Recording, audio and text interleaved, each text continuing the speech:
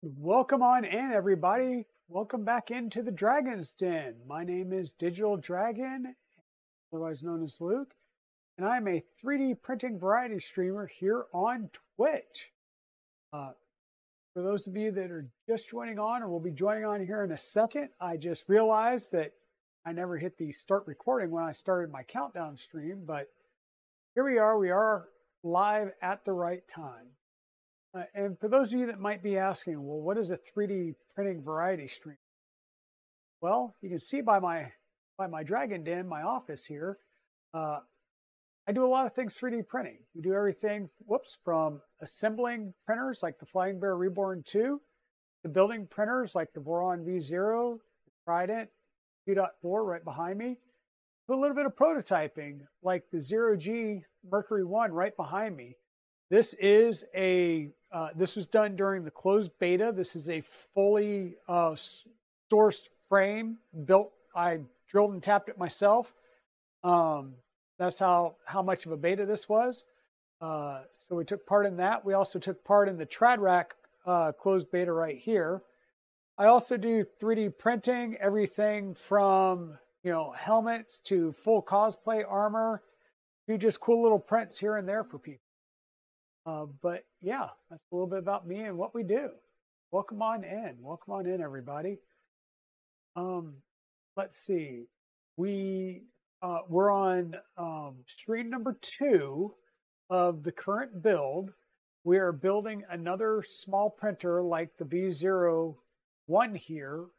Actually, we're building its younger brother. It's a V02 S1 kit from LDO Motors. Hey, Timor, welcome on in, my friend. Welcome on in.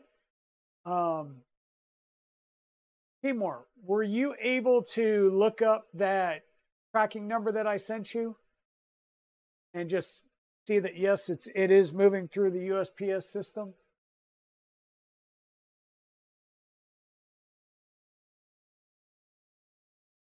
And yes, we are coffee drinkers here on this. Awesome, awesome. And I am sporting my S Rona. So Shannon Rona, she's known for her cosplays, fairly well for her full rescue Iron Man suit, as well as one that's themed in black and yellow for the Pittsburgh Steelers. So I am still using other people's cups right now, but you will notice right up here that I've created a merch store. Whoops. What we got here? Papa Bear Yelnash just resubscribed for 2 months. Awesome. Thank you very much, sir. Thank you. I appreciate that. Nick 3D just resubscribed for a total of 3 months. Thank you, Nick. Welcome on in. Welcome on in. So yes, I am still drinking from everybody else's mug. This is Shannon Rona's. You see me have Tripod Garage. I'll have one. Probably I'll switch out this week for the Death Racers one that's got Sam Prentice Tripods Garage and Edge of 3D on it, I believe. Or maybe it's no, it might be Jim from Edge of Tech. But you will notice up here in the top right corner, I did create a merch store through Stream Elements. If anybody does a bang merch or an exclamation point merch in the chat window, it should pop up with the merch store. Right now, the only thing I have open for sales is stickers and the coffee cups, because I have no idea what the logo is going to look like on the merchandise yet. So I have ordered a coffee cup, some stickers, a couple of the hats, and a t-shirt just to see what they look like, but it's going to take a while for it to come in. So I don't want to open up anything else except for just the coffee cup and the sticker for right now, because that logo's sized well enough that I know it should work. Right. So I just want to see what it looks like on the shirts and stuff before I open that up in the merch store.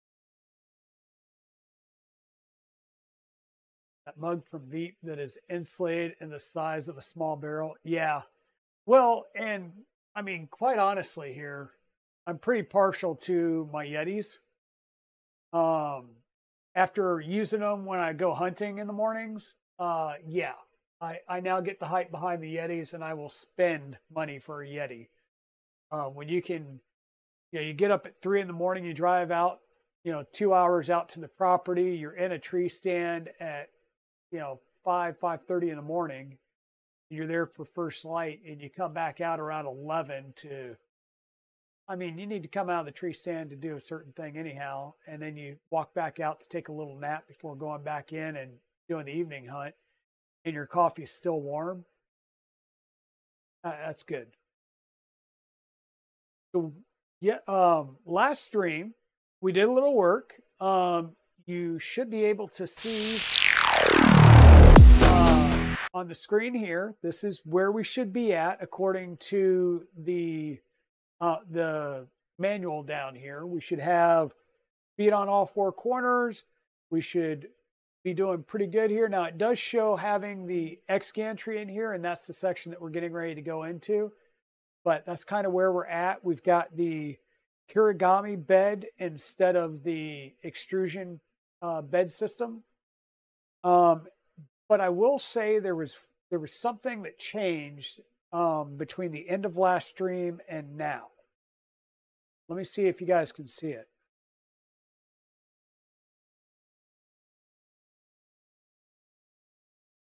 So non-rock this way, plenty of rock this way. Why would that be? Well, I'll tell you why that is.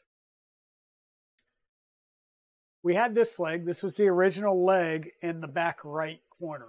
And you can tell it's the back right corner because it's got an extra hole in it that comes out the side for your, the side here for your Bowden tube. Okay?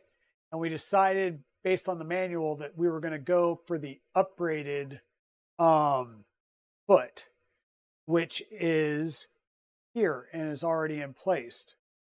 And I'm going to go ahead and take this off real fast, and I'll show you what we got here.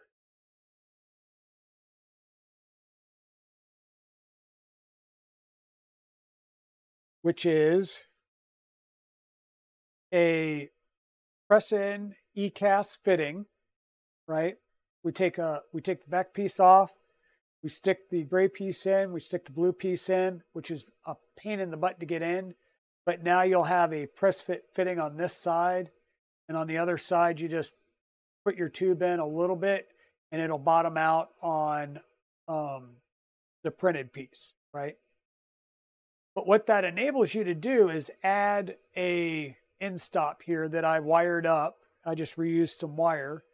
And I'll take this end stop off real fast, and I'll show you what we got in here. A little bit more.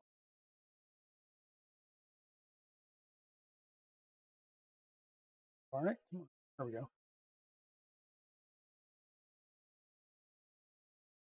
Excuse me. So you've got your channel here, and you've got this gap in here. Well, you put a MR85 bearing. This is the same bearing that you use. Whoops. Okay, I had a feeling that was ran out of disk space for recordings. But this is the same type of bearing that goes on your BMG gear to hold your extruder shaft. So I just ordered a few of these. You just take that and you drop it down in there like that. And then you'll put your end stop. If you have a lever on it, just take the lever off. And you want to make sure that you line up the button on the side that's going to be right over that gap. And then screw it in. It only takes one screw. There's a nub on the left side. You screw it in on the right side with a self-tapping screw. And just like that, you now have a filament runout detector built into the leg, which is something that I've always wanted on my V0. Now, the issue that we have here, and I'm going to see about putting this side by side, this is where we picked up the wobble. There's about a 2 millimeter difference in the height between these printed parts. So what I'm going to do is I'm going to CAD up a 2 millimeter spacer that fits the size of this. So it's going to be like 14 millimeters round, or 14 millimeters in diameter, 2 millimeters high with a 3 millimeter hole in the middle. So quick little, I don't even need to CAD that up. I could probably do that in the slicer itself, right? And I'll add a spacer on each side, and that will give me the spacing that I'll need to get rid of that wobble, because this one is slightly taller than the others.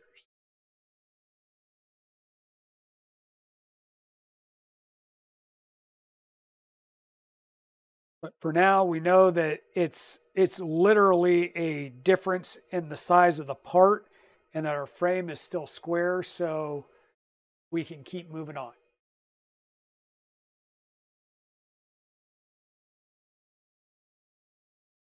Once again, that's where we're at. So, coffee. Everybody just quiet, or hopefully I didn't lose everybody.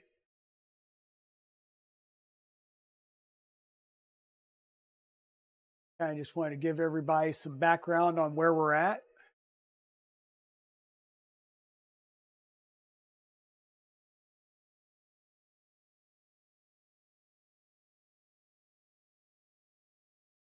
So the next up, like I said, we're going to start building our X-axis joints, both the left and the right.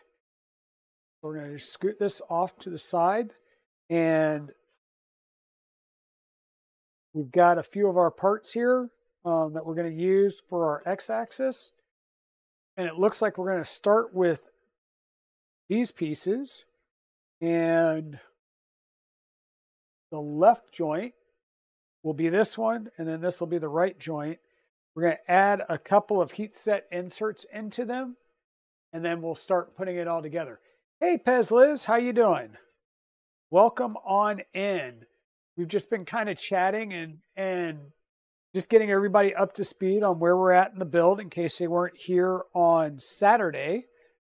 So I did go ahead and add in that extra foot, and I'll show that off one more time while this heats up for the all of the 3 seconds it's going to take for it to heat up. But this extra foot back here, it has a ECAS fitting and a Bowden tube, but it also has an end stop that's added here. So what happens here is there's a gap, and it allows you to put in an MR85 bearing. So that's the same bearing that's used on your on the drive shafts, I'll say, for your extruders. There's one on each end, and you'll see them later on when we work on the tool head. You put that bearing down in the slot, and then you put the end stop in there, and it becomes a very simple yet functional filament runout detection sensor. So what I've had in the past is you've got this tube that comes all the way up, down through here, around here, and then spools up. And you never know unless you're paying attention, if you happen to be out of the room, you're not going to realize that you just emptied the roll and catch it. Well, now you'll have a filament detection sensor that at least will stop the print and pause it, so you can then do a filament tool change, or a filament tool change, spool change. So, and we are going to keep moving on in the build. I need my heat set inserts.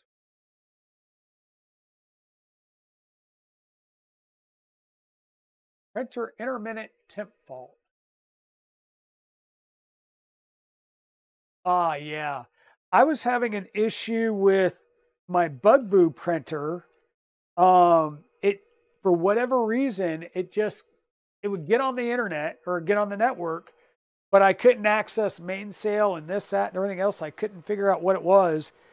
And I was playing around with it on the bench, and I realized as I was trying to add the second 5-volt pin in it, because I thought, well, maybe it's just not getting enough current.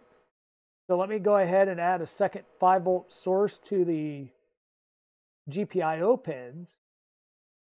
And when I did that, I noticed that the pin on the Raspberry Pi pushed in. And I was like, well, that's not good. That tells me that at least that joint's not right. So I pulled in this case, it was a Banana Pi M0 out, brought it up here to the bench, and basically applied some flux and reflowed all the solder joints, and it's been working ever since, like a dream. So, hey, Westery One, welcome on in with the rate of 13. Welcome on in, Raiders. For those of you that aren't following Westery One, please, please, please go give her a follow. She was just out walking around her horse farm in, we'll call it rural Kentucky. And really, she wasn't walking around. She was riding the gator. But if you just need to have, a break from city life and you just need beautiful scenery, horses, dogs running around and stuff, go check out Westery One stream when she's doing one of those streams. She does riding as well, and she'll do streams riding. That's always fun. Welcome on in, Retro Maker TV, Subsector 3D, Royal Nomi, Pezliz again, Steven Pool 68. Welcome, welcome, welcome. Thank you for all the emotes. So you guys, I will say yet again, I was drinking out of a Tripod's Garage cup. I got in my S-Rona cup. So I'm drinking my coffee out of Shannon Rona's cup. If you can, please go give her a check out as well. She does a lot of really good cosplays. And I would ask if one of my mods could do some shout outs, but I don't think they're here. So we'll do some shout outs. Let's do some shout outs to Westery One.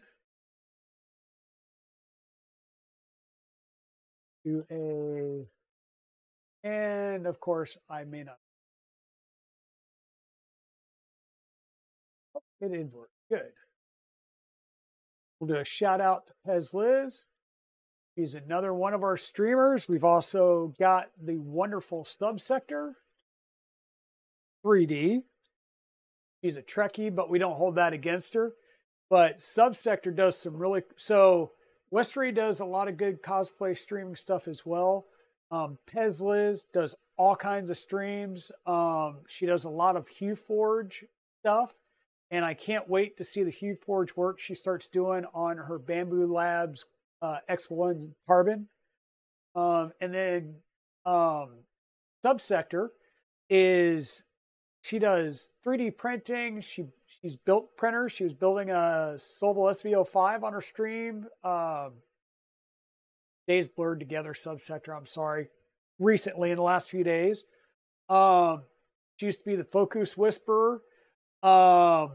She has recently started doing dye sublimation and doing like coffee mugs. I don't know if she does coffee cups as well, but she does like the Yetis or the stainless steel coffee mugs. Tech Jeeper was just on not too long ago streaming. And Tech Jeeper, I'm trying to remember what you were working on the other day when I watched you. Darn it.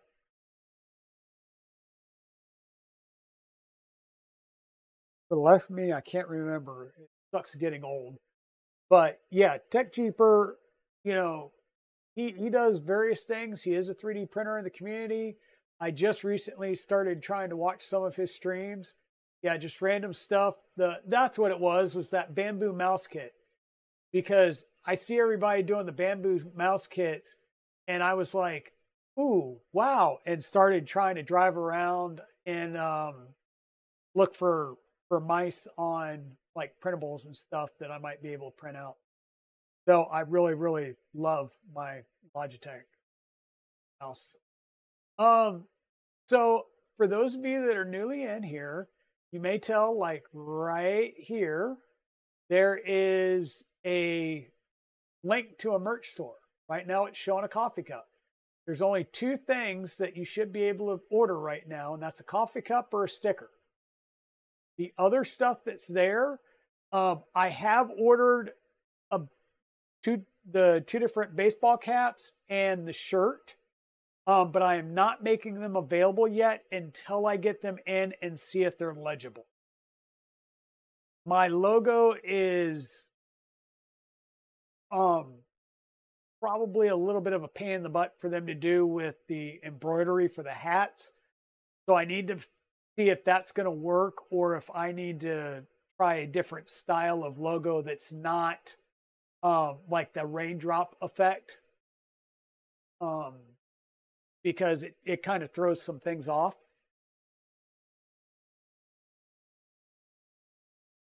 But yes, as soon as I get mine in, I will wear them on stream and show them off. And if I think they're pretty good, I'll get them going. 7 out of 10 for the build and 3 out of 10 in terms of a mouse. Gotcha. I know it took, you were having problems with the right button just taking a bit to break in.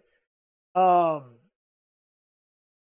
I know, I think it was Joel Telling, or maybe it was either Joel Telling or Modbot. One of those two had all kinds of problems getting the mouse like shell itself to print, and they wound up like having to reslice it and provide it back to them so that they can update the one, because you're pulling it straight off the cloud, right? Yeah, a ton of remixes for it now. I can imagine. But yeah, thank you Raiders, and thank you Westery One for bringing your community over to me and trusting me with your community. So what we've done is we're going to work on the left side first, and we needed to put in 2 heat set inserts. And you'll see, even though I've got the nice, cool little heat set insert tool, I still go about 98% of the way in, and then I will use the back flat side of my tweezers. That's why you're starting to see it get all muddled up there, just to make sure that it's flat with the top of the printed part. So I shouldn't have any issues. Every once in a while, you can get it at a slight angle, and you're trying to put in a screw, and you'll start getting a binding in the screw, and you either have to pop it out and try and fix the insert, or you run the risk of stripping the screw in the insert or twisting the insert out of the plastic itself. So, but since we had to fire up, I went ahead and did both of these at the same time. So, but we're on to our left joint, and we're going to need our M3x25s. And you'll see, I'll go ahead and put this up here on the table. This was the kit from Fabrico that I had when I was doing the Trident build, I believe. And yeah, the Voron Trident build. And all I did was I just laid out the different screw packs that came with the V0 kit, just so that they're easier to find. And I won't look at any of the top stuff there, but this way it'll be easier to find the ones that I need. So I need a couple of M3x25s. Go ahead and grab 4 of those out. We'll need the washers. Excuse me. The shim washers. We'll need a few of these. And we'll need some other bar bearings. But yes, unfortunately, the other thing, Westery, on those baseball hats is it's going to take a while because they're first time. It's going to take some. I'm supposed to get them sometime in November. So once again, once I get them in, I will check them out. I'll put them on. I'll wear them. I'll show them on the stream. And if I like them and you guys give them a thumbs up as well, we'll go ahead and we'll open them up and publish them to make them available. And one thing I want to ask the Raiders, so in my chat window, I see a bar around you when you chat. That tells me that you're still sitting in Westery's channel attached to mine. So on the bottom left, like under the under the KB3D symbol over here, if you could double click on my my icon in your Twitch window, that will bring you fully into my channel. Just helps with the metrics and reduces the distraction of like 90% of the stuff coming through my stream chat having a border around it. So we've got the heat sets in this part. Now we need to get our other part, and we're going to look at the orientation. So we're looking at the orientation from here, and we want our little vertical piece, and then the two side by side and the two at an angle. That's where we're going to put in our button head cap screws. We're going to put an M3 by 25 in each one of those, and then we're going to turn it upside down and put our fingers underneath it so they don't go running off. And now we're going to build some bearing stacks. So I'm going to start on this side. So I'm going to start with one of our accent printed spacers. So this is Sparta 3D. PC ABS is the material, so polycarbonate ABS blend, and it's sparkle fluorescent red, and then the primary color that you see here is sparkle purple mist, also in a polycarbonate ABS blend. So this is going to be made to really run with some heat. Okay, so we need to put 2 washers on here. So we're going to put 2 of our shim washers. Ian, how are you doing, my friend? Have you figured out what city you're in? That'll help. So we put in 2 washers, and then we're going to grab our bearings, and we're going to do 1 bearing flange side down, another bearing with the flange side up, and that makes a roller. And then we're going to do 2 more shims.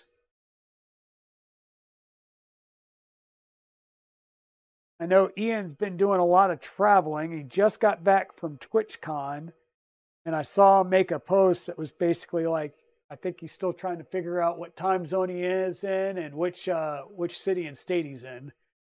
On our other one here, we're going to start off with 2 of our shims. This is pretty much going to be the reverse of the one we just did.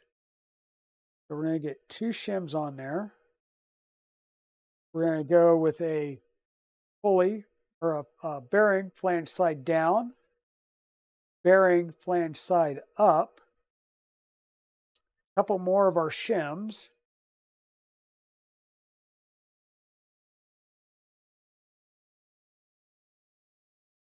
And then another one of our spacers. So this right here is the bearing stacks that we're looking at. Okay? And we're doing this upside down to let gravity help us out.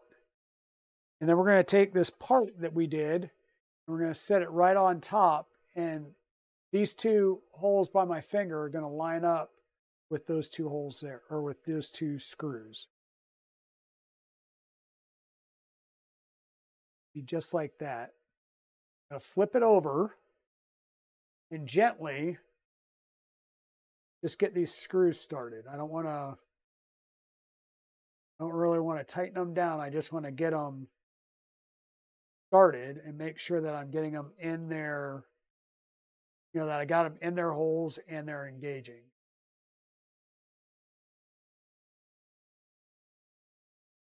Not feel like I had them in their holes and engaging, and I just dropped a washer. Would have been from this side. Let's try that again.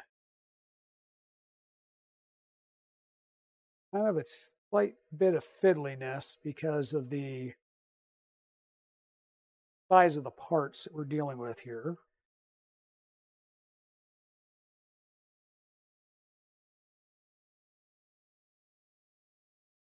Small parts, big hands. Kind of makes it a little bit of a pain.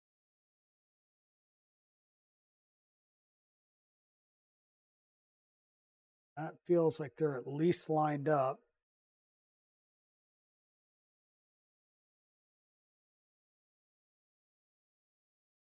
That one's engaged. Once again, light finger pressure and just twist until I feel the tension change. And I'm not really feeling tension change. That tells me I might not be lined up in the hole. So I just need to kind of do some rocking and spinning to find the hole. No comments from the peanut gallery there.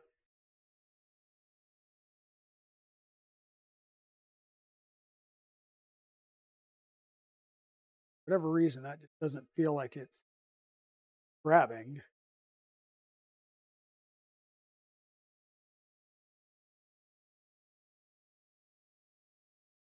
I mean, see it, it's lined up with the hole.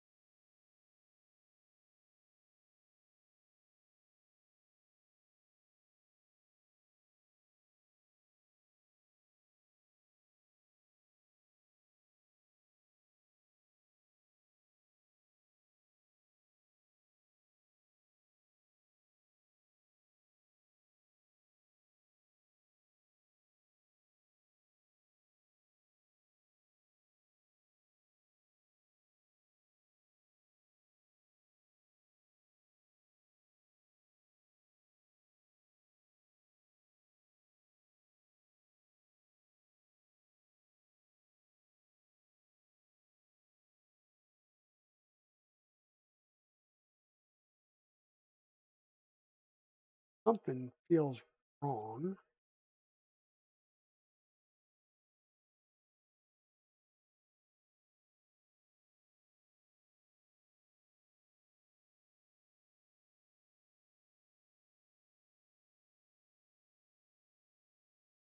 I think I know what it might be.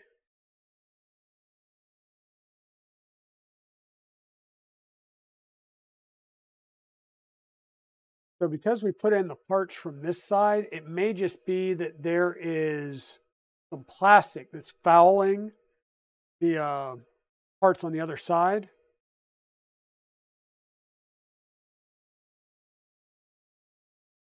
Yeah, I definitely wanted it flush with the top.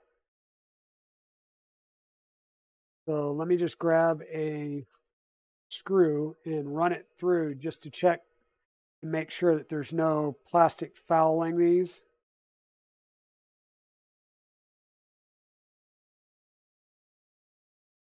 You met up with Dark Gollum for breakfast. Awesome.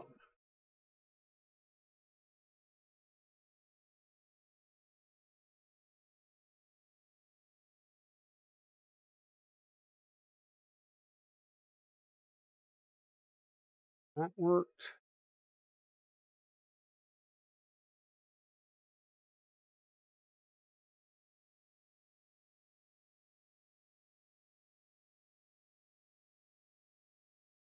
Like I said, I'm just running these through there to make sure that there's nothing impeding the screw Does not appear to be.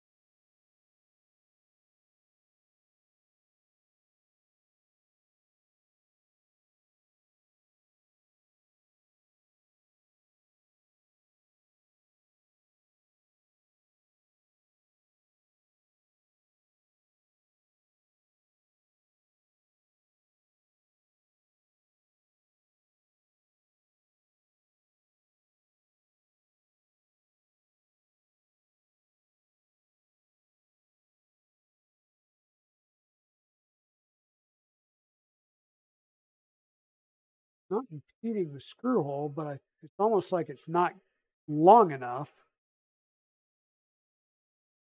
Because we're only engaging a couple of threads here. We're not trying to really clamp this down with force.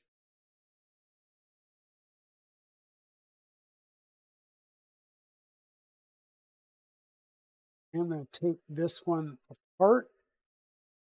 Just take a look at these holes and see if there was something like a little burr that might be preventing this from going all the way down in there.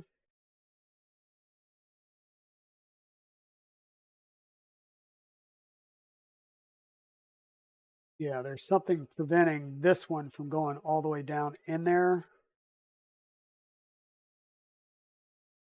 Let me grab my reamers real fast and we'll solve that.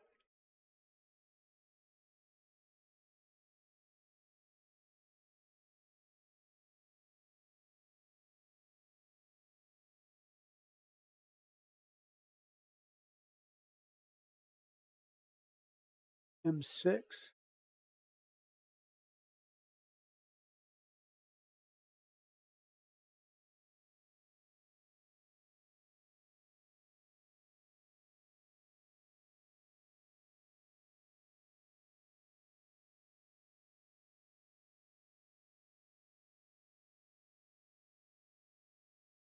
Seems a lot better. Yeah, now we'll just go through and rebuild this. Now I took it apart. So the one side is stem, washer, washer, flange side down, flange side up, washer, washer. The other side is washer, washer.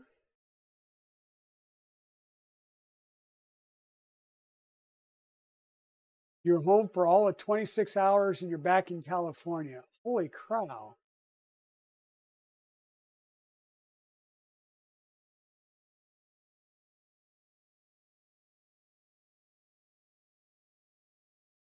Well, I know Shannon Rona was there, but I don't think she was wearing any of her cosplay, like her 3D printed cosplay stuff.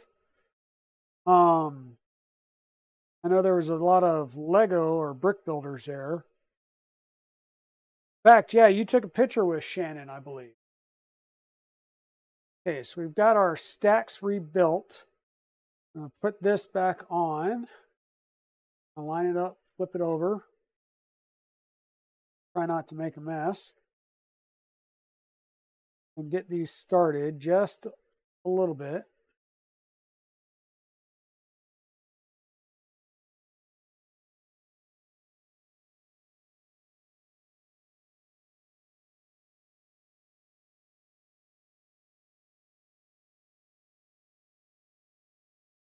That one got in there.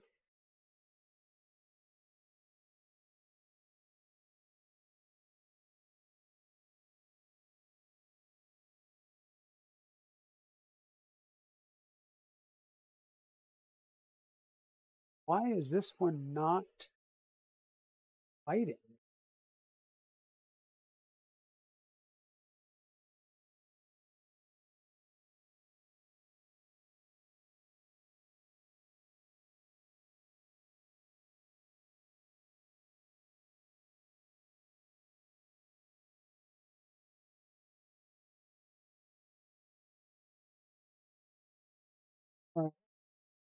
I'm not sure why it's not biting, but what I am going to do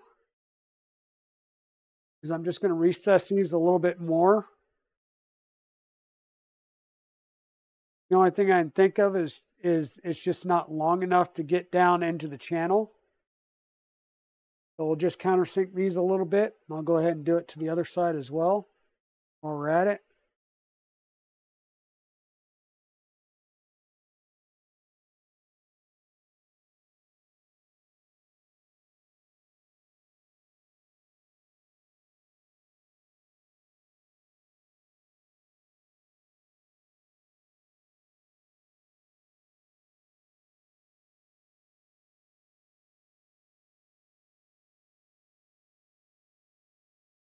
Doesn't need to be in much, just a little bit.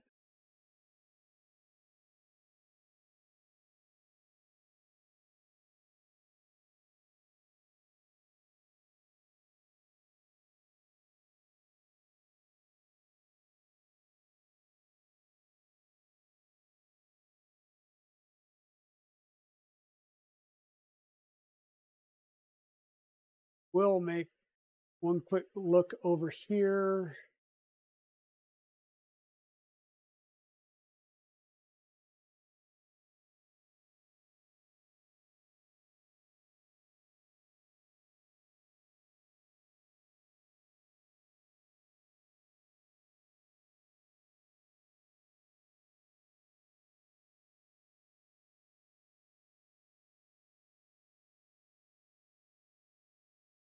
Yep. Nope, don't see anything there that would cause us any alarm. Get this line back up on the screws. Boy.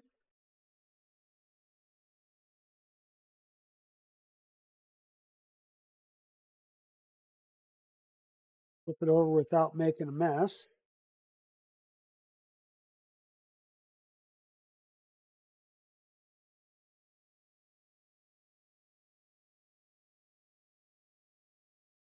Yeah, I think we got some thread engagement that time.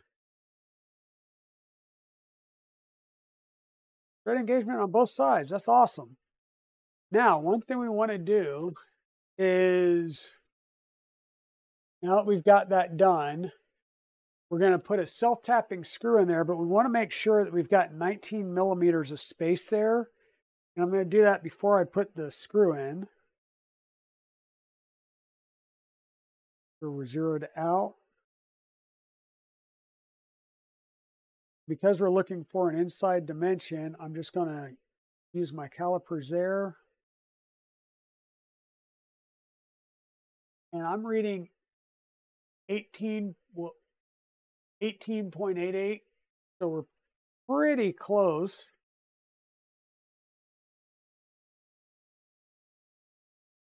18.9 right at the stack. So we should be good there. We're going to put a M2x10 self-tapping there, and we'll slide off the tension on the bolt just barely. Hey, Creatix Brit, how are you doing? Welcome on in. Welcome on in. Ram Online, welcome in.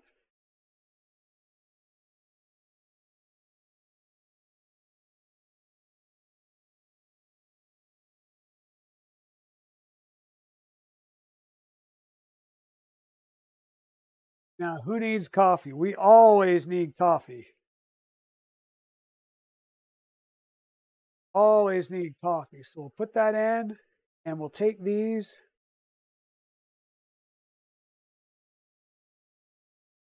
Just going to turn them back just a shade.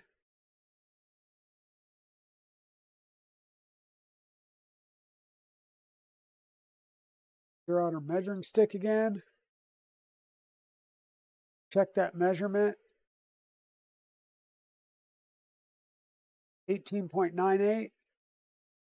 Other side. Just tad over 19. So we're right in that range. So we're good. It's going to be our left side. Now we're going to do our right side.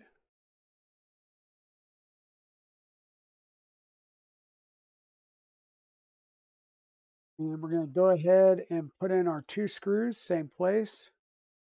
Let me just real briefly make sure these countersinks are good.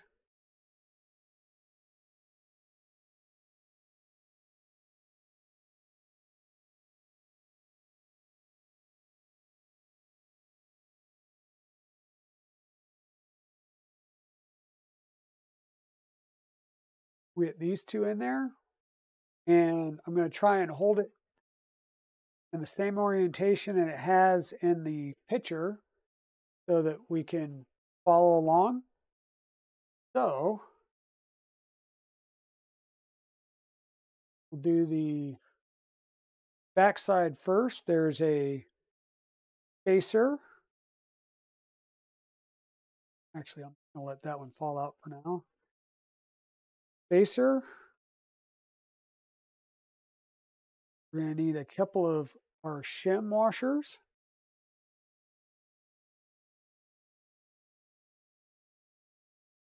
2 washers.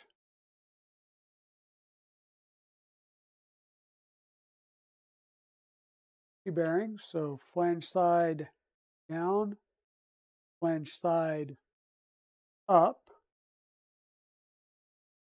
2 more washers.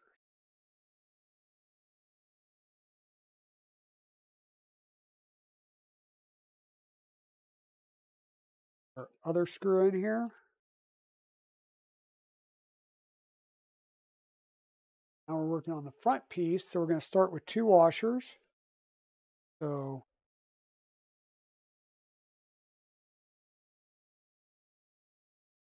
that looped. Fingers working in the right way today. We're going to go washer, washer,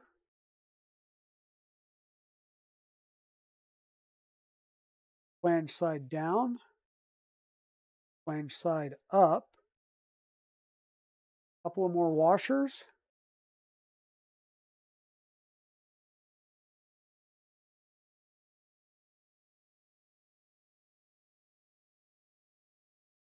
and our other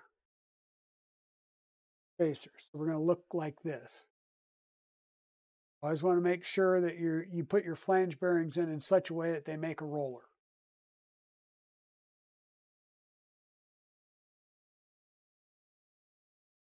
Yep, yep. Collecting mugs. Yep. You can use a coffee or 2. Yeah, no kidding. Send a whole pot. We're drinking out of an Verona cup tonight, at least for the first cup, and then we'll go into the Yeti.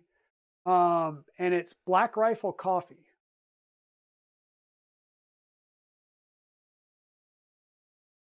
And hey, Memetic, welcome on in. Thank you for the first time chat. Yeah. Subsectors here. There you go. So now we need the other part, and that's going to mount right on top in the same orientation as the last part, only hopefully a lot less fidgety. We'll grab our 2mm Allen key. And all we're trying to do is make sure that here we go. We're going just until we feel it tension a bit, and that should be good for now. We're going to put a M2x10. The M2x10 is really what's providing the clamping force.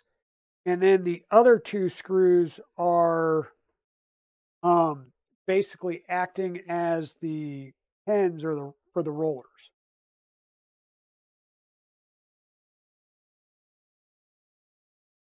Self taps into the plastic.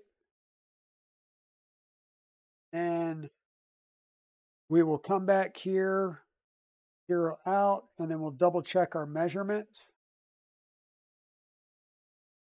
And we're looking for 19. So we're 19.03. Flip it around for the other one.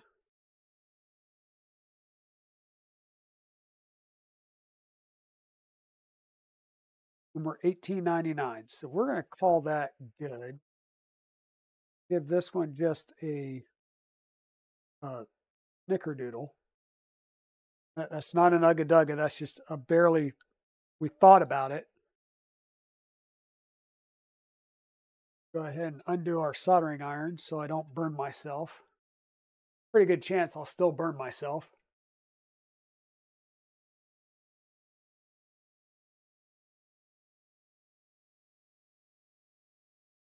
Oh, I bet he was, Nick. I caught some of Nero's stream. I didn't catch all of it because, meetings during the workday for me. But yeah, I know he's excited about getting his cocoa press. That was definitely one of the things that I think he got clearance from his wife to get that.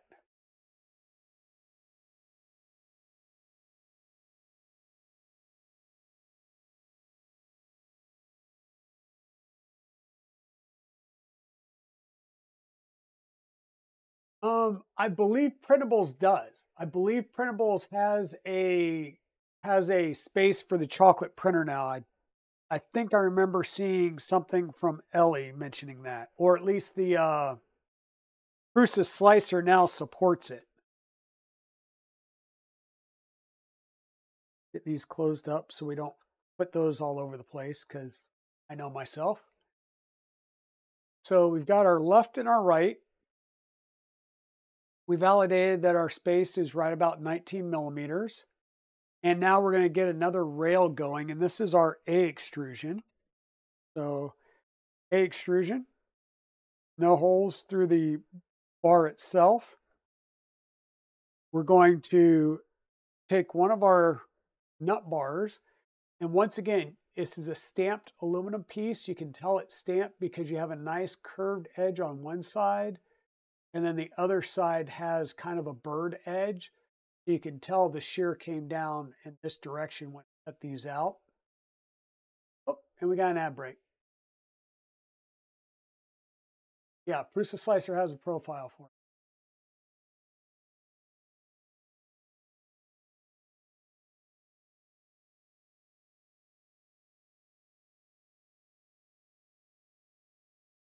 Just waiting for the ad break to finish. There we go. Hey, welcome on in, Great Gamer 23. Gaudel, how are you doing? You're doing a Mercury 1. What would you recommend for a hot end and extruder? I'm trying to figure out what would be best. What size Mercury 1 are you doing? Is it a Ender 5, an Ender 5 Pro, or an Ender 5 Plus?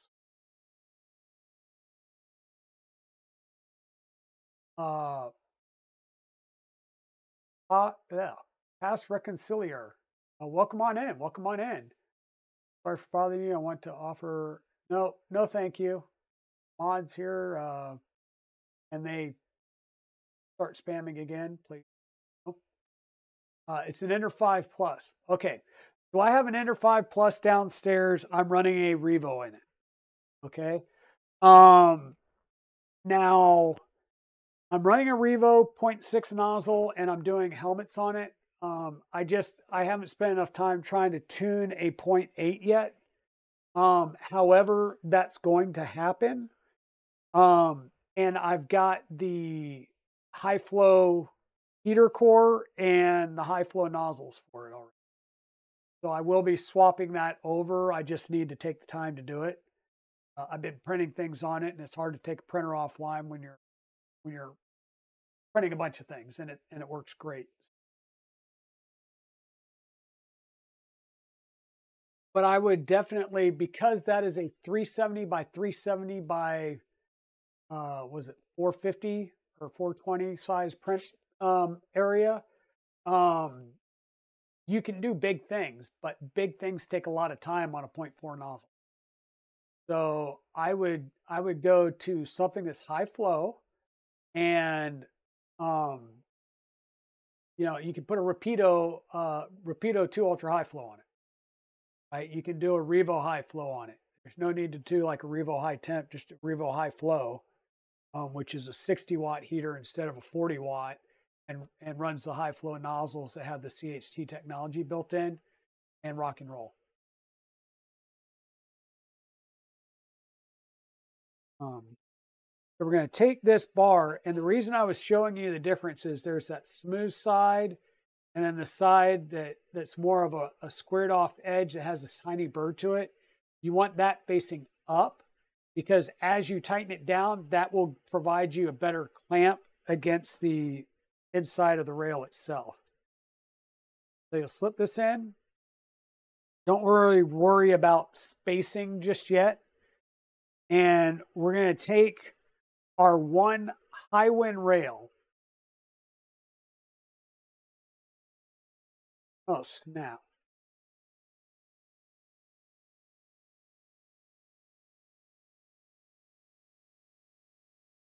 I'm looking at this because the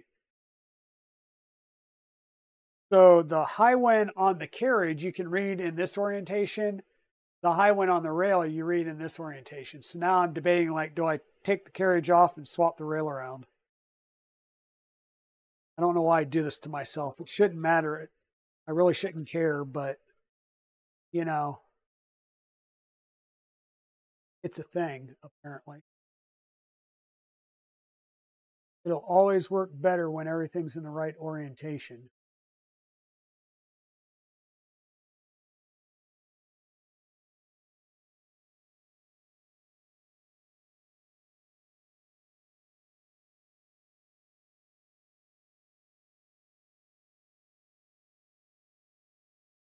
I'm doing this very gently and very slowly to make sure I don't lose any of my balls. You lose your ball bearings, at least do it on something like this where it'll stick around. If you do it on a plain board like this, it can get down this gap and you're losing bearings, and it turns into a bad day. If KB3D is on here, ask Chris how it goes when you spill your balls everywhere on the table. You just hope and pray that they're, hey, MakerMind Nexus, aka DB3D Dan. If you do, you hope and pray that they are magnetic, so you can at least pick them up with a magnet, especially if you're on a carpeted floor.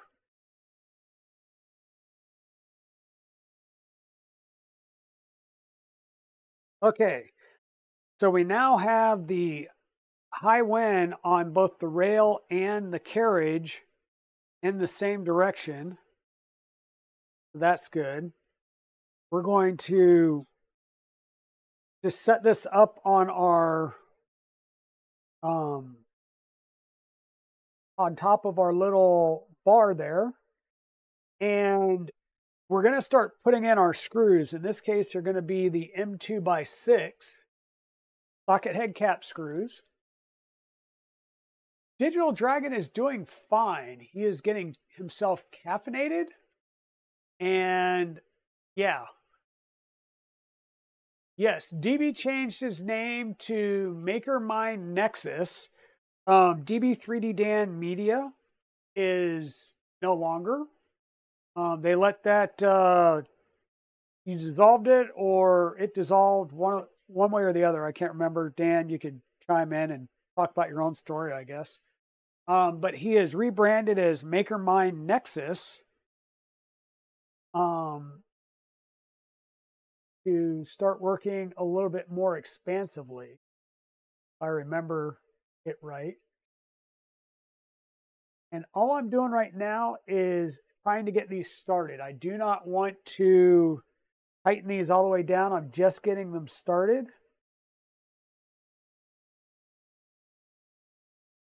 And getting them so the heads of the screws are underneath, so that I can do something like this and just move the carriage out of the way to get the rest of these screws put in.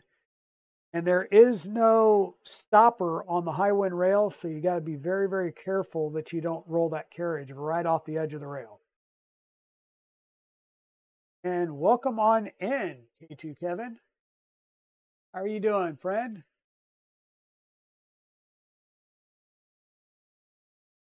And yeah, it's been a very recent change. Like in the last couple of weeks.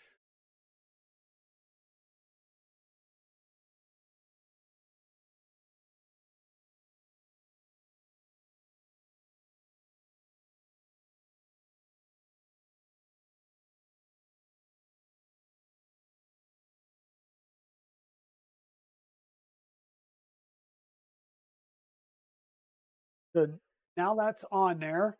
We're going to look for a spacing of 25 millimeters. So,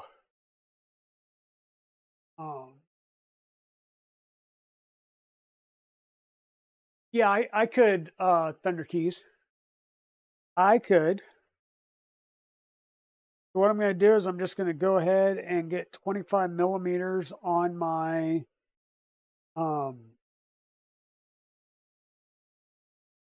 calipers here.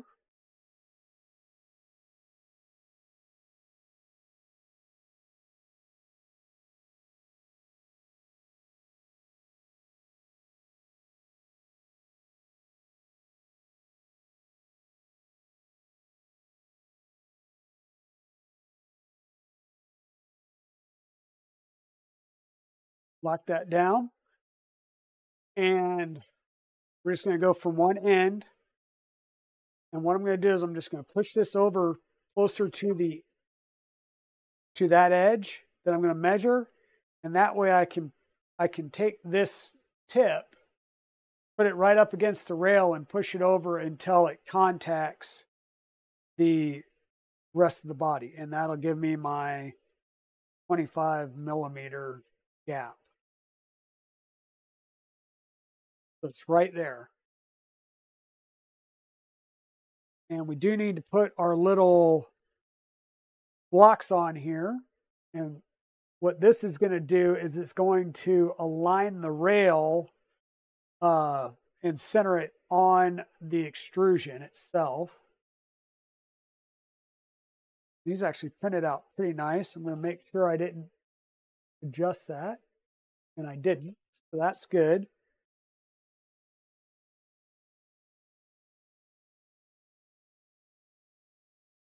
And now that we have that done, we're going to go through and we're going to tighten this up, and we're going to go from the inside out.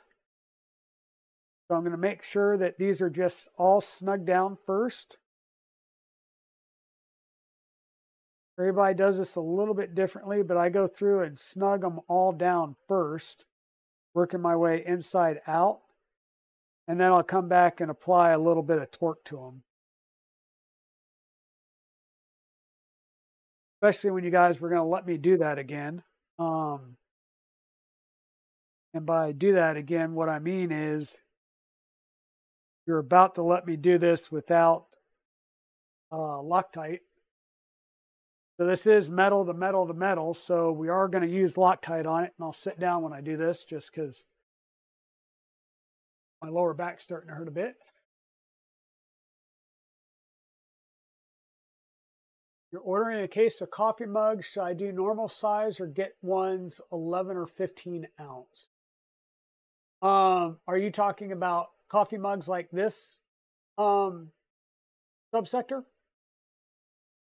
Or are you talking about the coffee tumblers? If you're talking about coffee mugs, I would say like the normal, I guess like the, I want to say this they said was a 15-ounce cup on Streamlabs, which seems like it's a lot bigger, but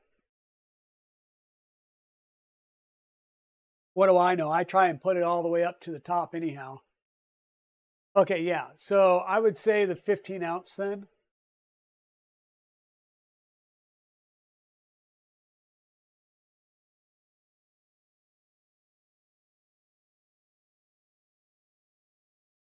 How's the AMS project? Uh-oh, were you redoing the tubes and stuff on your AMS K2 Kevin? I guess let me start doing this.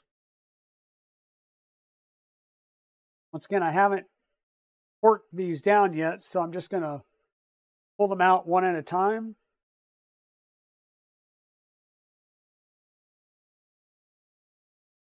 Put a little bit of thread locker on them, and then we'll put it back in there. And you do want to put thread lockers on all of your rails, especially, well, let me rephrase it. If you're using the these stainless steel backer plates that come with the LDO kits, or if you bought them separately, which I highly, highly suggest. Hey, KB3D Chris, how's it going? I highly suggest you getting the backer plates, because it's all metal at that point, and you can use your Loctite with no issues or concerns. If you're using the printed ones that you just stick your M2 nuts into,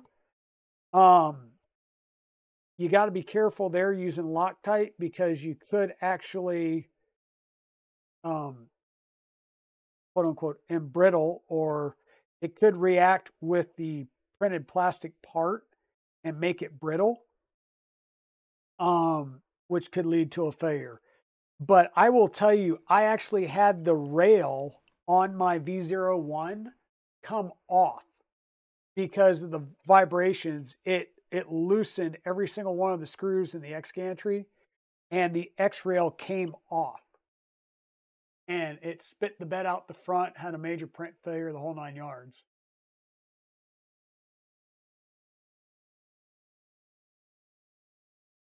He designed a rep rack AMS mount with drawer sides. Oh, seriously, dude? Tell me you're putting that up somewhere.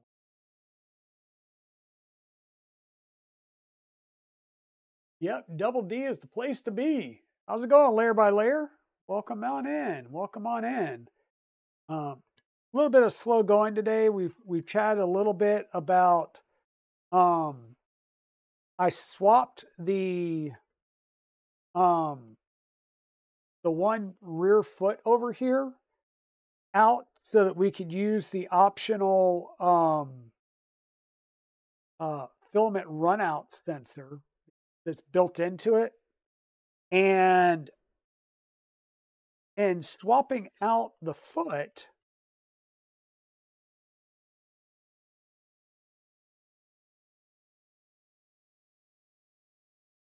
we induced a wobble. Well, we induced a wobble because that rear foot is 2 millimeters taller than the standard feet. So I'm just going to design a quick spacer to put in between the rubber feet and the bottom foot.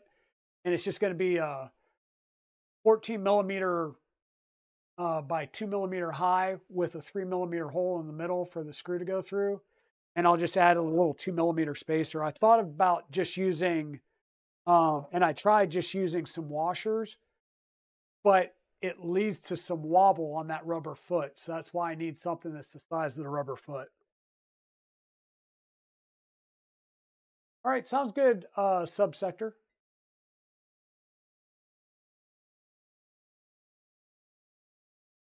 So all of my screws are now in. They've got Loctite on them, and they're just, snug. So now we're going to come in and we're going to do a little ugga-dugga on them. And ugga-dugga is applying force over time. So it's not continuing to crank, but it's applying that force and like holding it and just letting it sit there for a little bit. So you kind of build that into your Mark 1 elbow right here, the amount of torque that you're looking for. And you notice I'm not like cranking down on it. I just have one finger there. I'm using my fingers on the knurl of the screwdriver, so I can get some good torque, feel it right down there in the forearm, and then let go. And the reason I'm saying that is because these are M2 screws. You can and probably will shear the heads off of these if you try and crank down on them. And these are M2 socket heads. If you're dealing with M2 button heads, you'll shear those off in the blink of an eye as well. So always be careful with your Ugga-Duggas, especially on these.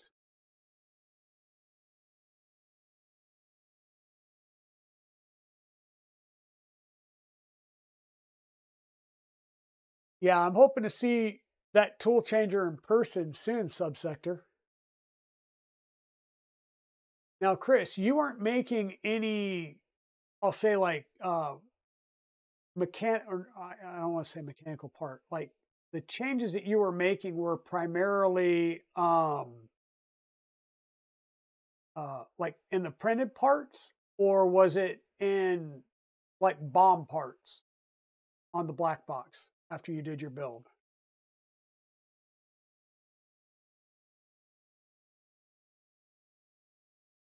There's also a remix foot on printables that is the shorter skirt length, but has the filament sensor.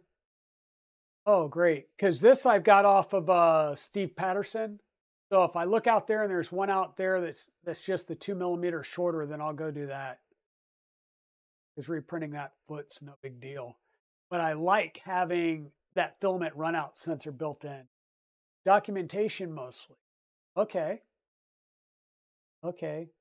And did that new option make it out there today? Or I forget, we need to preload some M3 nuts on each side here. And yeah. So when you're preloading your nuts, if your printed part has that little tab in it for alignment, you cannot use your little no drop nut insert. They have little nubs and they'll interfere with that and it will not tighten up correctly. So these have to be bare M3 nuts that you put in the top here when you're loading those two M3 nuts that it's calling for. So we'll grab a couple of hex nuts. It wants 2 M3 nuts on each side.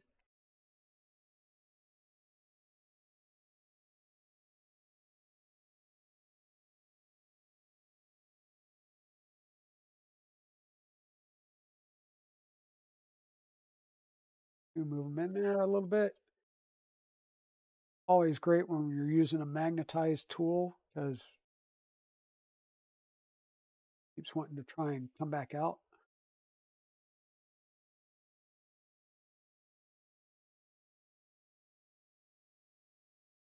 Okay, so 2 on each side. Next up, it wants us to rotate it back like that, and we're going to put 2 M3 nuts here. And these are going to be, actually, I'm trying to remember.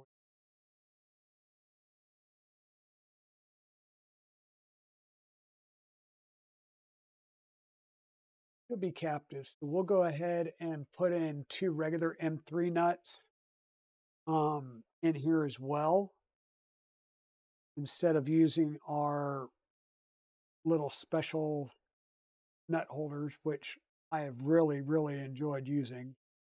Having built the 01 before, having those no nut blocks is awesome. Okay, so now we're going to put our ends on, and we've got our left side and our right side. And so you'll notice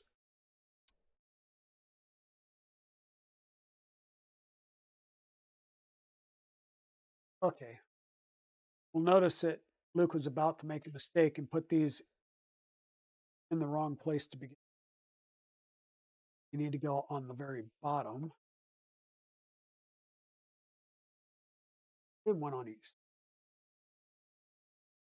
So 2 on the top side next to the rail, 1 on the bottom side opposite. Because when this slides in, you're going to need the one down here on the bottom to be able to attach the screw into. And the ones on the bottom, we can use our no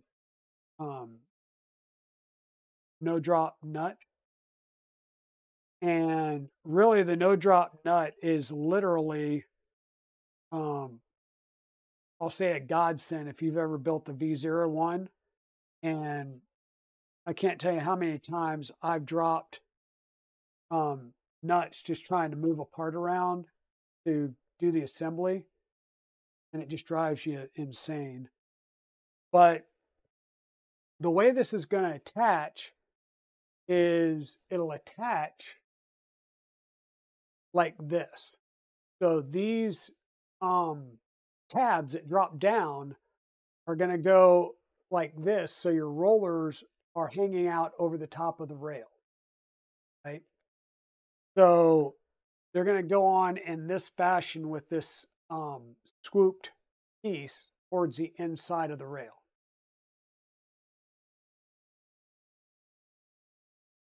Oh, Thunder Keys is providing me a link, so I am definitely going to click that and bring that up.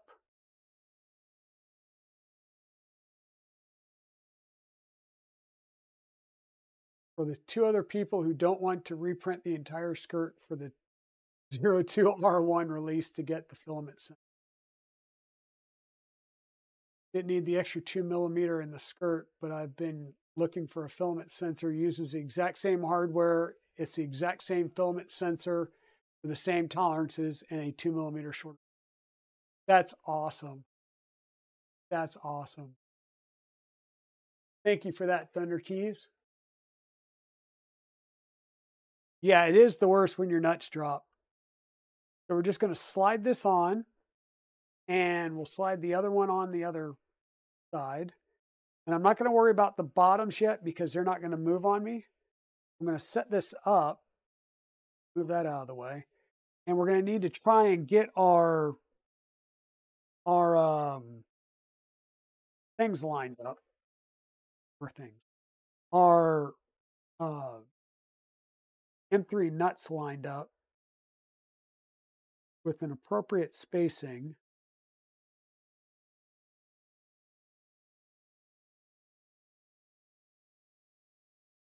So that when we put this on there, we should be able to get it lined up at the very least to get our screws started.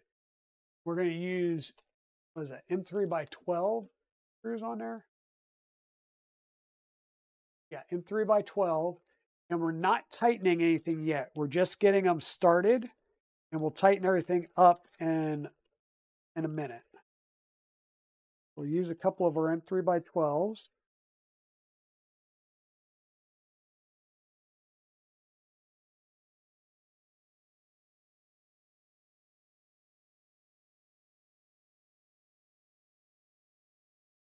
Hey, Everything Plus Ultra, how you doing, friend? Magneto colors. Yeah, I guess so. This is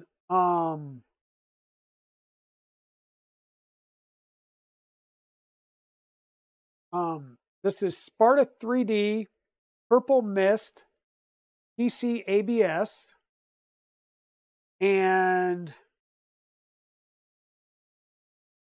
Sparta 3D Sparkle Fluorescent Red are the colors for this color scheme. Okay, so those two are lined up and good. Now the other side, we're going to need to line these up as well.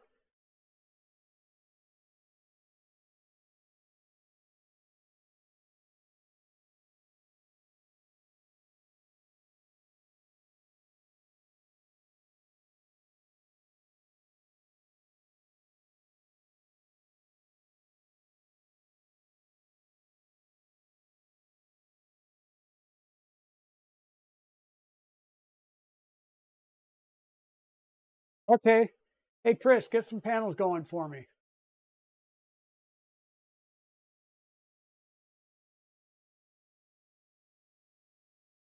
Now I'll send you a reminder. I talked to the I finally got a response from the other Luke today. The other Luke being Luke from Big Tree Tech. It's funny, he keeps telling me, he actually told me at the show to keep hounding him, like send him a message every day because he gets so many Discord messages. So he's like, send me a message every day until I respond. I was like, okay. I looked at his, or is that his wife or his, this is cool. I don't know, the lady that was with him.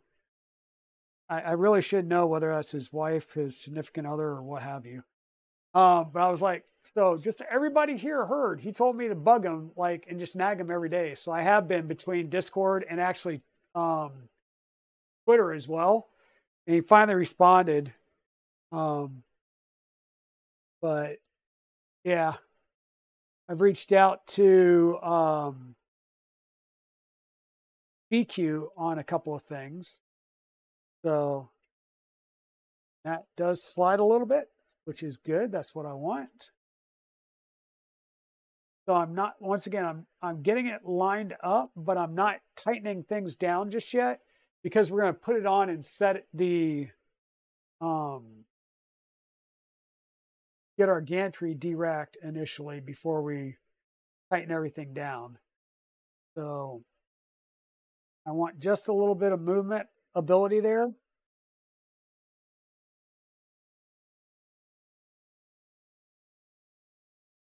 But yeah, BQ and Big Tree Tech are coming out with a lot of stuff. They have announced the, I guess the distributorship between BQ and Chaotic Labs. So that's a thing now. That's going on. So, and I do have a set of changes planned. Of course.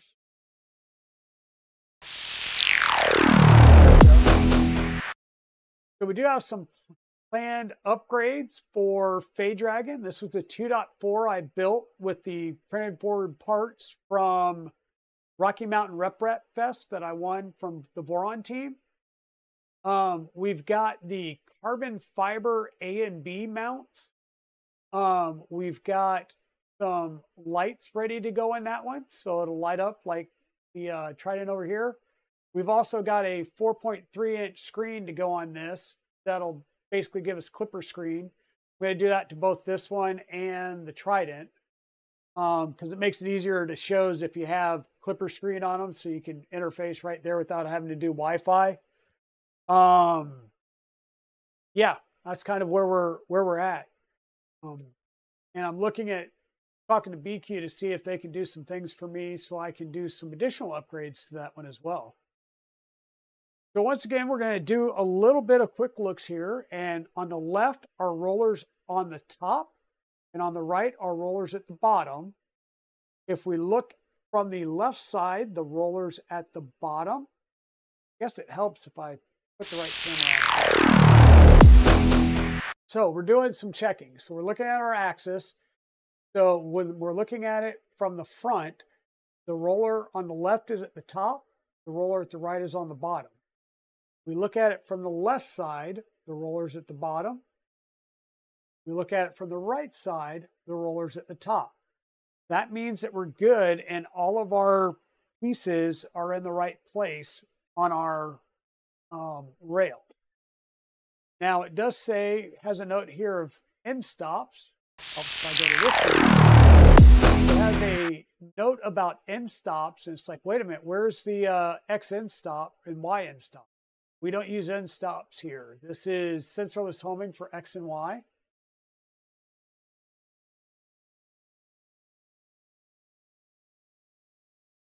Yeah, you love that I have a space for all the toys.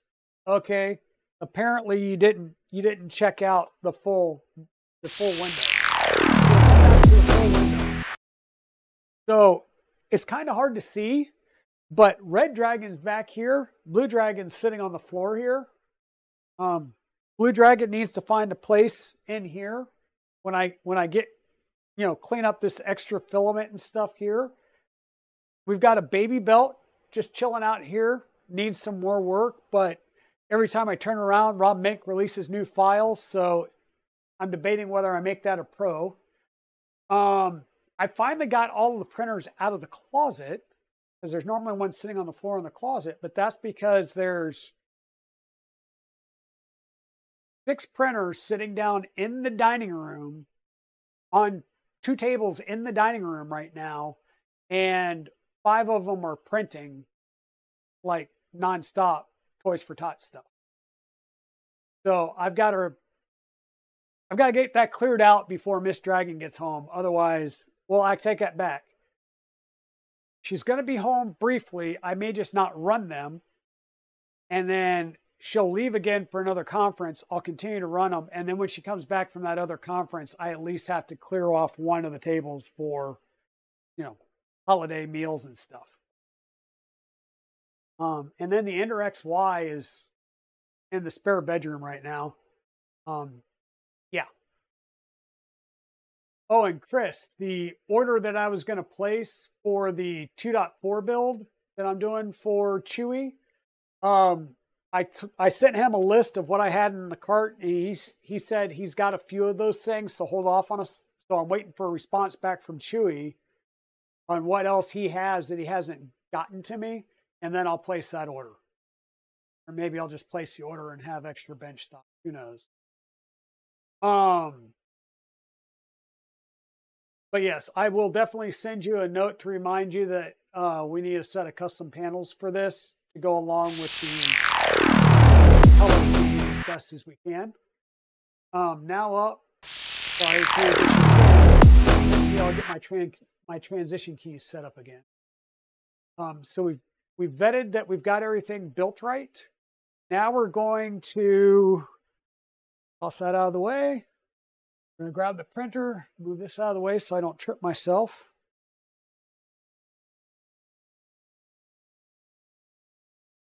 We've got our printer, and what we're looking to do is take our rail, push the ends in all the way to give us the space, and we're going to sit this down in there between those 2 carriages. Okay? And then we're simply going to push them out, preferably setting a space even on each side so that our rail is close to being, or our extrusion is close to being centered. It's not going to make a difference. Our rail's not going to go off, or the carriage won't go off either end, because it will stop with the printed part before it gets. What emote is whatever it is, it's cute. Oh, Grogu hype. Awesome. That is so cute. Sorry about that. Hey, Chewy. Yes, I was talking about you. See? I talk about him and all of a sudden he starts hearing. So in the box of parts you just sent me, you missed the UTC, the SSR, the panels, the 5-volt power supply, and the AC bed heater. Well, cool. I forgot that bed was the one that I got the heater for. Okay. I'm still going to get a new magnet because the magnet that was in there is like, I don't know, like about the thickness of these two, this paper towel folded over on each other. And it's got some nice creases and waves in it now from being in that box.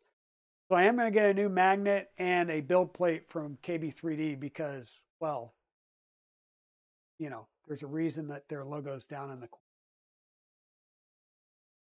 Other than he's just a cool cat.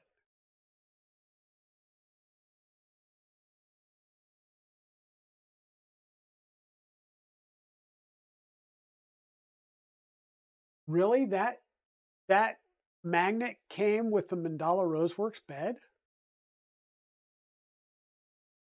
That okay. That's not the quality I expected from a Mandala Roseworks. That must have been something that whoever you bought the bed through.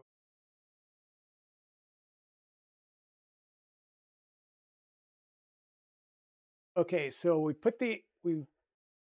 push them together. We put it on there. We spread it back out with the gantry at the rearmost position. Spread the XY points outwards so that they contact the carriage faces. So we will, I'm going to just put a little bit of pressure down on this and scoot this back so it's all the way back on both sides. And we're pushed, apply pressure on both sides up against the carriage. So we're good there. And it's going to tell us to use M2x6 flathead cap screws. And I believe this is the position where it says button head cap screws instead of flathead cap screws. It works fine for most hot ends, blah, blah, blah. And no, actually, that might be different. I will tell you that the number schemes appears to be off partway through the manual between the latest version of the V0.2 manual and the LDO documentation. But that's not a knock on anybody, just an observation. So I need M2x6 flathead cap screws. So these are your countersunk looking screws. It was secondhand. Okay, well, that makes more sense. And I'm going to put these out on this paper towel so that'll keep them from going all over the place. 2.5. I'm pretty sure that these are going to take a 1.5 millimeter wrench. That is true. And it's going to be fun.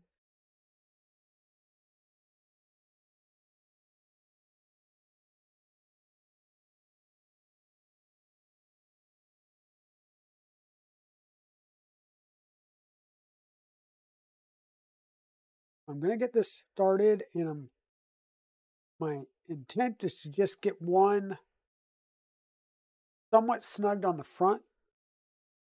I'm going to do the same on the other side.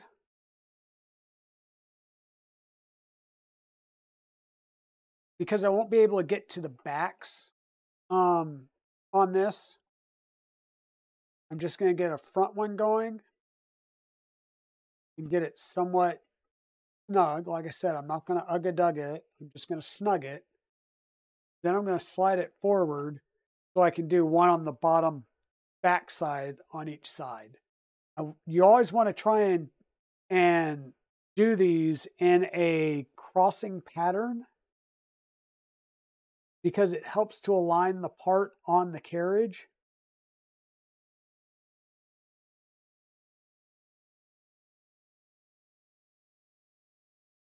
And it keeps it from, I guess, the uneven pressure, which would cause your linear rail to not run as smoothly as it. And I'm just applying a little bit of pressure forward because it will shift around if you're not careful. All right, that's the bottoms. Now I'm going to go up, do the tops, or at least attempt to.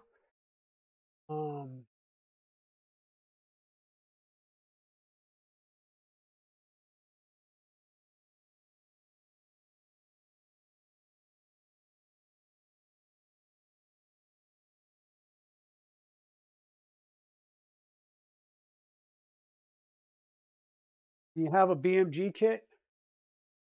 Okay, Chewy, I'm going to ask you, is it a quality BMG gear kit? No ugga-duggas just yet. We are just getting it snugged until we have all 8 screws in. I'm trying to I'm just going for alignment at the moment.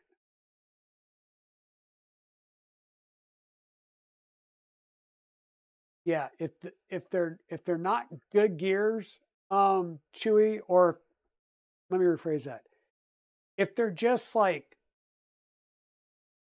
crappy cheap Amazon specials, I would just as soon get a set. I'll either use a set that I already have or I'll get a set from Chris. Trust me, those gears are better off being good quality than not. It saves a lot of problems.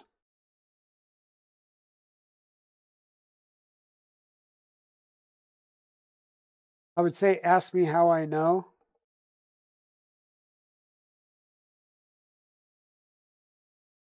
Okay, so because this is my last one, it says to do it pushed to the back, but I have better clearance with it pushed all the way to the front. So I'm going to apply a little bit of pressure, not on the rail, but to the extrusion, just right in the middle. Nothing, I'm not like trying to bend the extrusion. I'm just trying to keep it snug against both fronts. And then I'm going to tighten these front. I'm going to do the front bottom, which were the last ones that I did. And once again, we're dealing with M2 screws. So I'm just using fingers. I'm not doing a full grip on this. I'm just using fingers and applying some torque.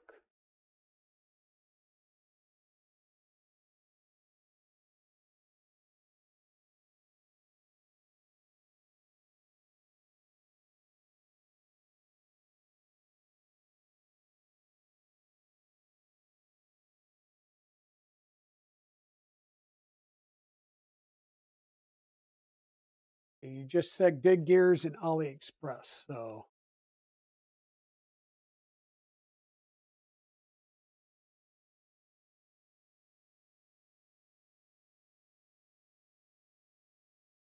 okay, if you trust them, send them.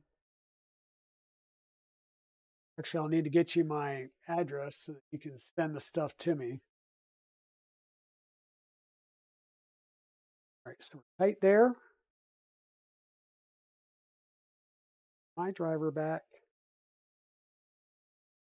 You. I'm just going to switch down to the bottom ones. See?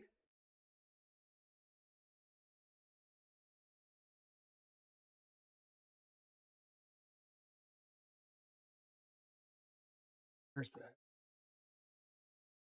And just applying a little bit of force just to keep the rail. What I'm trying to do is keep the rail from racking as I do this. All right, that's why I'm just putting a little bit of force here.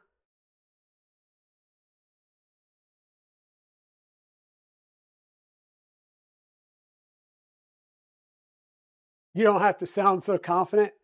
Hey, I will be the first one to tell you there, other than just getting straight Bondtech gears, there are very few that I will grab. Yeah, because I've been bit before by going with a cheap set of gears and led to nothing but problems. So,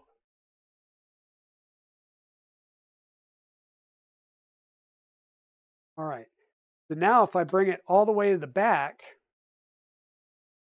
and that's what it's telling us, by the way, is as you start tightening them, bring it all the way back, all the way forward, all the way back, all the way forward. I just kept it pressed forward.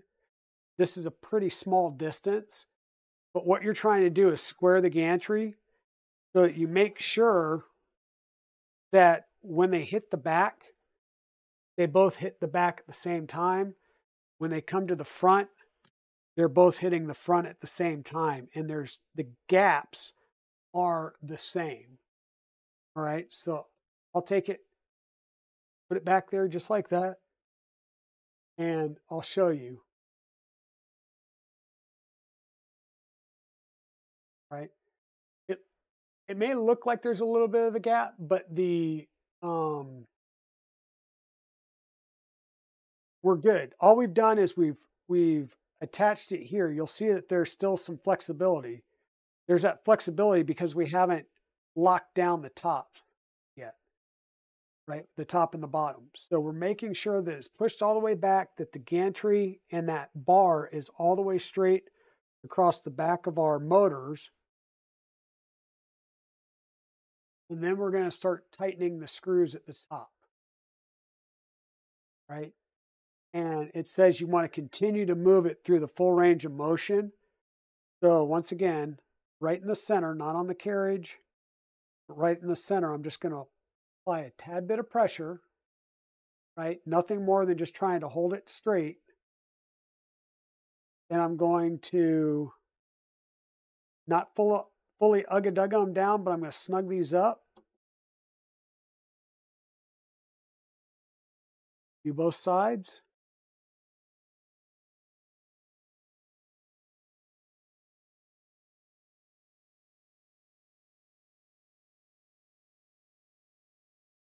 Okay.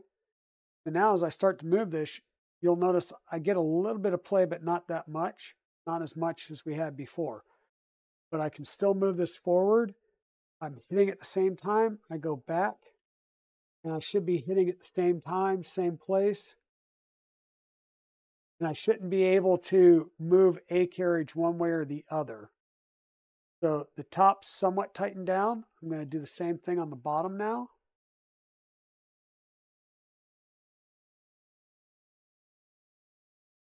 Once again, I'm not doing a full ugga-dugga tighten just yet because I just want to tighten them down and continue to move and make sure I'm staying smooth, that I'm not binding in any way, shape, or form.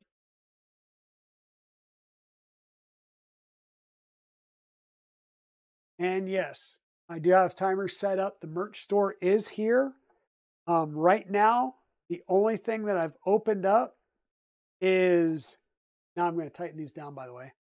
The only thing I've opened up so far is the coffee cups and the stickers. And I'm going to wait on the hat and the shirt to open those up until I get my hands. I've ordered some to check them out and see what the quality's like, because the logo is a little bit hard to do embroidery on the logo. So I want to see what it looks like and if it looks good or not.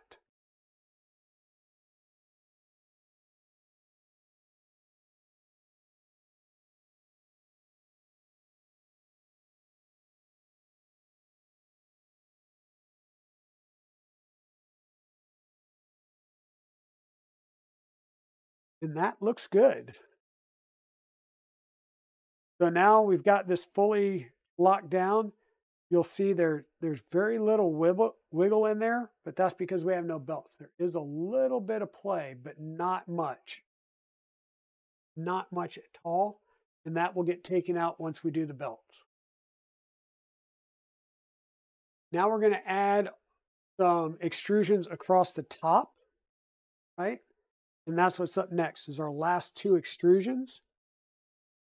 And we need to preload some nuts, 3 M3 nuts on each side. So let me grab the baggie that had the, where's the baggie? I'm going to grab the baggie that has our little no nut or no drop nut things and just set a few of them out here for us.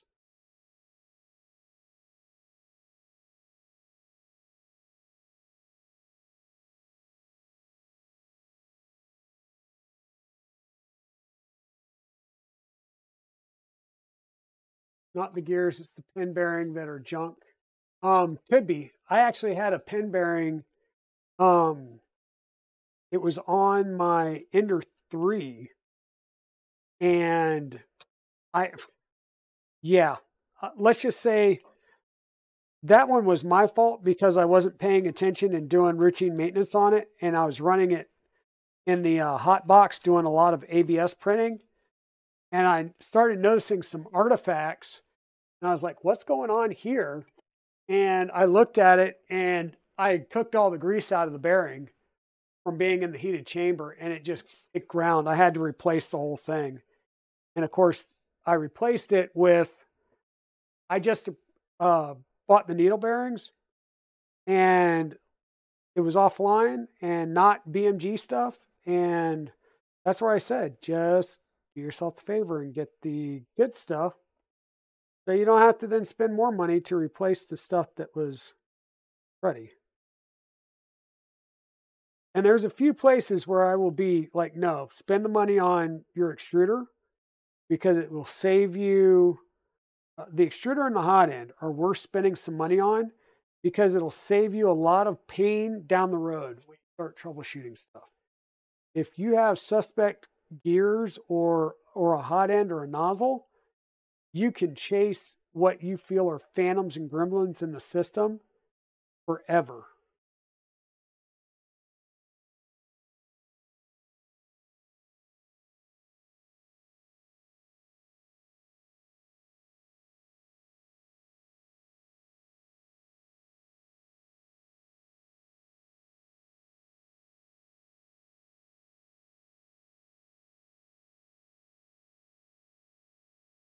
Alrighty.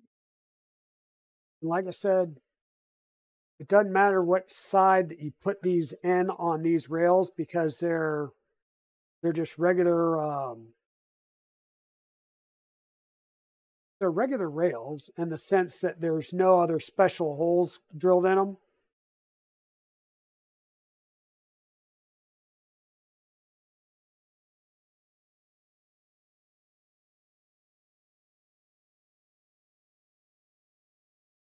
And these will just be used to do panels. So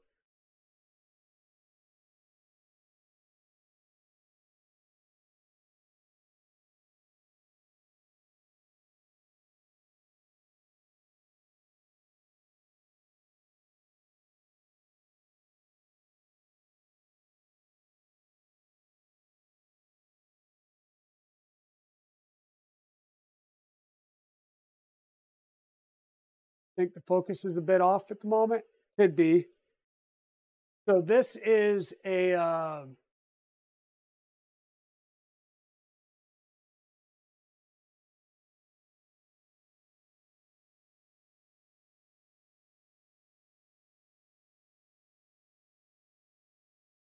think your focus is a bit off at the moment.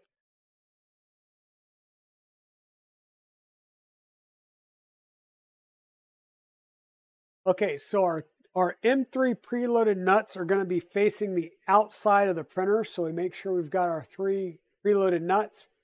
And when we set this down on there, it's going to be facing the outside edge of the printer. Same thing with here. There's 3 preloaded nuts. They're going to be facing the outside edge of the printer.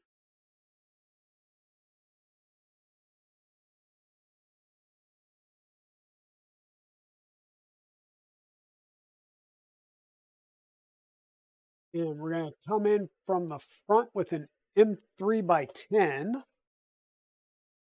Grab some of our M3 by 10s. And of course, it wants us to pop out the little cam lock printed piece.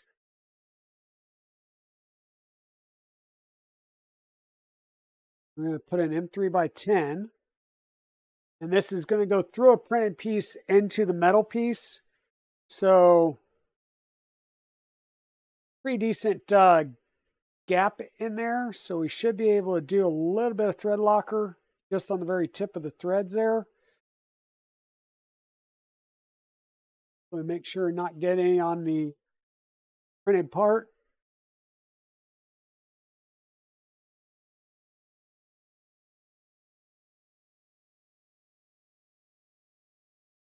And I'm not going to ugga-dugga it down just yet. I'm just going to leave it slightly loose.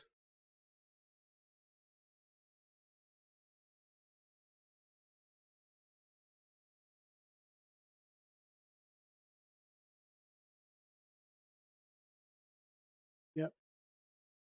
Both front sides and then the back side as well.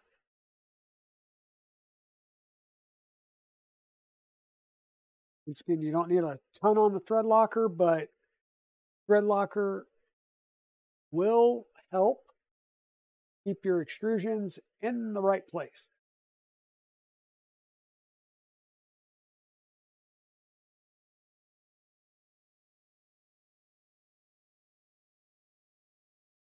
Whatever reason, that looks like it.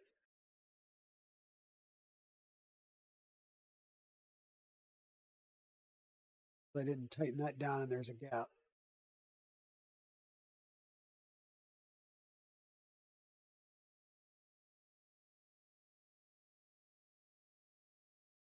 Like, why is this not sitting flush?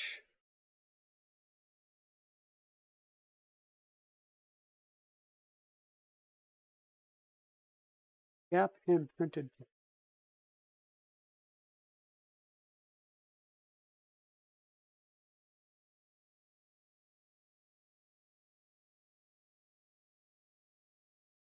Flip these around. Another set of M3x10s. Get just a tad bit of thread locker on there.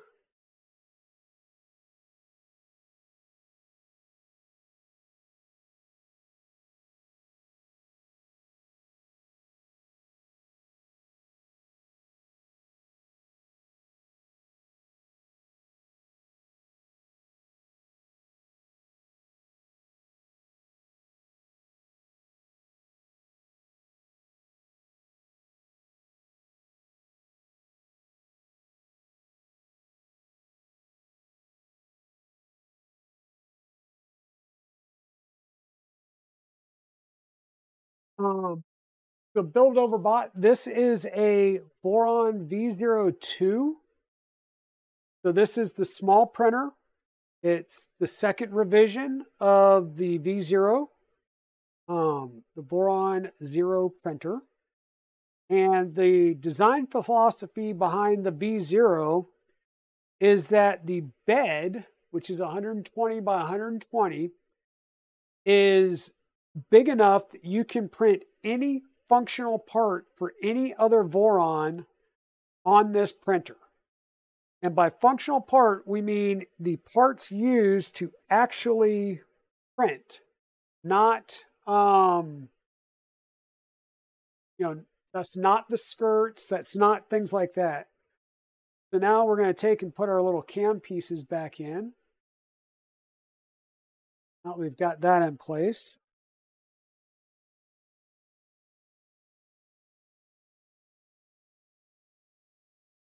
Now we've got our tops on there.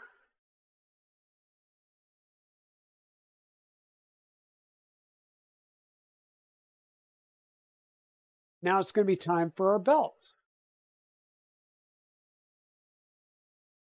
So the Voron belt path, it's going to go around the front, back, go around the pulley, come across, and then come up to the side and around. So each side of the motors, so we've got the double pulley here and a pulley here. So this is going to be the one that comes around the side through the lower front pulley, around the front, around the back, through around the motor on this side, come across to the roller on this side, and then through this side. So the idler is the one that goes through on the motor side. That makes sense. Equal belt tension is important for the proper functionality, yada, yada, yada. So we'll have this printed piece. This is your X-Carriage. This hexagon piece right here is printed support. So we need to snap that off, which should be easy if I didn't print it like several days ago. You might need to put in a screwdriver from the back side and push it out. Be careful you don't stab yourself. Oh dear God. Really?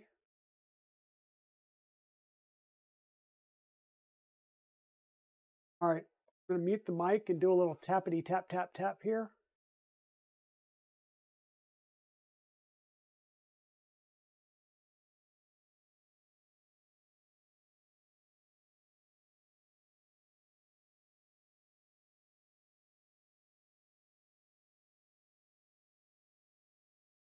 Just make sure when you do that you don't have your hand right over that because you will stab yourself, and make sure that you're going straight up and down because if you're at an angle, you could very well bust that part.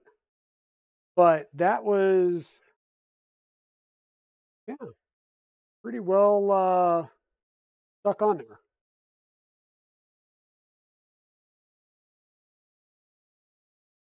So we're going to need to put a couple of heat set inserts into the back and then put some M3 nuts down here. I'm going to go ahead and do the inserts first.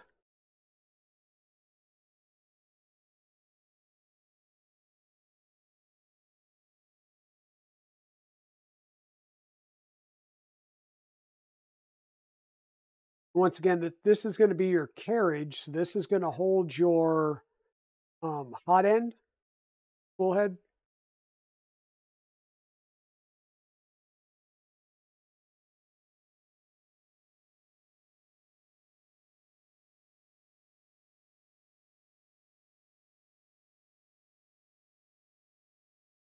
Looking over that part, it looks like it may have warped a little bit, but I don't think it'll be an issue. We'll check it out, and if it is, then I'll reprint it between this stream and next and redo it.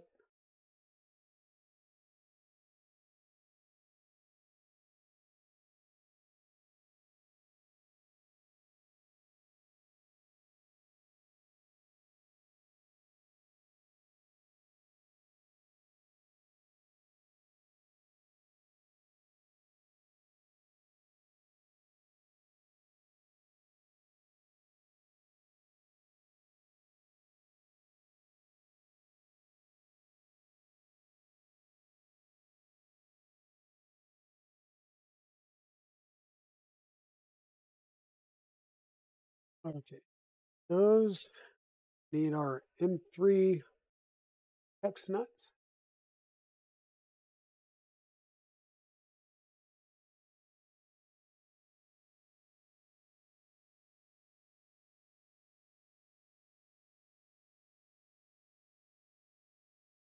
In a second.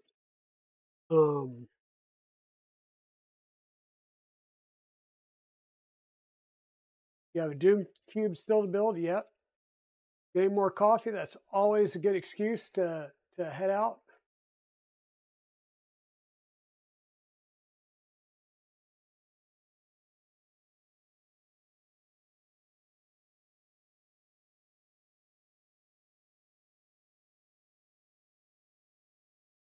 So I've got V0, a Trident, and a 2.4. My Tridents and 2.4s are all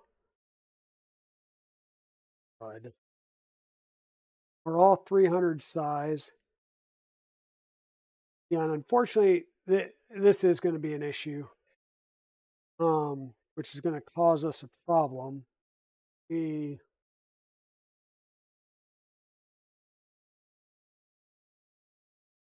Let me show you guys real fast.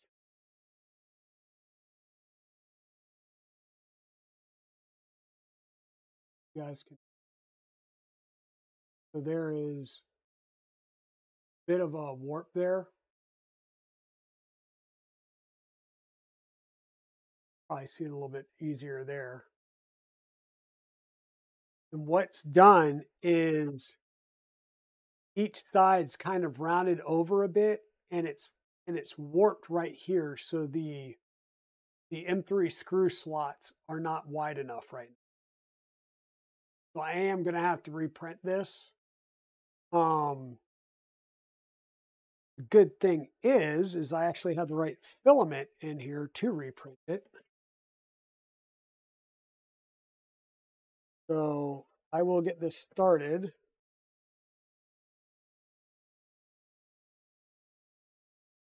Don't know how long it'll take. These are the little bed spacers for the Kirigami bed. They are so incredibly small and cute. Give me 1 second here, folks.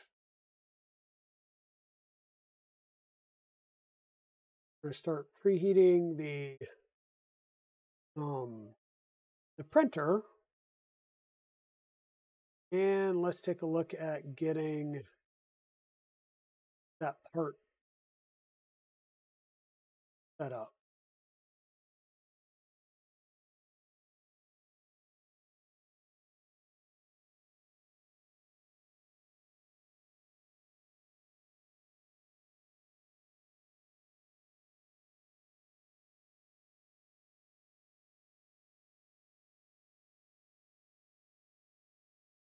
Does anybody else have issues with having way too many files on their computers and having to try and find STLs? Asking for a friend, of course.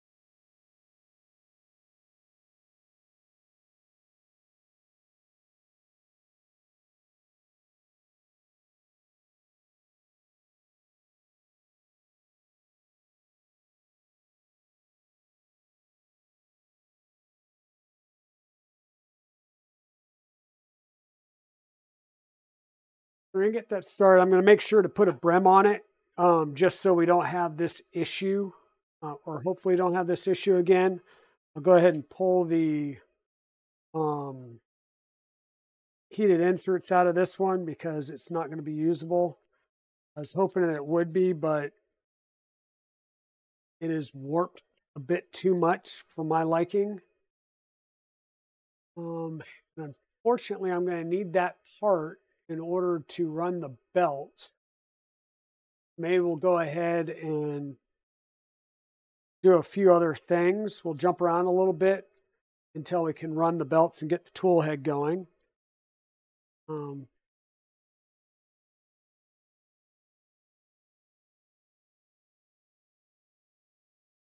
These 4 tiny things up so I don't lose those.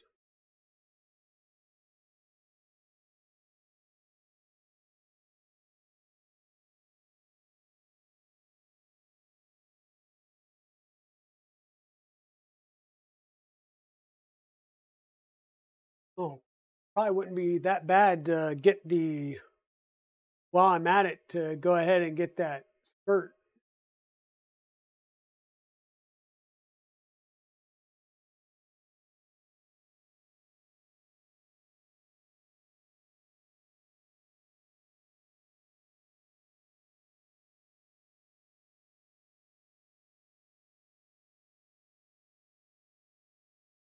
Oh yeah, exactly, Pez Liz. I try and at least, like, I've got a build overbot folder that I put his stuff in.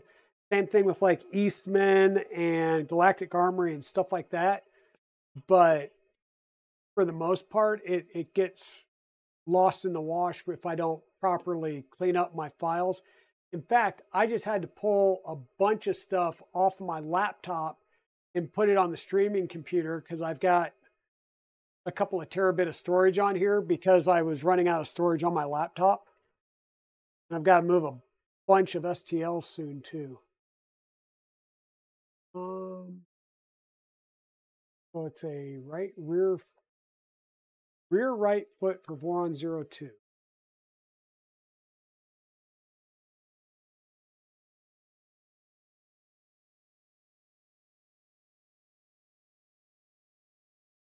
Voron 0.2 with filament sensor.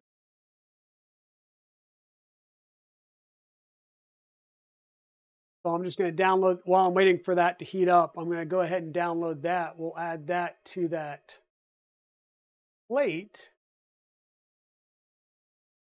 so that we can get both of those going at the same time, since they're both going to be in the purple.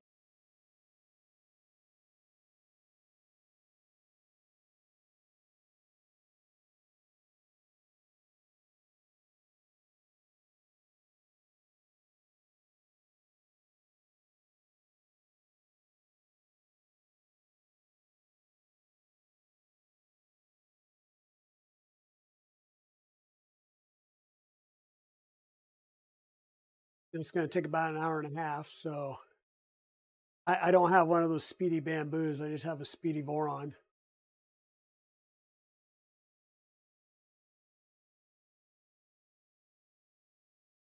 She might be jumping on you about not naming your files, we'll say consistently. Yeah, so many files named just base. Yeah, base for what? Yeah, I'll get, I'll fight that one with you, Pez. Yeah, they just say base.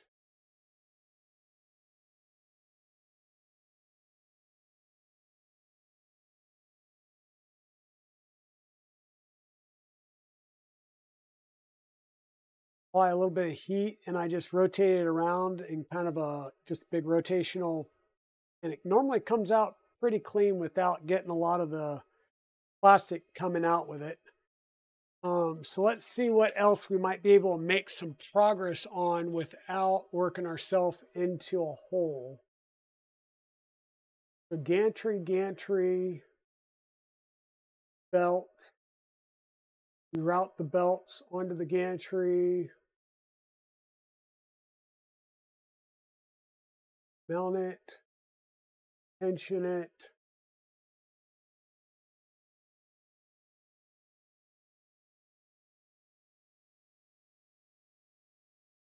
Next would be the print bed.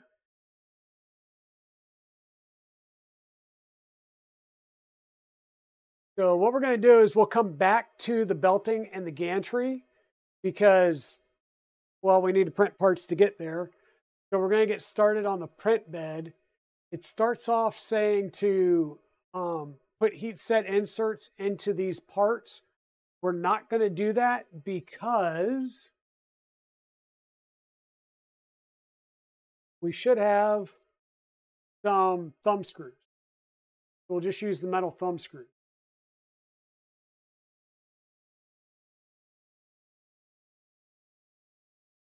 And let me jump over here because I know that there's some notes in the LDO documentation. We're about page 146.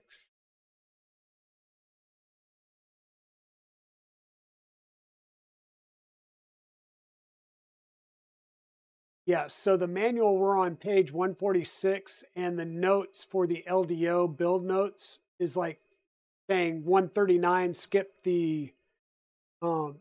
that section because metal thumb screws are included in the kit. So that's where we start getting a few pages off.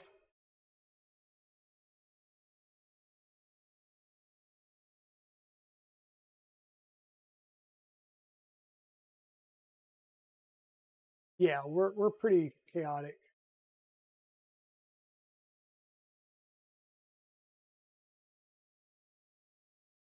Your wife has rules that you're not allowed to name the files. Well, that's good.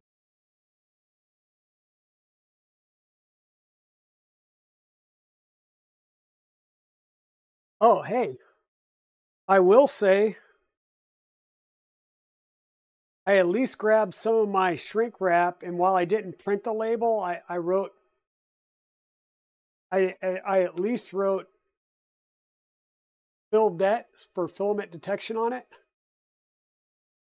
So I got better because I have the printable heat shrink tubing like this. I just normally forget until I've already crimped connectors, and I'm like, ugh.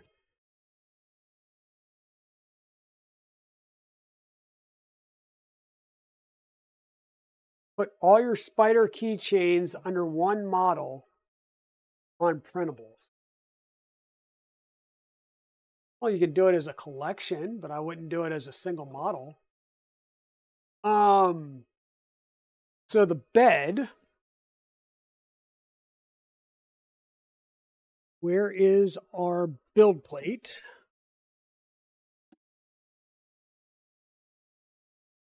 So this is the nice thing, is they start talking about the build plate, the orientation.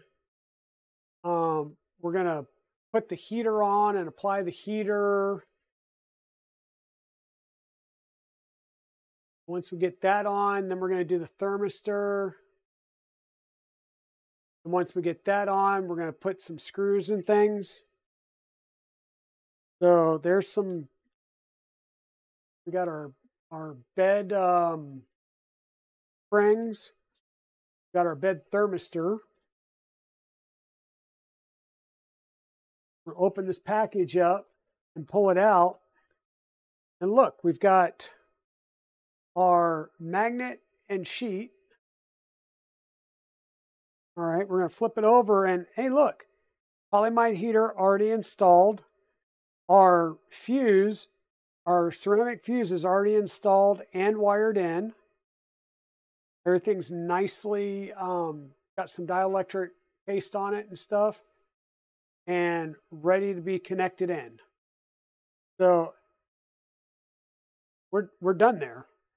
We need to put our magnet on still and then clean the holes for our magnet, but that's it. So we'll go ahead and we'll take our thing off. Hey, Shenanigans, welcome on in.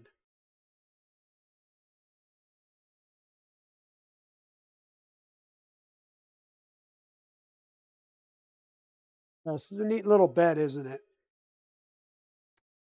Now, this heater it requires a little more oomph.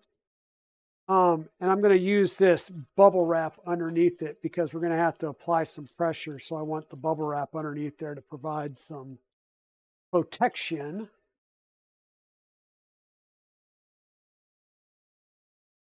That box down there. Because you want to put your heater on first before you go ahead and put on your screws and stuff. Well, I guess, yeah, I love it. The magnetic sheet that has holes in it. So you put your screws in there, then you're going to do your holes. Most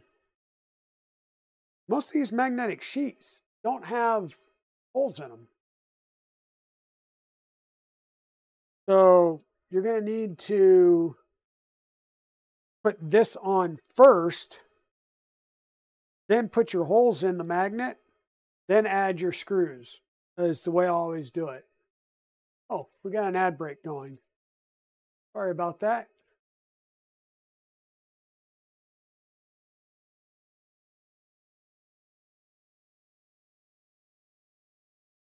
You're back, but driving and listening. Okay, subsector, drive safely.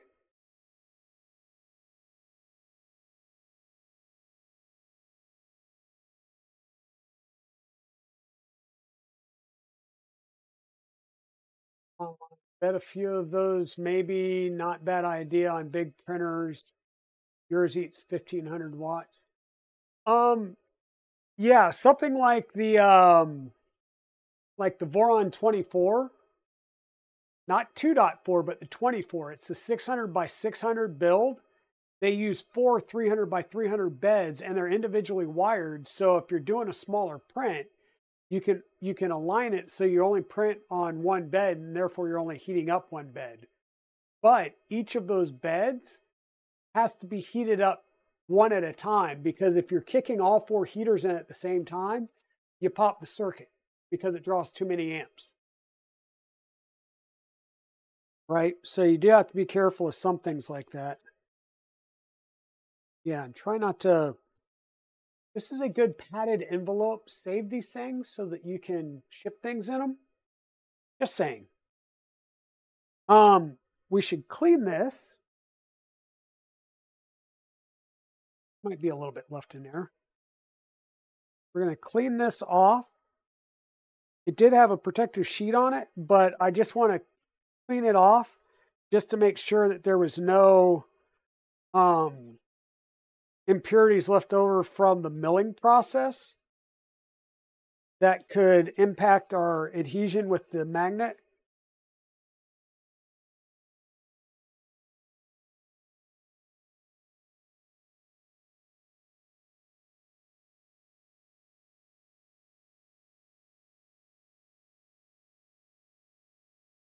Getting a little bit off. Not a whole lot, but a little bit.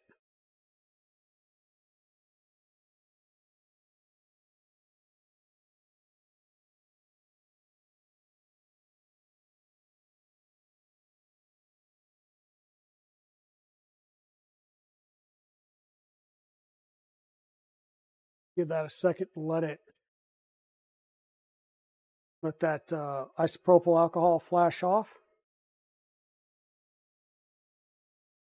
This behind me should be up to temp. Let me just double check real fast. Nope, bed's still not up. So what I do is I set the hot end to 140 and I set the bed to 110. And I let it try and soak for a little bit to get that chamber temp up because I'm printing polycarbonate ABS blend. And if I don't have that up and I don't use brim on some parts, it could warp. So we're trying to get everything up to temp so that our bed's as level as possible and everything works out a lot better that way.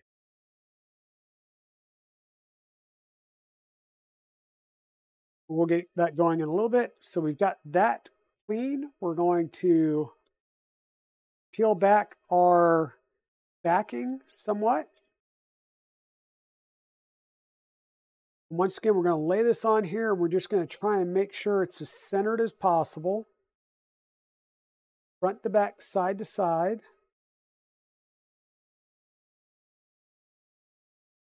And when we like it, we'll start pressing down at the rear, in the middle, and just push out.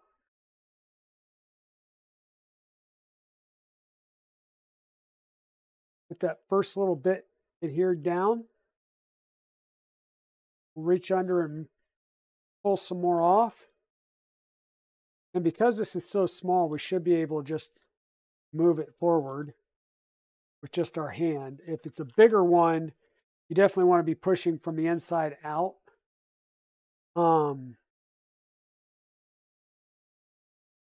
As you're going. And you're just trying to work out any air bubbles. And then if you're like Steve Bilge, you've got the, roller that you can apply and really get a lot of pressure onto this. But I would say be careful because you've got that ceramic heater already there. If you're doing a plain build plate that doesn't have the ceramic heater already installed, then you can really get on there with the roller. But this will be fine.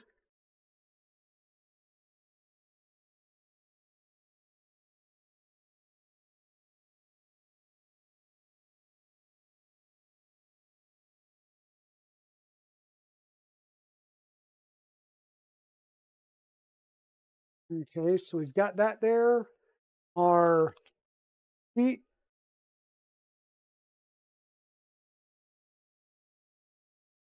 Oh no, that magnet might be pretty good.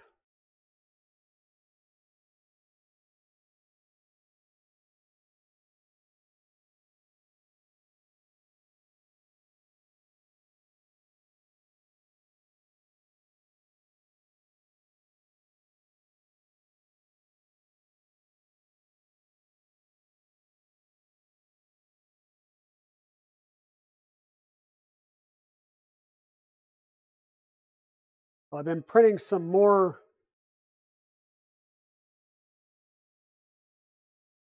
Toys for Tots prints. This is a one of the alligators, and this is in Polymaker Silk Gold. This little flexi alligator.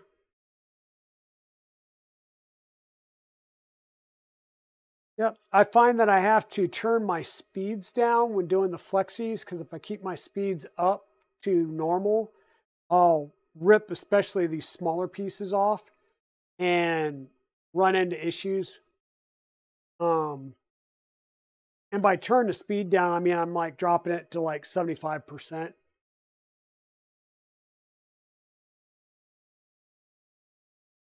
So normally RAM Online, what I do is I put the I'll put the magnet on and then I'll flip it over because I always start with the magnet. Then I'll flip it over and I'll do the Kenovo heat pad because remember it's got the thermistor and everything down the middle, and I'll get that put on, and then I'll take spools of filament and set it on either side, leaving that gap there, and then add more on top, and I'll let it sit that way overnight normally.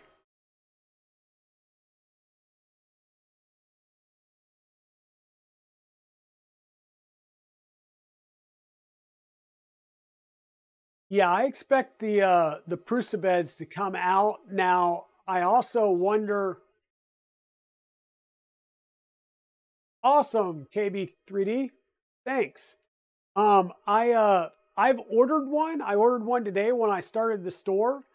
So you'll probably get yours just as fast as I get mine. But thank you. I appreciate that. Um, but yeah, I normally weight mine down as well for 24 hours. Um,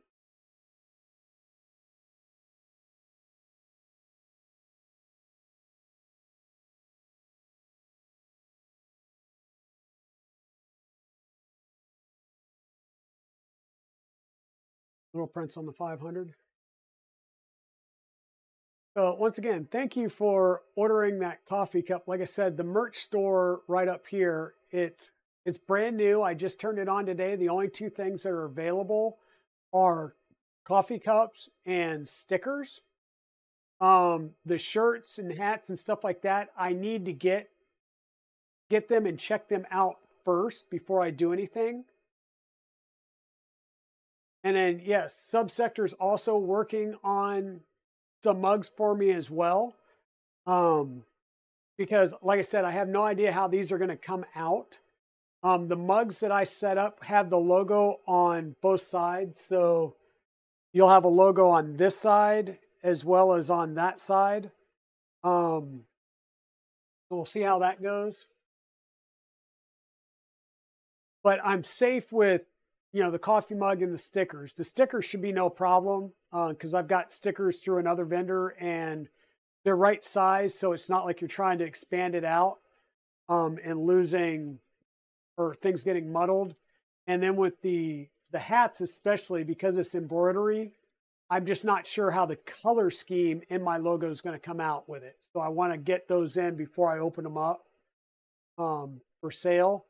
And if they're not good, then I'll have to try a different logo, maybe go with the solid color logo.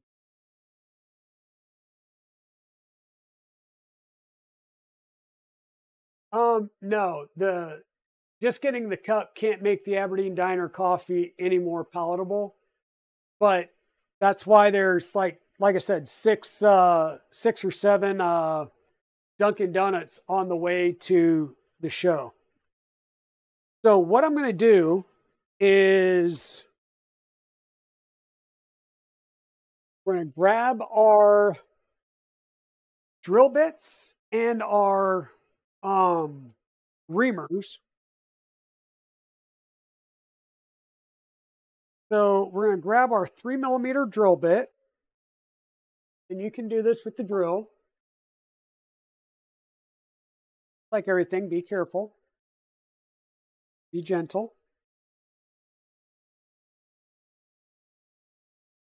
We're going to chuck up our 3mm drill bit,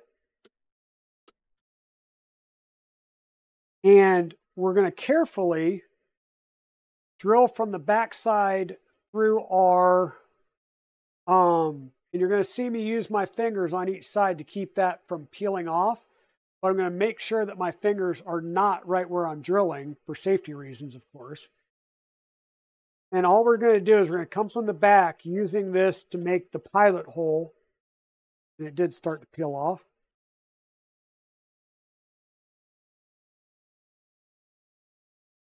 Do as I say, not as I do. Right?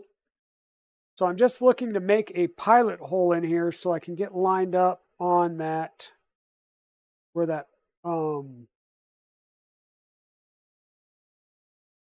is.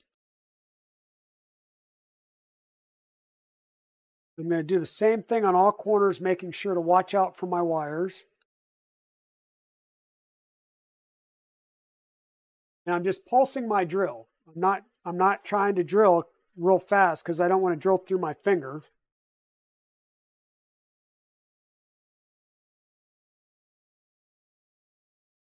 But I am trying to be careful because this is a newly put on magnet, and this corner did start to come up. But I'm just going to clear that hole now. Coming from the other side. Then we're going to do the same thing through the bottom hole.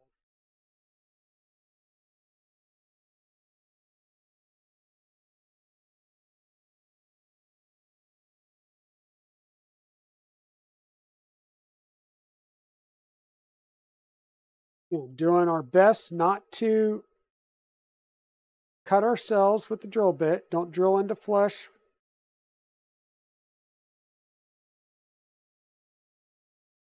And we're just trying to get our initial hole with our 3mm drill bit, because then we're going to come in with our 6mm reamer.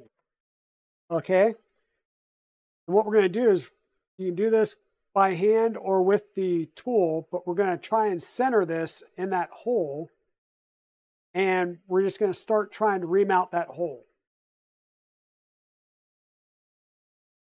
May have to do this with the drill, otherwise I am going to gouge my fingers, and I don't want to do that tonight. We want to see blood. I bet you do. I bet you do. It's not a printer build until you bleed, right, Chris?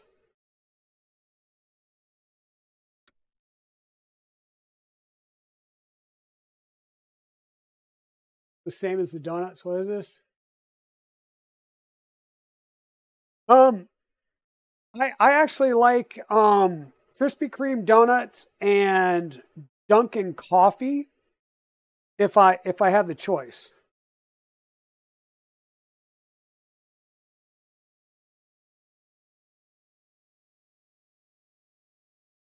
And this should self-center itself in the pre-cut out hole there, and then all we're going to do is fish out the magnet that got pushed down in there.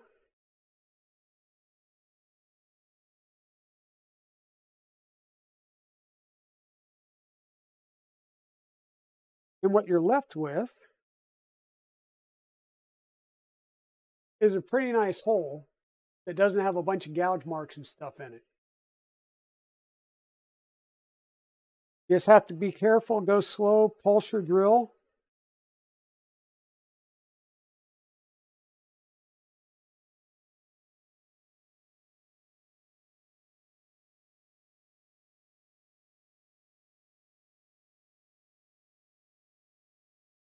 We're just trying to clear out the magnet. We're not trying to drill a hole in the metal. We're just trying to nicely clear out the magnet. And once again, you're left with a very nice cut hole.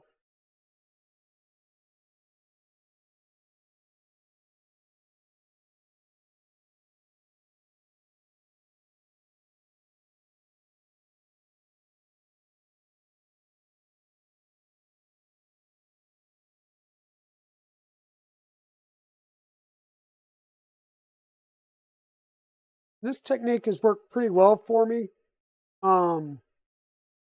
It's just something I developed over time when I realized that these holes were 6mm countersunk holes. And it takes a 3mm screw, so I know it's 3mm. So I come in from the back, and it provides a pretty solid surface, so I know I'm going straight through.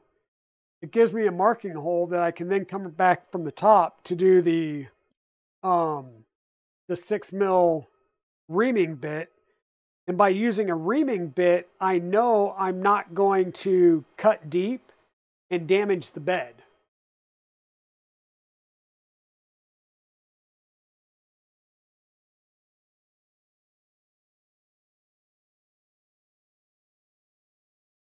Yes. And crappy coffee and crappy donuts before standing on your feet all day, not a good combination.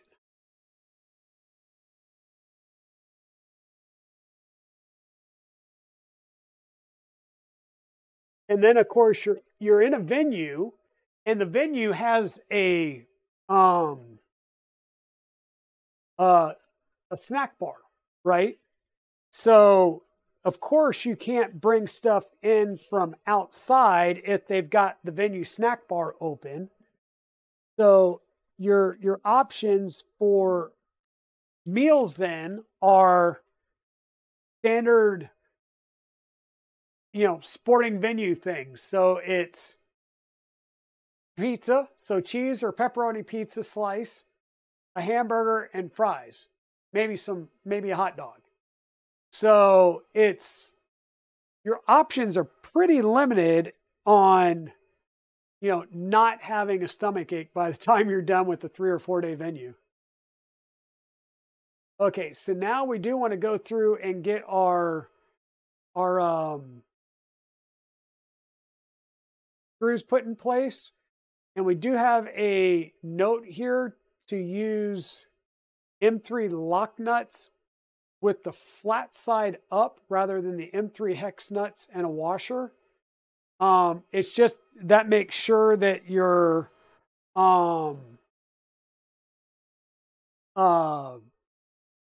screws stay in place, that they don't swivel on you as you're trying to tighten the bed at the bottom. And we're going to use, they suggest using M3 by 30 or 35 screws versus the M3 by 40 that's called out for in the kit here. So we're going to use M3 by 35s. We'll do a 35s. Hey, Daddy Wazzy, how's it going?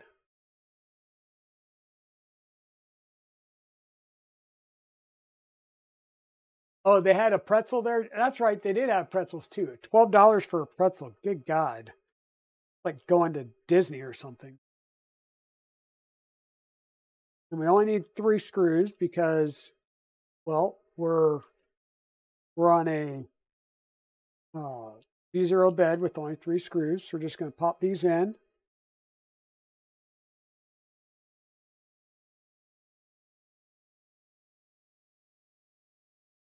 Pull them down in the socket. Just flip them over. And we need the lock nuts. 3 lock nuts.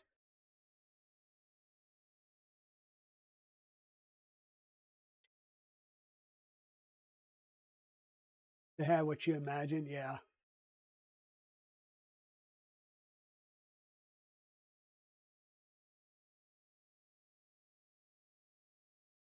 Need 3 of these. Going well, you're heading home? Nice. Be safe on your travels. We're going to get these started, and then we're going to have to use a pair of pliers, or if you've got the M3 wrench, or whatever size this M3 nut, so it's probably a 4 or 5 millimeter wrench that you would need for this. We're just going to get the nut started.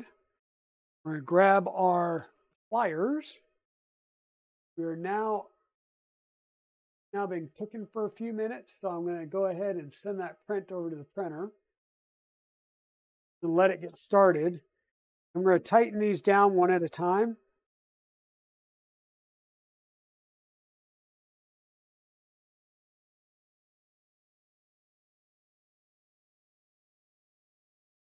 This is where using my my Creality one would probably go a little bit faster, but this gives me a chance to actually pay attention to the chat for a little bit too.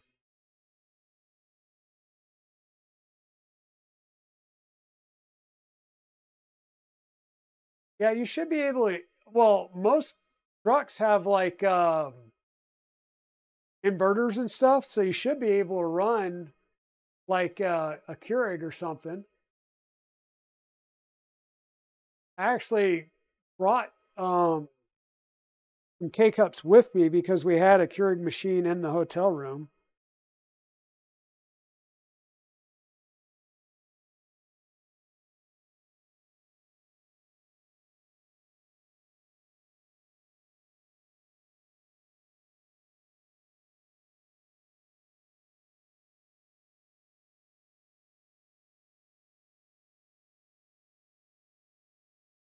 What kind of ASA are you printing, Chewy?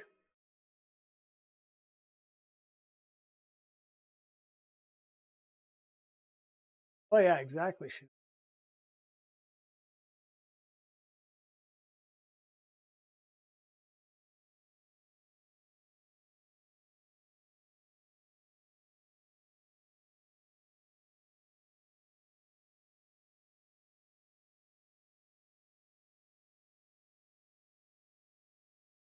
Yeah, if you've been printing with PETG and then going back to ABS or ASA, yeah. Now I can tell you that I was running. I've got to remember whenever I switch to a Polymaker ASA that it prints differently than my Polymaker ABS does. Don't ask me why, and I don't think it's everybody, but on a couple of my printers behind me, every time I go to print ASA and I just have my standard ABS settings, I'll have some type of issue with it, and it just drives me nuts, and I don't know why the difference is.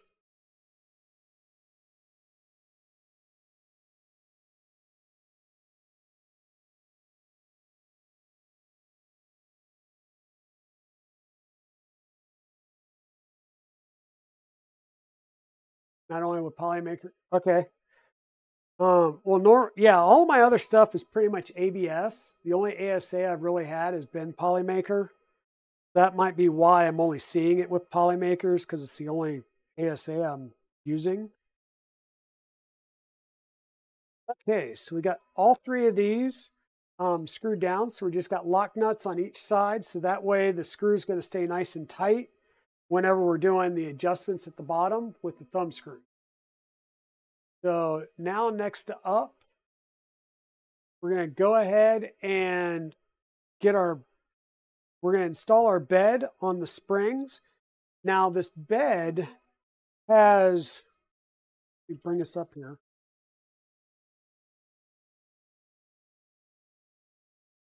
Not sure just what just went flying. I'll have to figure that out. But our bed here has slots instead of holes. So it allows the bed to move a little bit. And that's where these were made by Steve. So what it allows you to do, like I'm going to put this in there with which will lock the hole towards the front of that slot. And it just helps, I guess, keep it situated some. I don't know. They were in the files, they were suggested, so I'm going to put them in place and try and use them. I haven't had problems before, but what the heck.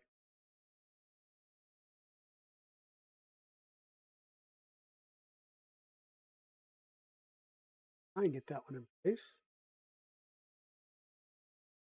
Oh, that one's not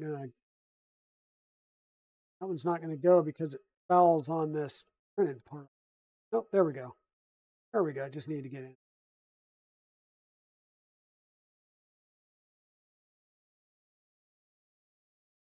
Awesome. So now, what did I knock off there? Oh, one of my little cams came. Okay, so we're gonna need our springs. Well, I'm gonna put these on.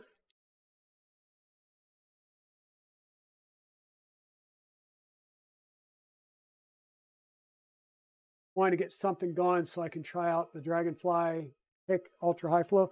Yeah, that's the one you bought at the show, right? And after putting the springs on, before I go any further, it's going to help if I put my thermistor in. Let's go ahead and get our thermistor screwed in.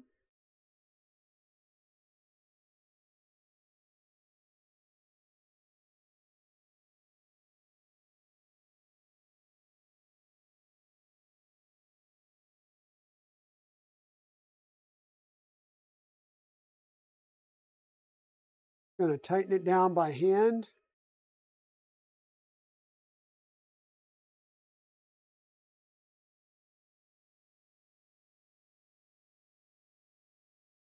Then grab my pliers and do the last little bit.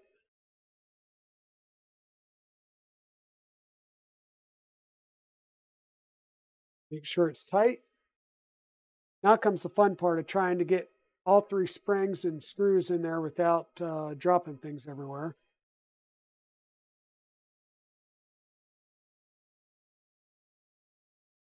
Probably been the easiest so far.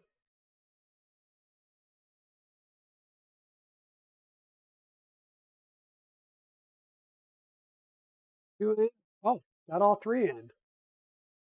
Awesome. Now we'll take our 3 thumb screws. We're just going to get these started, and you want them like this orientation, so you got a little bit of space there.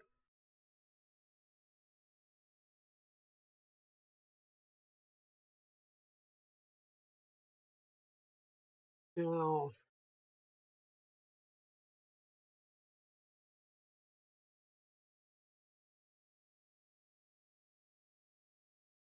you may wind up having to take the bed off again, but we'll see. And I say that just to make it easier to run wires. But I'm going to try and leave this loose. I just want it to be initially on there. I'm not going to crank the springs down. We're going to need to work on the bed wires.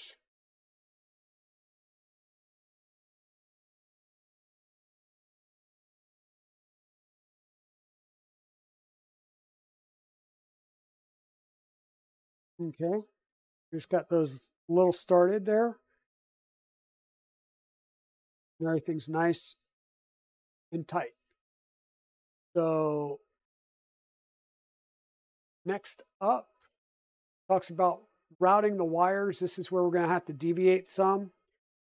So what I'm going to do is I'm going to lift my bed all the way up so that I can get in here and try and see. Lay this on its back, making sure I don't really kink any cables.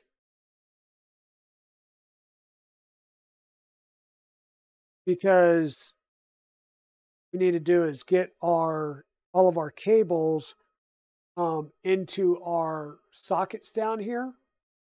That's where we need to look at our wiring guide that they've provided for the Kirigami bed.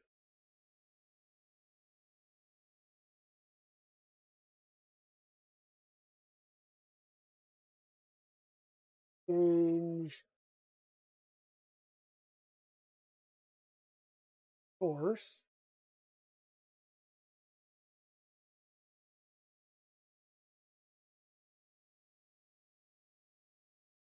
Uh-oh.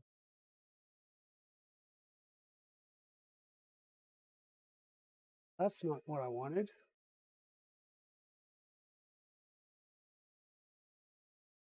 Go find that.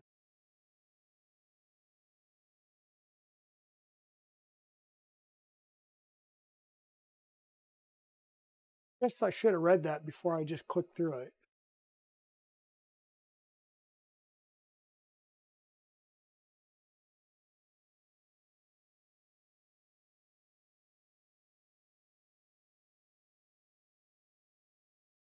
Origami bed guide.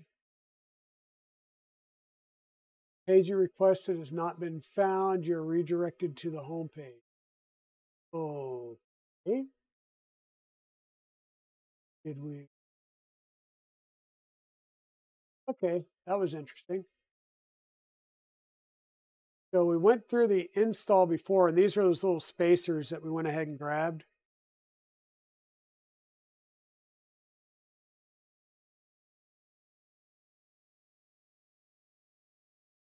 Got everything assembled. Let me just go down here to the bed wiring. Okay, so insert the hex or the 2 heat pad extension cables, black with red ferrule on the picture, into each of the Wagos. So you put the JHT connector in one. It doesn't matter which one it goes into. I love how they show the pictures. It's real hard to see. So we need to bring our cables just down here underneath the bed.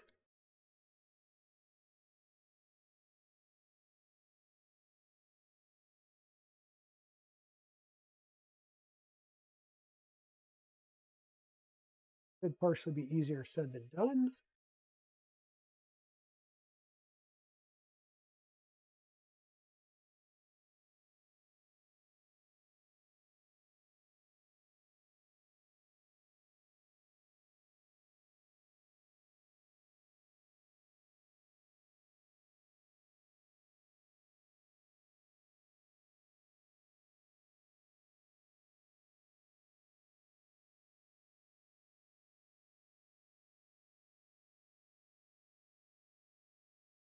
There we go.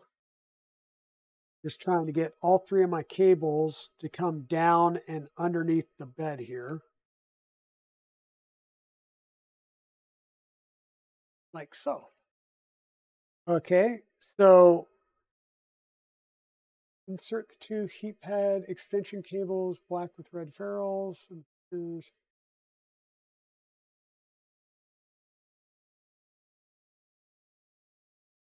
Doesn't really matter. So it shows these going on the outsides. So normally what I try and do is the red is my inbound. Okay, the red with the black ferrule on it is my inbound wire. And I want it to be my inbound wire because the I want the power to run into the bed through the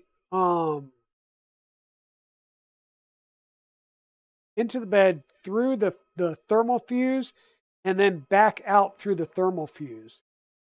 That way, if something breaks and the fuse breaks, it shunts the ground. Is that right?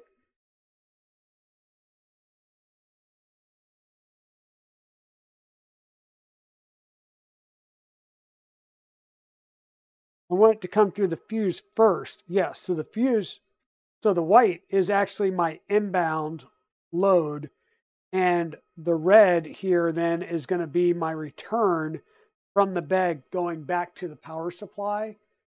That way, the like I said, if this thermal fuse breaks, it's going to break and shut off the power even coming in to the bed versus the power coming back out of it. So add this cable into the other Wago.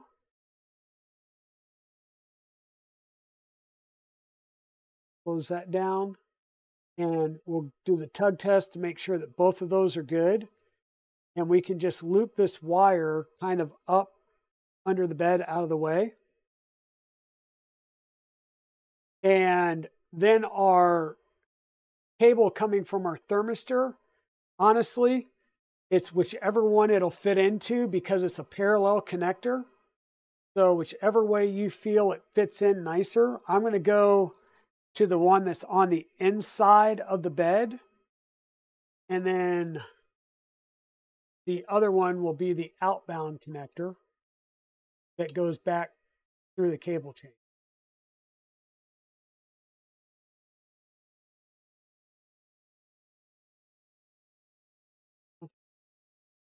And I'll pick this up and bring it closer to the camera so that you guys can hopefully see how that wiring.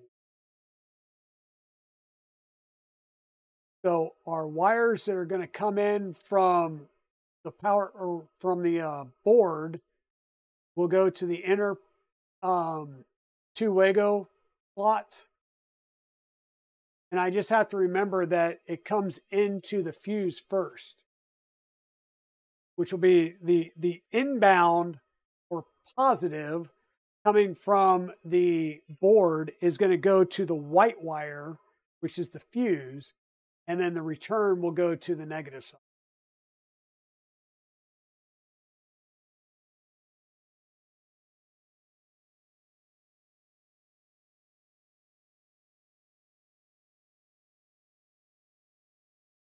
Rhoda.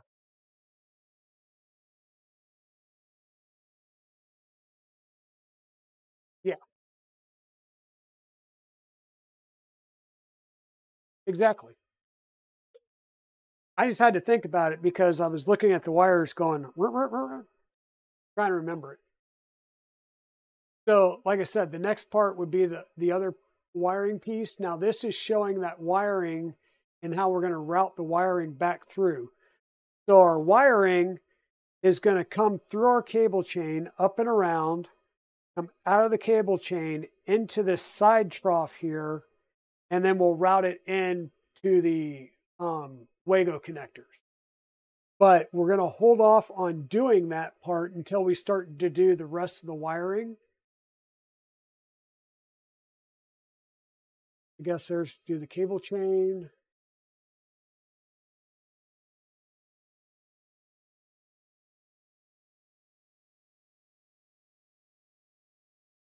Right head.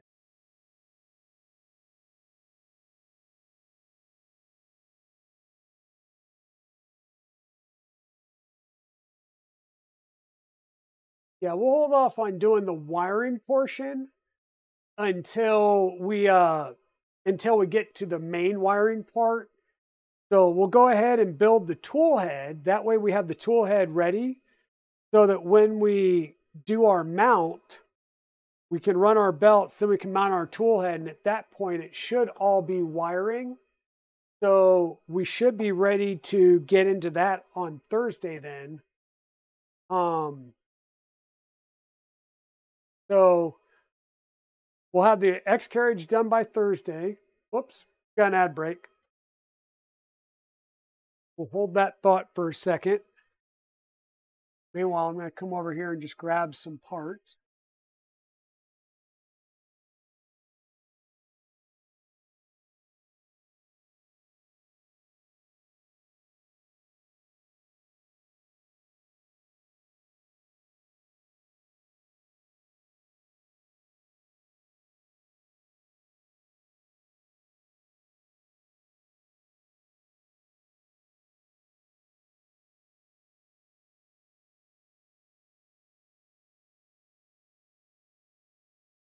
Like I said, makes a good padded envelope.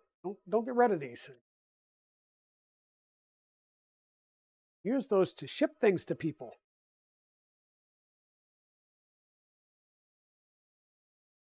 Also, Amazon's been nice to bring me a bunch of the, say, the recycled paper envelopes. You can reuse those too. Okay, let's change back to that. Hey,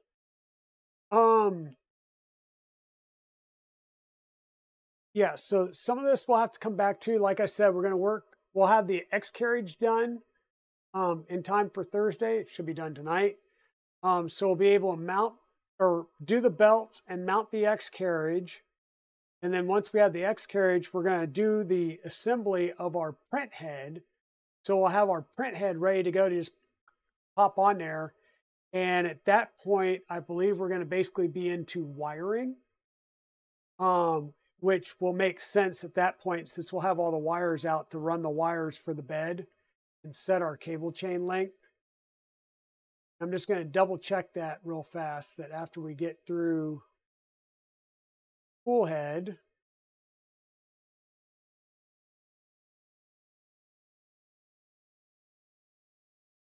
a lot to go on the Toolhead.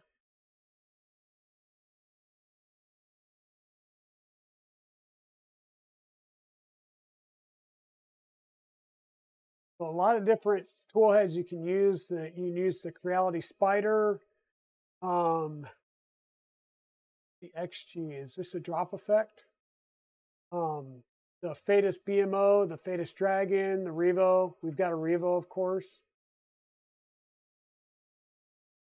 May not get the hot end fully done. We'll see how well or how fast we truck through this. I'm just trying to see real fast what up. Yeah, then we get into electronics and wirings. Yeah. Sorry for the desk roll here, guys and gals. Denizens of the Dragon Den.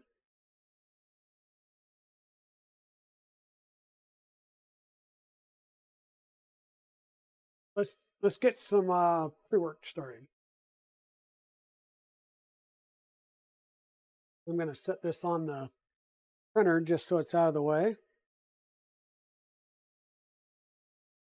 We're going to need to do some heat set inserts.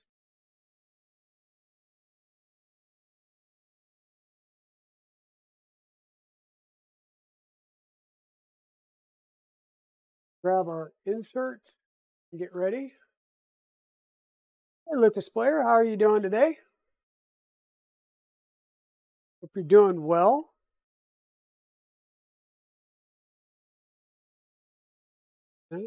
That.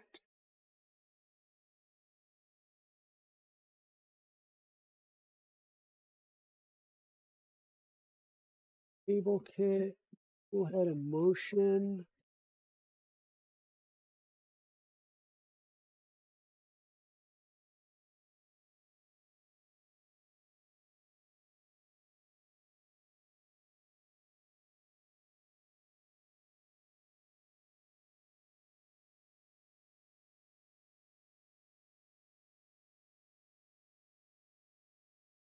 Now I thought electronic some wiring, the other motor that we'll need, cable kit.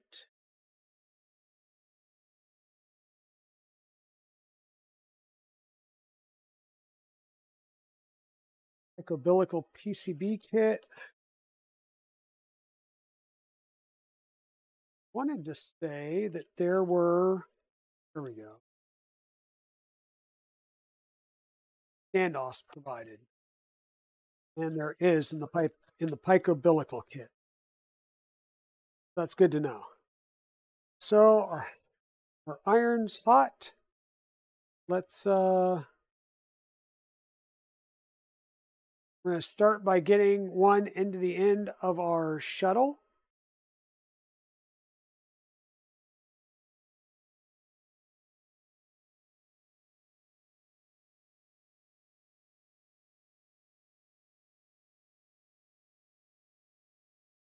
Just use the end of the bench to make sure that that stayed in there straight. I'm going to have 3 spots that I'm going to put in the tool head here.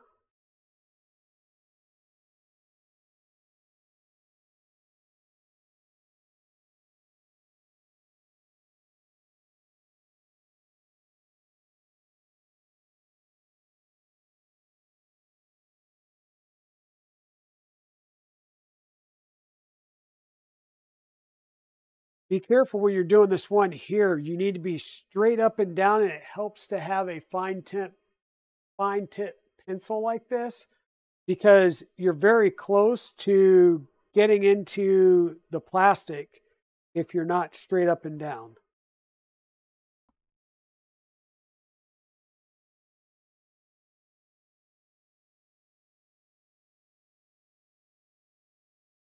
Once again, I'm just using the flat side to make sure that this is down flush with the printed part and not standing proud or at a slight angle.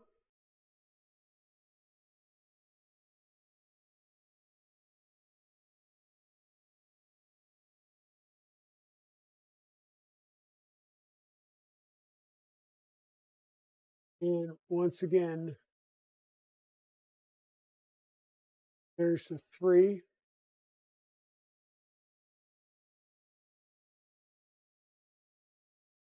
This one does look like it's got a slight angle to it, so I'm just going to heat it up a little bit more. I'm not applying any pressure down, I'm just warming it back up. And then I'm going to use my the back end of my thing to get that nice and flush. So we've got those 3 in. We got our shuttle in. We're not going to worry about these standoffs because the kit provides threaded standoffs. And I hate these anyhow. I've broken these like numerous times on mine. So Even if I didn't, I would buy some standard hex standoffs.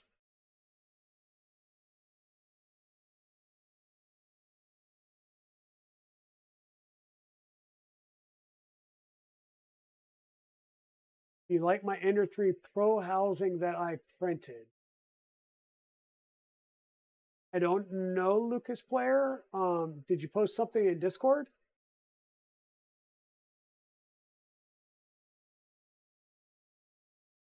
Okay, so now on our other piece, we're going to need to do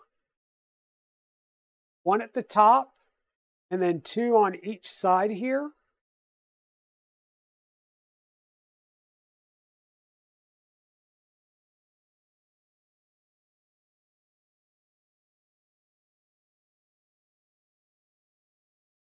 BA, what are you making? See ya, bye. Didn't need to take off. I was just asking what pro housing you printed. But yeah, we are making a Voron V0.2, and we are just working through setting the heat set inserts for our tool head.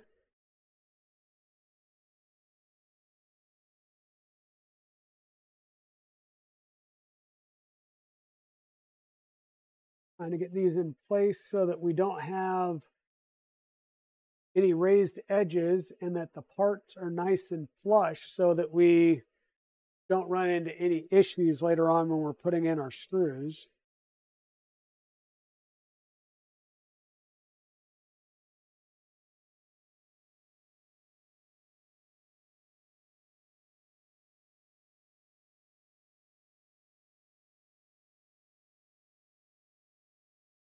Just like using a flat surface, because that way I make sure that it's nice and flat. But I can't guarantee that I'm going fully 100% perpendicular to the part. So I get real close and then just use a flat surface to make sure that it's mashed down nice and flat and level.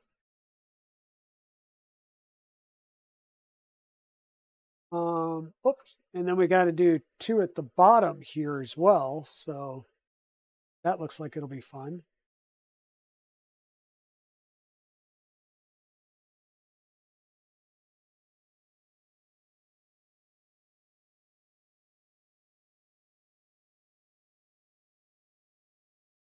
This is why you'd have something flat, because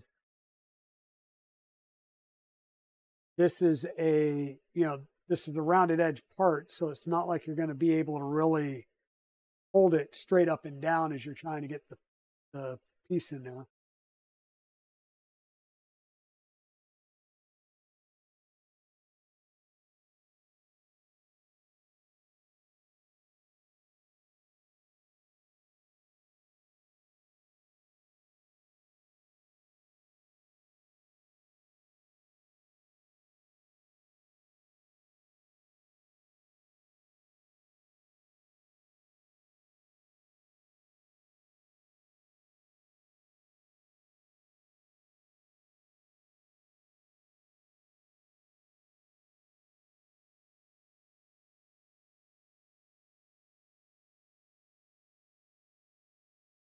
Okay.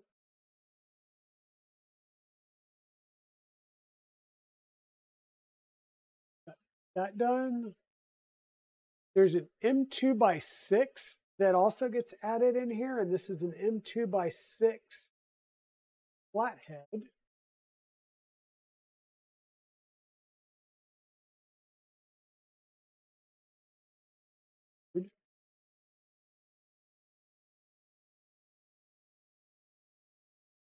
Is there an M2x6 in the kit? No. Okay. I don't know if I'm going to be short one M2x6 or not. I only have 4 left. I believe they're used for the top carriage. So good news is I think I've got more of these somewhere. So M2x6.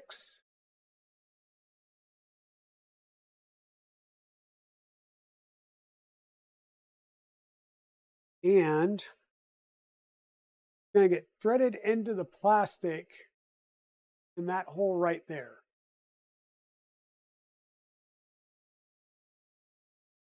So, and this is the anti-squish thingamajig.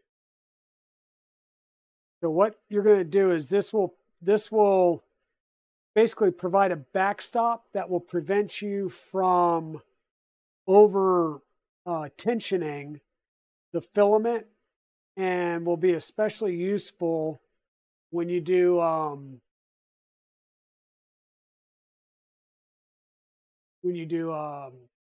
flexibles. Be used to adjust the meshing of the BMG gears at a later step. Threading it all the way in at this step will make it easier to access later on. So, okay, we're going to thread it all the way in.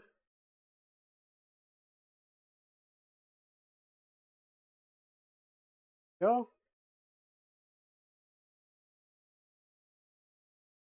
Post it by the channel. What are you making?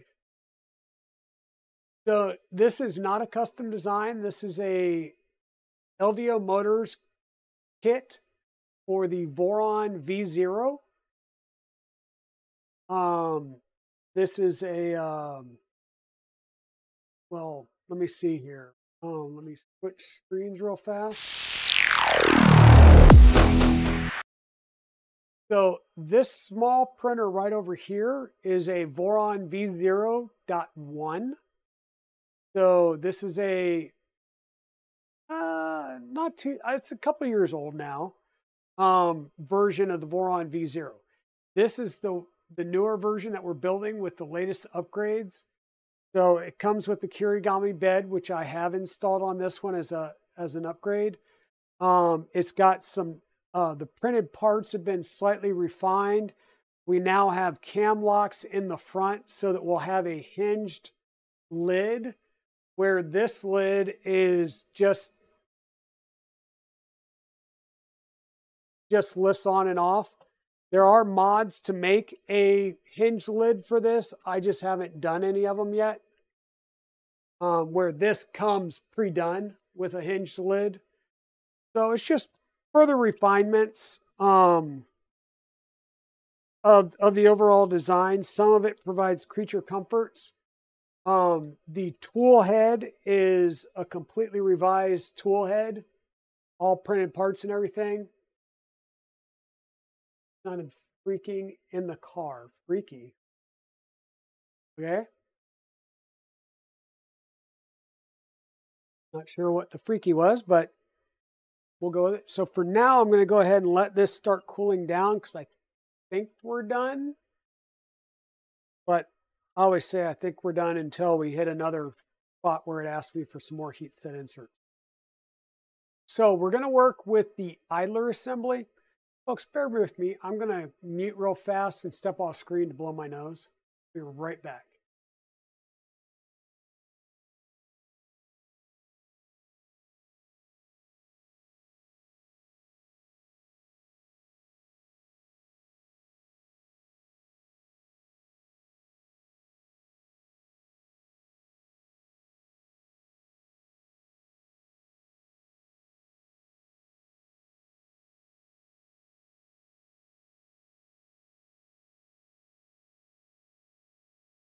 Yeah, sorry about that. Oh, the transition screen sound effect. Gotcha.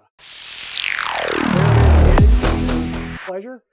So we're going to start working with our needle bearing, and that will be in this kit. These are true Bondtech gears.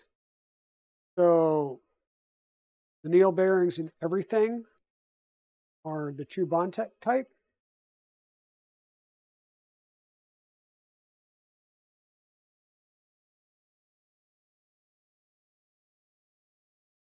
So one of your gears will have a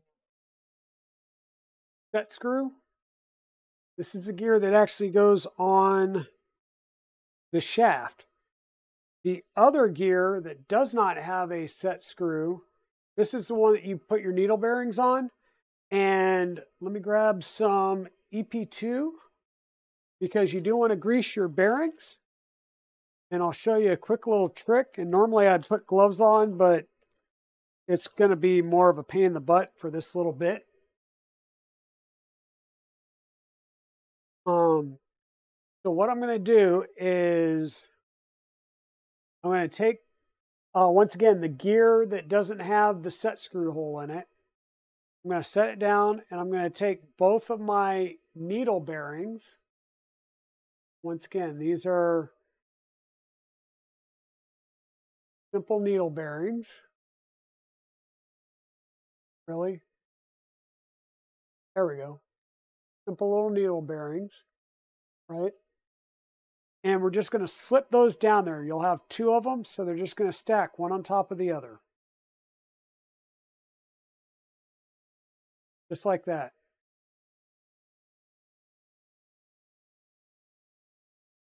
We're going to take a little bit of EP2 grease, and it's better if you've got it in a syringe. Just makes life a little bit easier. I'm going to lift this up and put my finger over the bottom. I'm going to squirt some grease into the bearing. Then I'm going to take the pin and I'm going to stick it in there. Take the pin and stick it in there.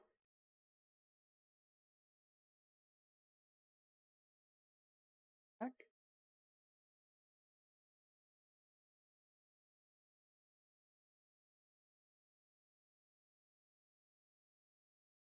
Feels weird, like something in there.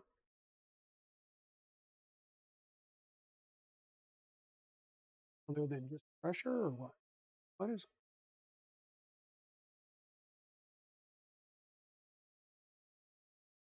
Ah, interesting.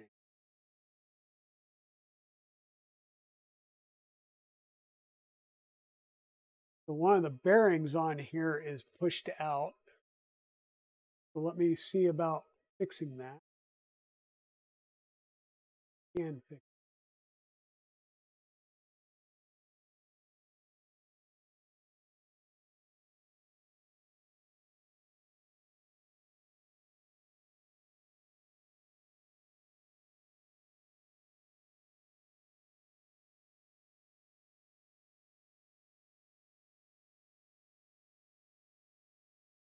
So the purpose of what we're trying to do there, before I realized I had one of the actual little needle bearings sticking out, is we're trying to use the pin to force the grease into and around the bearings, right? So that's what we're doing here with loading the grease in there and then pushing it through, is we're getting the bearings fully greased because it pushes the grease into the bearings because there's no other place for it to go because you've got it backstopped with your finger.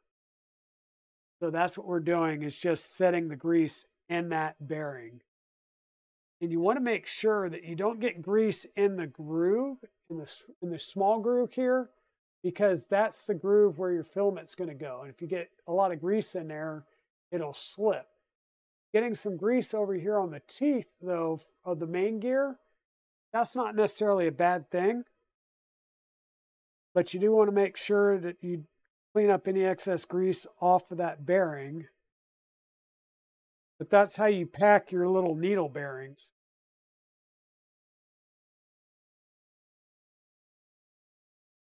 So we've got this, and we've got our idler part. So our idler part does have a printed piece that's a built-in support. I've already popped that out. And looking at the shape there, there's only one way that this gear will pop in, and that's with the larger gear on the finger side, not the thumb side of this. So we're just going to line this up in there and push it in place until it clicks. And that part should be able to freely move now. It does. So we're good there. Now we'll just put the cap back on our syringe. Put that away.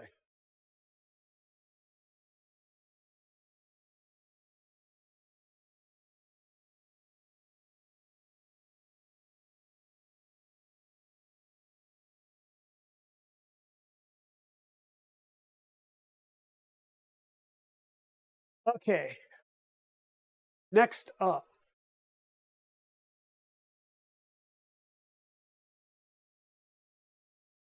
we got our idler set.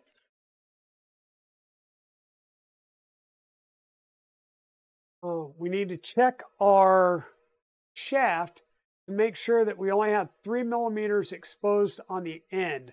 This is another reason why I really like to use the Bond or the the Bondtech gears, is because it's normally well within that tolerance, and you don't have to go and sand it down.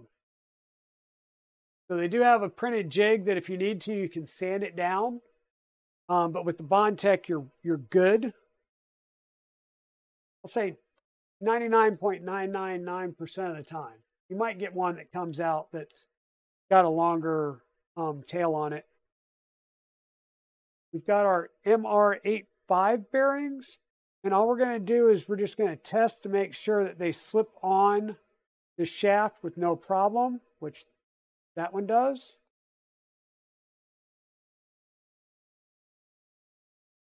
And this one does as well. The nice thing there is, once again, properly machined shafts, so you don't have to worry about sanding your shaft down because it's oversized, right? So this works well. We just checked the bearing fit on both sides.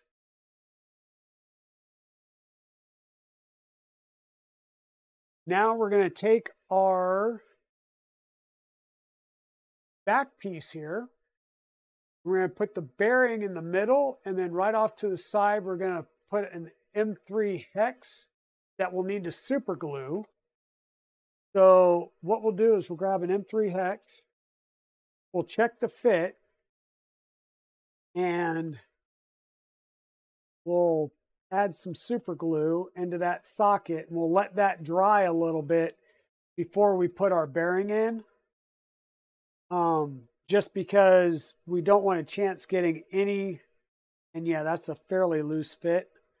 We don't want to stand the chance of getting any super glue on our bearing and causing issues.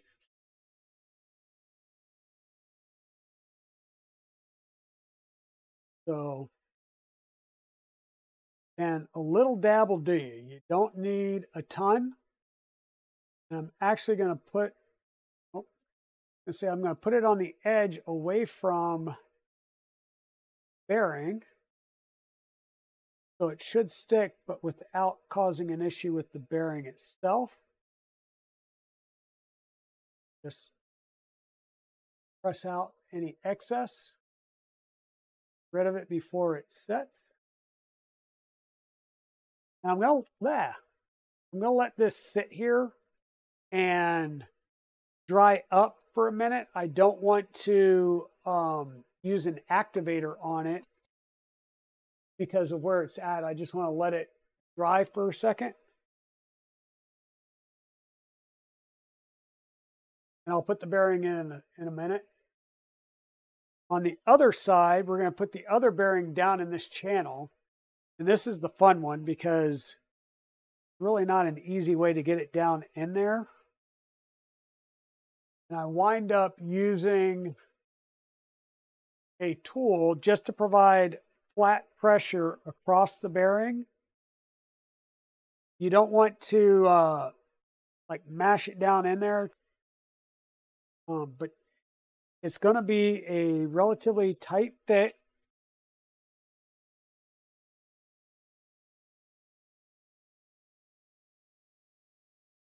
But you do want to provide even pressure across the surface and make sure that it gets down there flush. Take the time to look and make sure it's down in there as flush as possible. which it appears to be.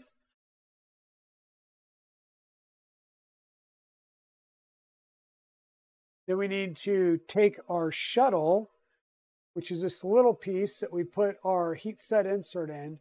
And you'll notice that there's a little channel on the side. That's going to become important. So you're going to put this with that channel up because it's going to be able to slide right along that ridge there. So you're just going to set this in place, just like that. Then we're going to take our guidler, which was this piece, and we're going to set it in place, right like that. And then we're going to have a latch. And looking at the orientation for our latch is going to come right in there, kind of like just making a puzzle. So drop everything out. Shuttle goes in there, pulls over to the side. Guidler goes right there. Latch, that little ear on the latch goes into the shuttle and holds it in place. So this is how everything goes together. Then we need to put the main body in. And before we can put the main body in, the main body. We're going to put the main body in. And there's a flat side and the raised side. The raised side is going up and the flat side is going down in here. And it's just going to line up and slide straight down.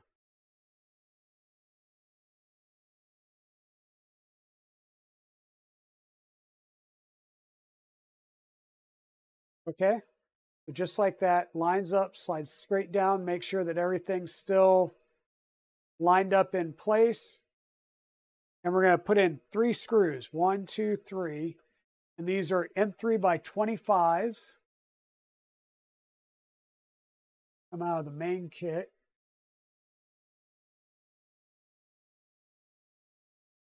Hope I didn't lose people. Is my mic still on? Yep, mic still is on. We're just going to take 3 of these and set them in place.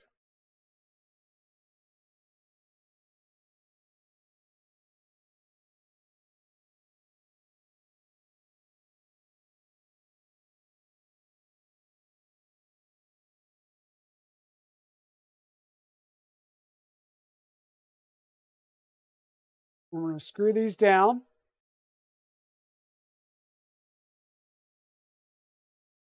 So the top 2 are squeezing the part together. The bottom one becomes the hinge pin for your guidler. So you need to make sure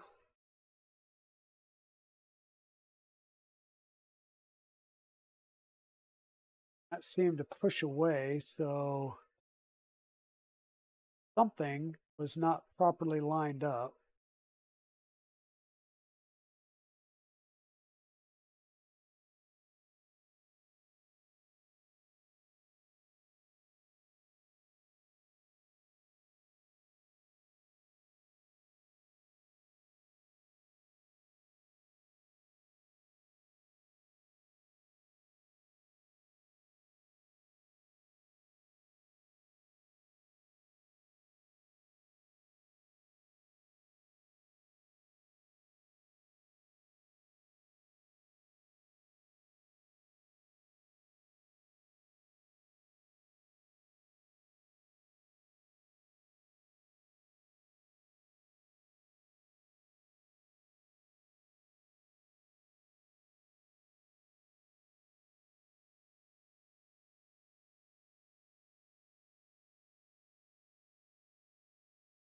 And so those 2 are in there. This one, like I said, is just going to go down until you feel the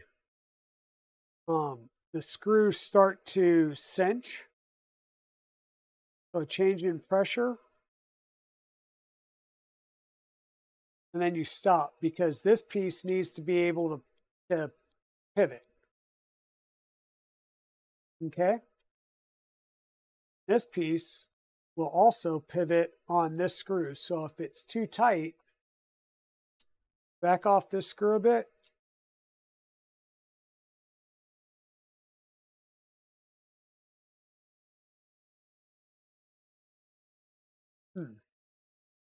I have to take this apart and ream that hole. There we go. And it is going to be a tight fit. So the way the mechanism works is this pops up, and when it pops up, it allows the shuttle to release and open up and open the tension some, because this lever is tied into that shuttle. So as I start to close the lever, you should see the shuttle move away from that screw. Might be a little hard to see. And then when it clips down, that provides the clamping tension. So we've got that part. Now we need a couple of M3x10s that come up from the bottom. Okay.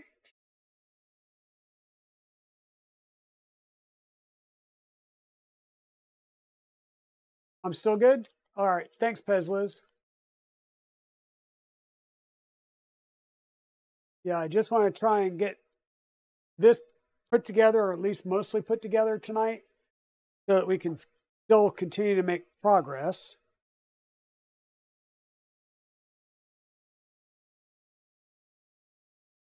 Now I might have to, yeah, I'm going to have to grab my ball end driver for this.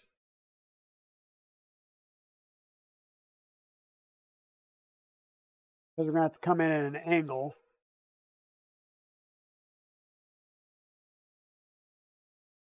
So I drop the screw.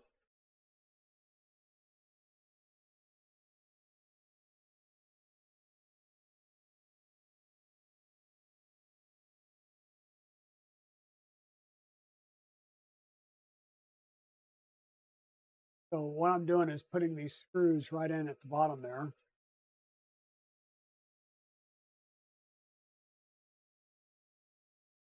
This is just attaching this main body part to this front shroud. And we're going up into those heat set inserts that we put in.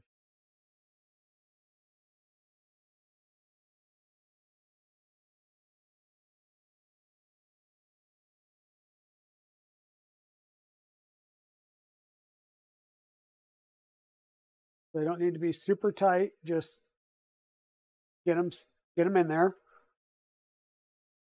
Okay, next up,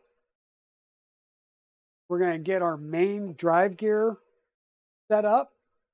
We have our main drive gear, we have the gear reduction, and we're going to need one of these M3x2 set screws. A couple in there, I just need the one out.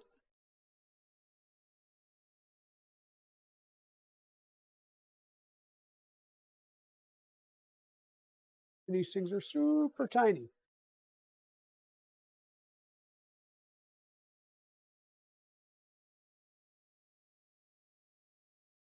And this set screw, little hard to see, but you can see there's the blue on there, so it's already got some blue Loctite on there.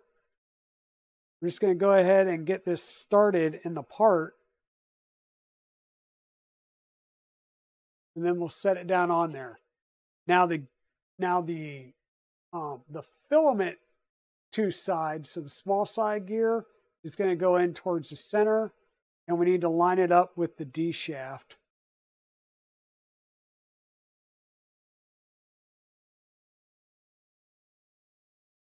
And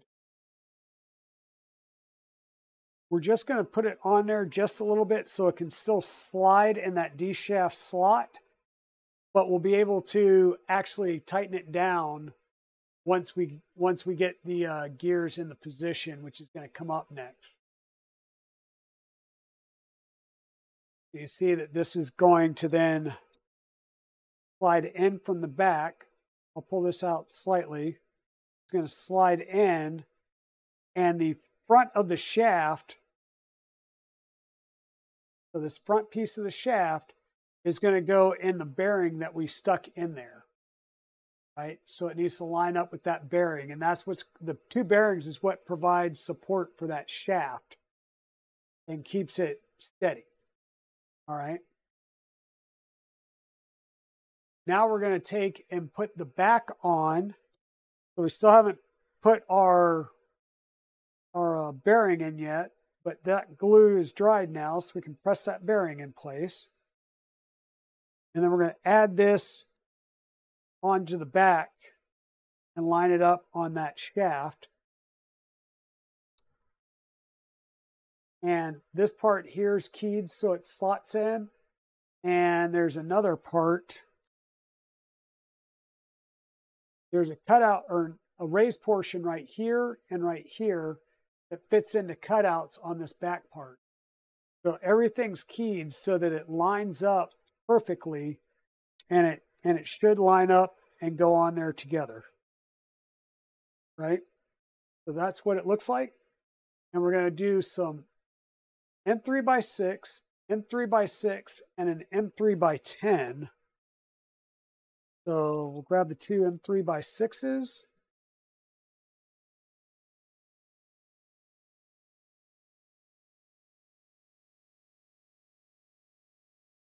Another add. Thank you for bearing through these ads. Ads are what helps the world go round.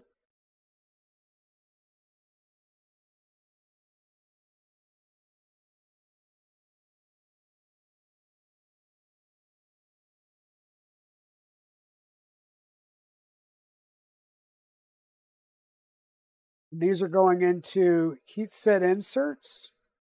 But once again, we don't want to crank them down obscenely. We're just trying to make sure everything's nice and tight, because if you crank it down too much, you could have some tolerance issues that where you squeeze things together and they don't move as nicely as they should. We've got the two M3x6s in. Now we're going to do the M3x10.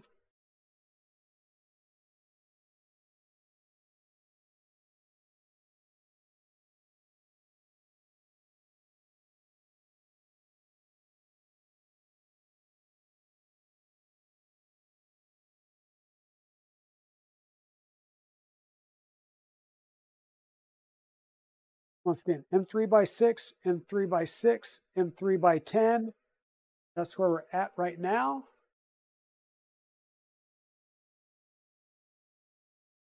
Up next, we want to make sure that our gear right here, so looking at it from the bottom, we want to make sure that that gear has some space. And looking at it, it looks like it could be rubbing up against the back here, ever so slightly.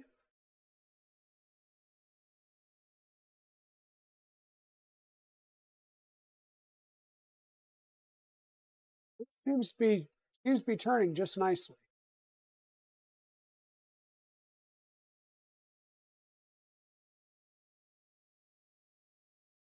So that's good. And once again, that's why you don't want to crank these down with all the ugga-duggas, because that will cause you issues.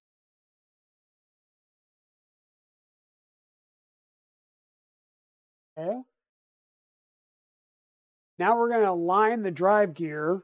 And so what we need is a little bit of filament.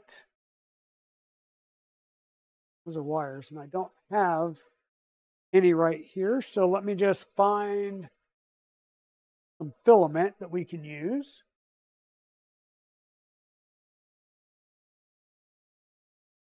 Don't need a lot. We just need a little bit. We'll just grab a little bit.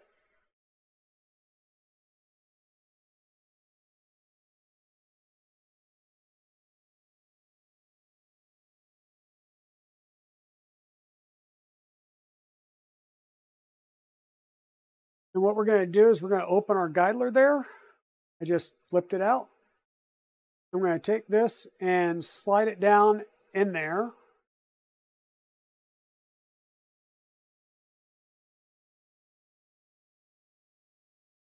And I don't know if you guys will be able to tell,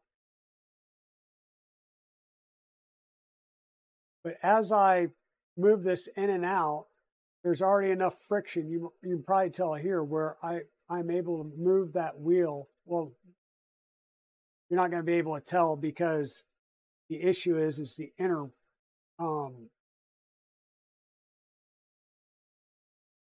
the gear is still not locked down on the front there. So that's what I need to do, is get that locked down. That's what we're going to do now, is lock that gear in.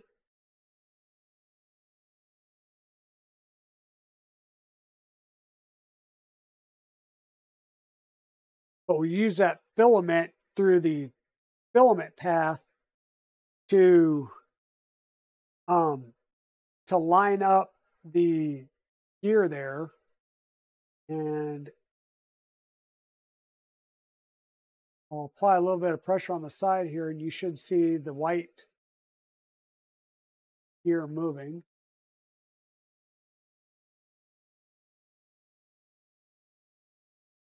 So I've got my guidler meshed right now. That's moving well. Now that we've got those two meshing together using that piece of filament, we're going to leave the piece of filament in there. We're going to set our spring on there. Oh, and this is nice. They actually gave me a second spring, so I've got a spare spring. That's the first time I've seen that.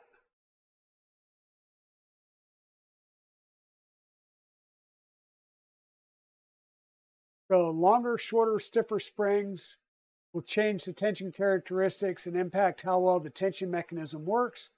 Consider buying the original Bondtech part, as those are known to work well. If you source a different one, make sure that it meets certain things.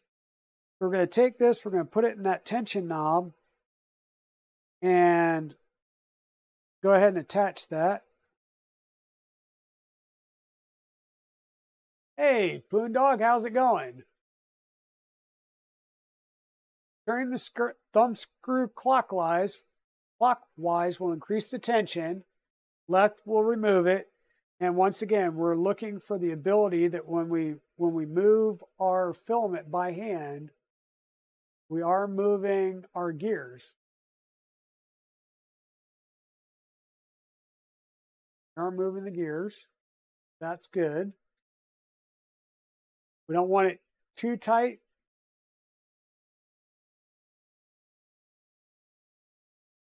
You don't want it too loose.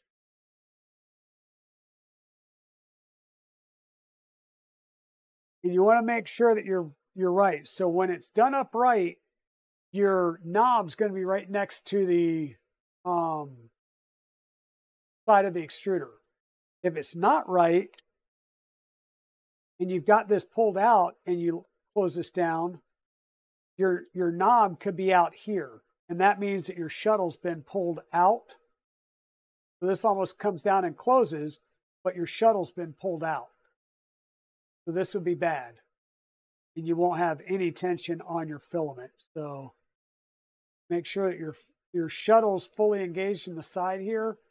And one way to tell that is if you push in on the screw, you should see this drop down because they're linked together. And then you just pop that closed, right?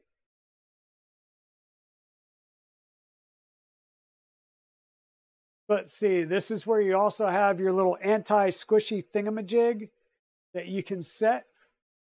So softer flexible materials will deform more. So you move the anti-squishy thingamajig out for that. And you should be seeing light teeth marks left on your filament. So I pull this out and I should be feeling and seeing. This is probably not the best filament to use, but let me see if I can get this. Okay, you see the little teeth marks that are on that filament there, right in this area right here.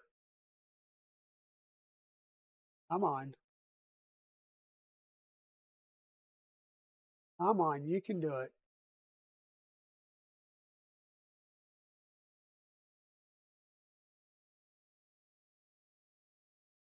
Seriously, you can do it. Focus. There we go. We've got some light teeth marks on that filament. And that's what we're looking for. It's just light teeth marks. You don't want them to be really aggressive because then we'll get binding. And if they're not tight enough, then we'll get slipping. Now it wants us to install the fans.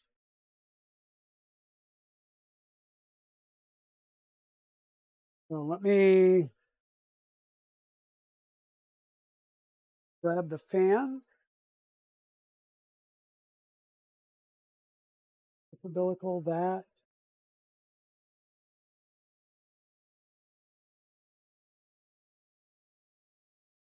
Fans are most likely down in the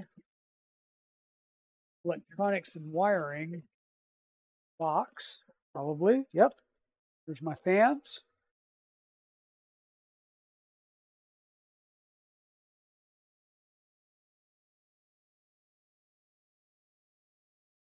Yeah, we've been working through doing our build. We ran into an issue with a warped part, so I'm reprinting it using some brim, and that will allow us. Give me 1 second. Do blower fans, then 2 different axials, one with 130 and one with 240. Pretty sure the 130 is the one we're going to need for this.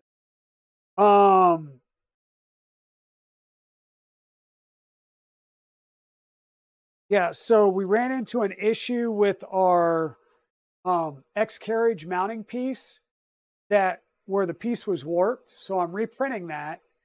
We've also got an issue where our printer rocks now. And the printer is square. The issue is the foot that I put on that I printed from Steve Patterson's file. This purple foot, is 2 millimeters taller than all the other feet.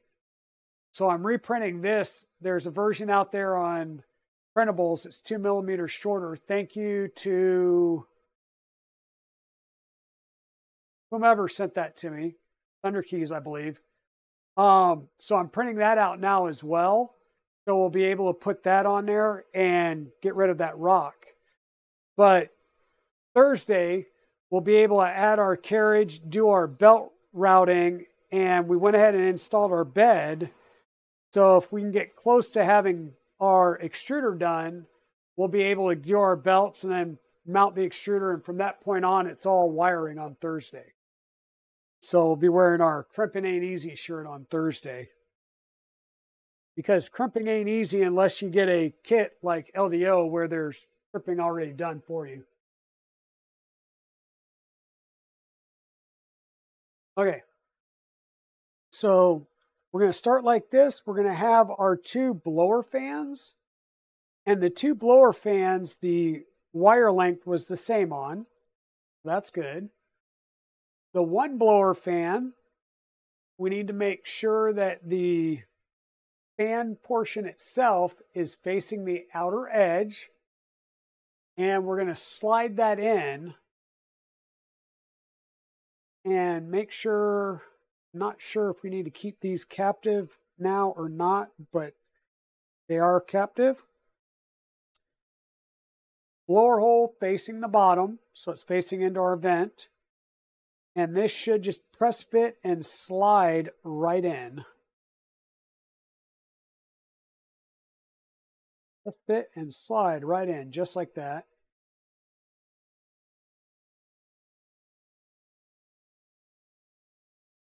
There we go.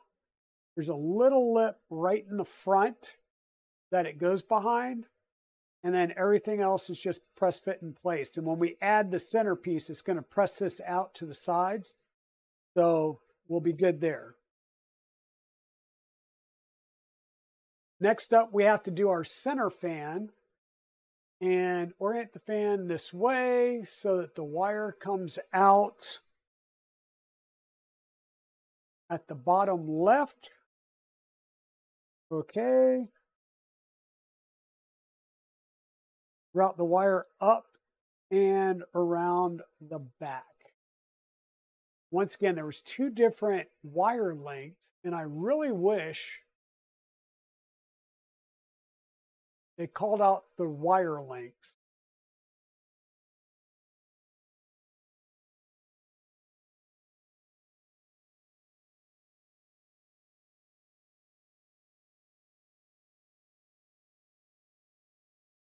So, and your sticker is normally the direction the airflow is going. It may have a arrow on here.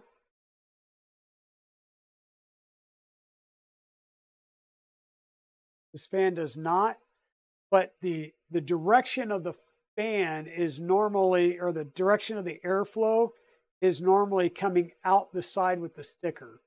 So you want the sticker facing you as you're looking at it this way. And once again, your wire needs to be coming out at the bottom right corner. And what you're going to do is you're going to take this and put the top edge in first, and then slide it down, and it should flip, which it just did. So there's a recessed gap in the part, and you're trying to push it between this top lip and this bottom recessed lip right there. And then your wire is going to come up the side and go into this cable channel here. So we're just going to try and push that down and into that cable channel just so it's already there and out of the way. Kind of just like that, as best we can.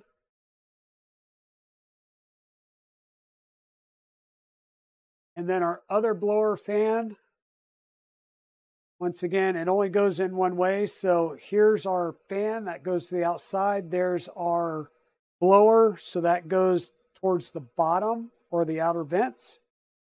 And we're just going to take this and run it right up the side and across the top, just like that.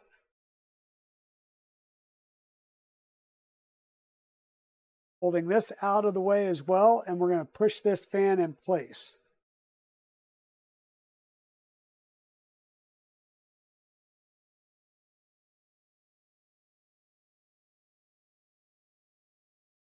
And just like that. So the nice thing is it has PCF,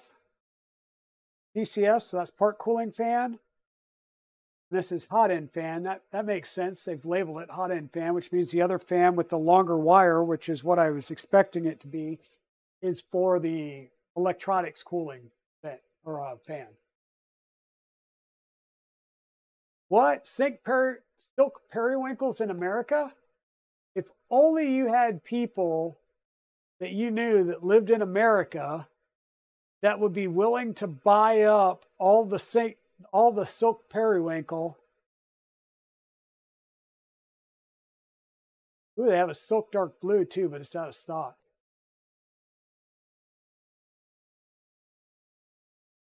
It's in America, and they have 20 units.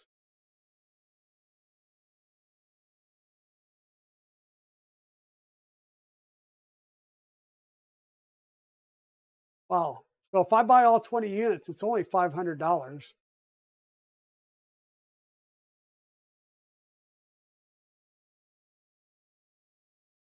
I'm not going to buy all 20.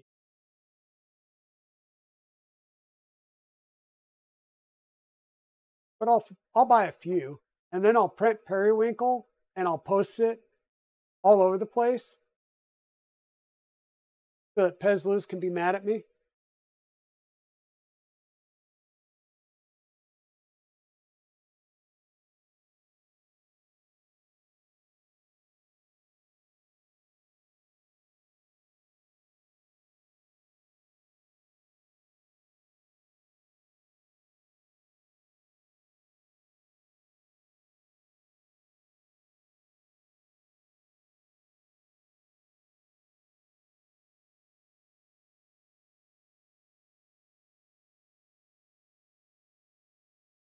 Now, if I bought all 20 rolls and Mrs. Dragon happens to hear that and she's lurking on stream, you may hear her yell from wherever she is at.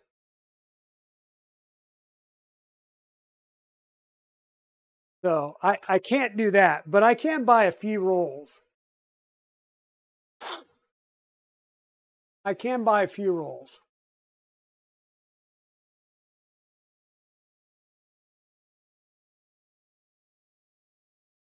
Oh, I know she has her connections. She's probably got a bunch already. She just hasn't been able to print with it until it gets released. Okay, so we've got our fans in. Now we want a pancake motor. Uh-oh. You know what that means?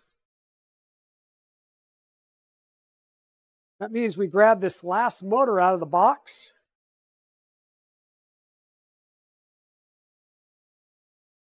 We can get rid of another box.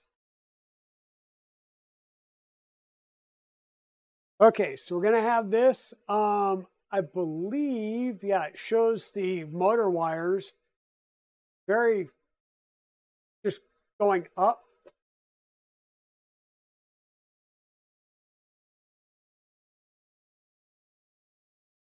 So we've got an ad brake. Normally I don't have an issue. These are LDO motors. I don't have any issues.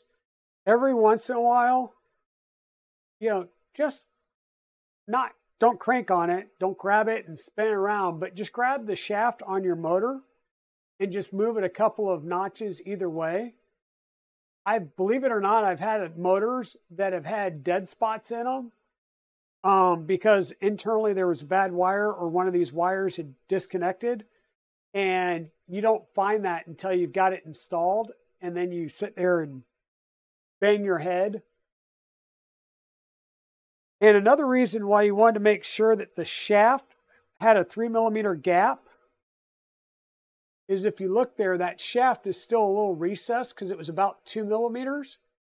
If it was long and you did not sand it down, that shaft would literally stick proud of this printed part. You'd have your motor on there and that shaft will grind a spot into your motor and cause you all kinds of problems. So, yes, Bang Polymaker. I do have an affiliate code. Is it? I don't think I've got a bang command set up for that just yet. I think it's just set up on a timer. I can fix that though.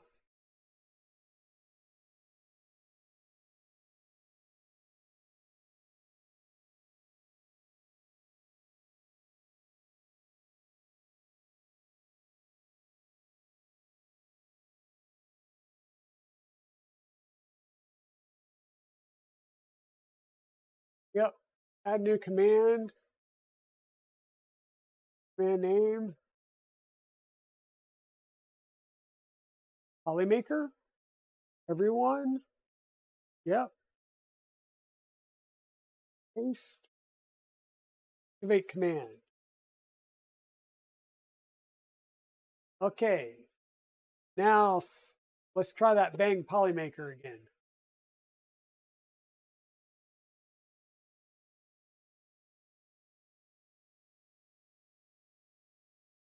Works now. So not too long ago, I switched my stream setup. I had been using Own3D and I had starting to have some issues with various things.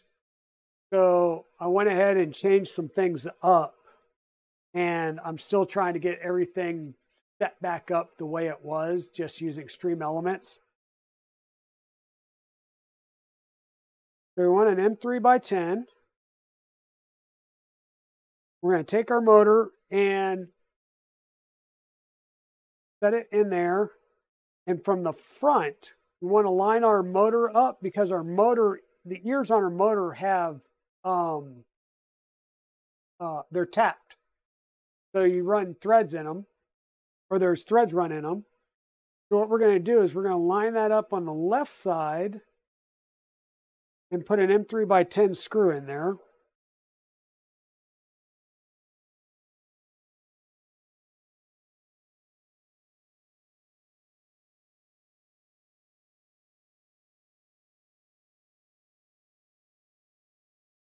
course, it's not going to work because once again, we need to use our ball end wrench to keep from going in at an angle.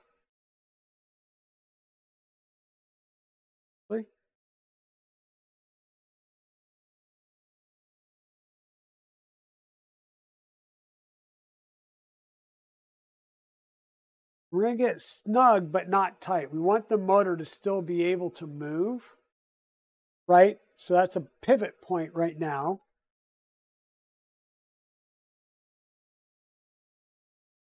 And then on the other side, you'll notice we have a slot on this side. Now, we're going to put another M3x10 button head cap screw in there. We're going to leave it loose.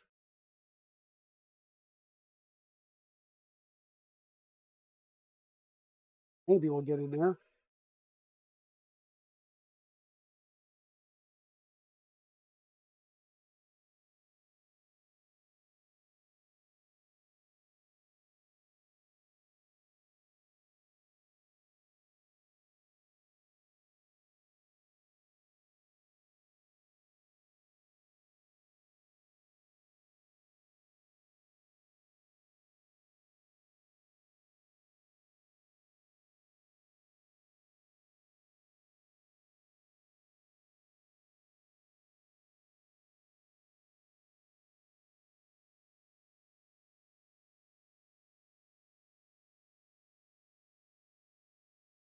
Once again, we're going to leave it loose, right?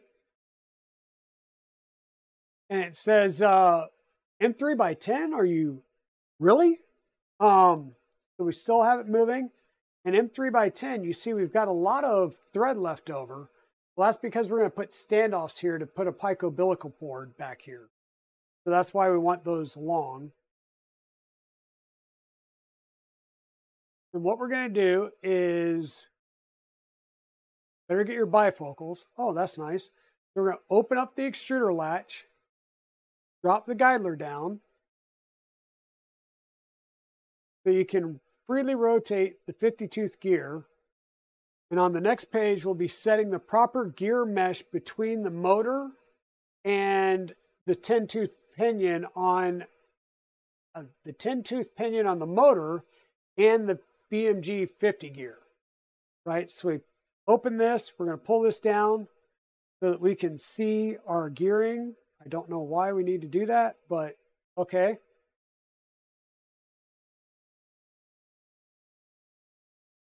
I don't know why we need to open that up, but okay, whatever. Adjusting the motor backlash. We need to adjust the amount of engagement between the motor pinion and the 50-tooth gear.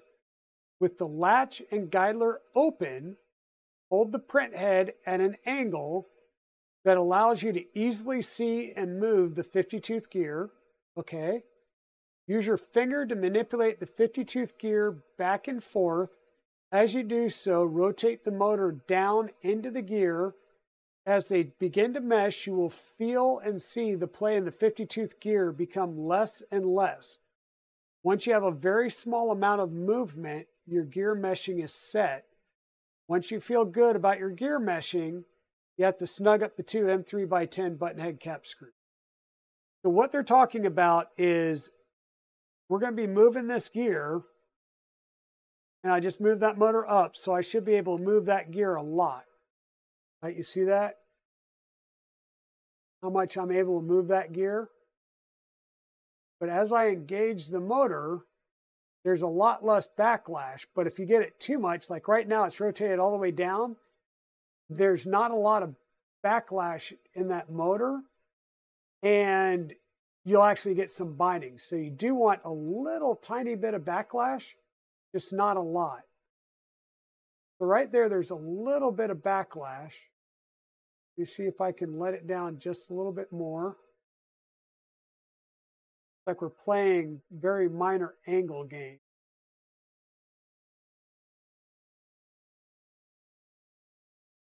I'm probably good with about that much backlash. So with that, I'm going to set it kind of down and then push so that it doesn't move.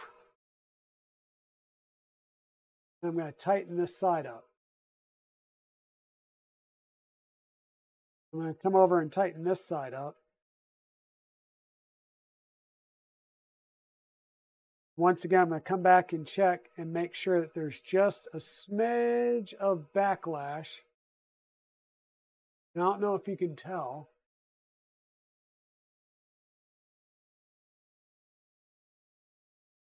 There's just a smidge of backlash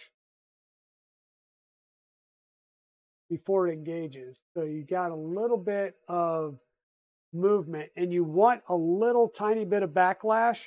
If you don't have any backlash, you're going to have issues with binding. Okay.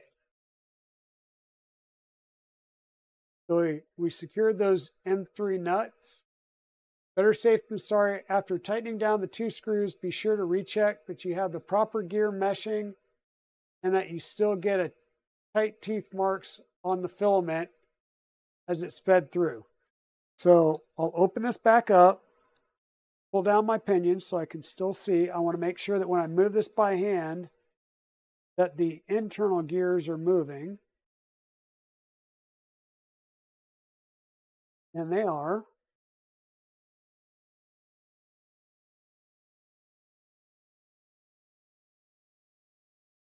Then I want to take my filament and I put it in on the side that I cut at an angle, so I got little teeth marks there. So I'm going to put it in from the other direction now.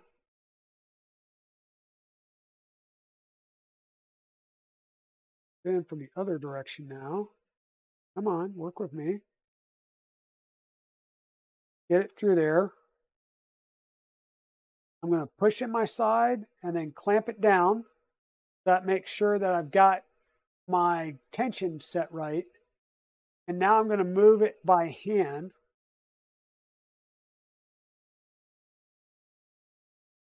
I'm going to move my filament through by hand.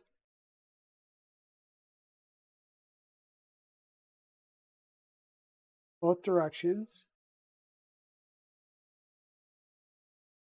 Let's pull it out. And what I want to do is check and see if I've got teeth marks.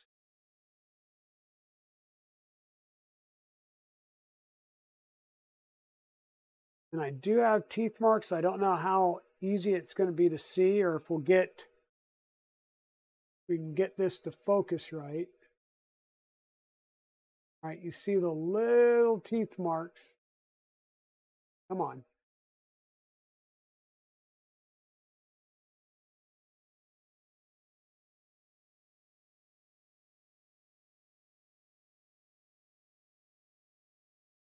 Camera's going to be the end of me. Anyhow, we have little teeth marks. You're just going to have to trust me. I can feel them with my finger. And I can see them with the appropriate lighting. It doesn't help that I'm using a Galaxy Black for this filament. I really need to use something else that would be a little bit easier to see. Hey, Numeric, how are you doing?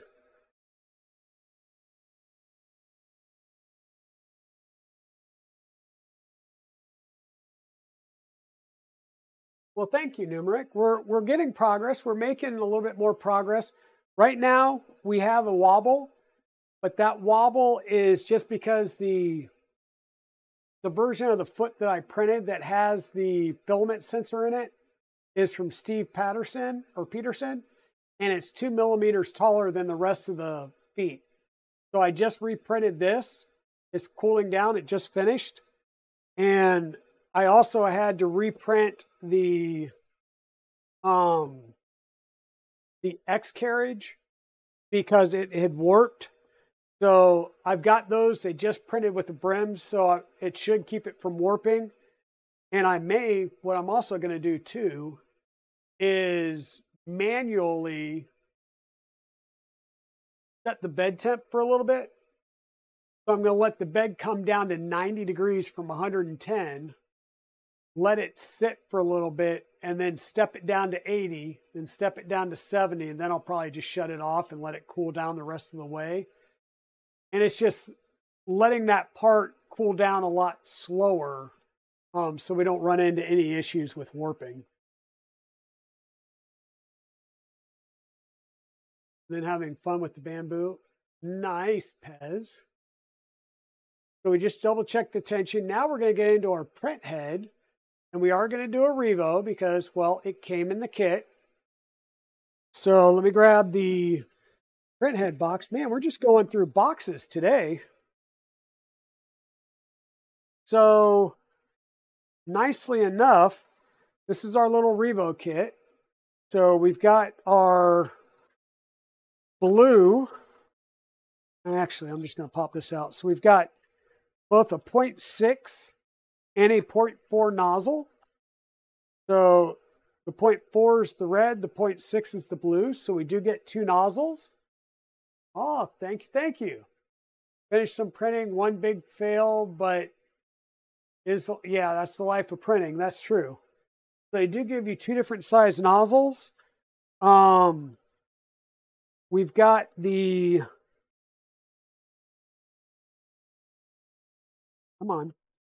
we've got the LDO Motors specific blue heat block. The Voron style. The Voron style is normally red, but this is an anodized blue, and it's really nice. Really nice. And then we've got our heater, and this is the 24 volt, 40 watts. So this is the standard heater. And guys and girls, you don't need the high flow on this. You really don't. Zombie will probably disagree with that, but it's a V0. You don't need the high flow, 60 watt heater and all that on this.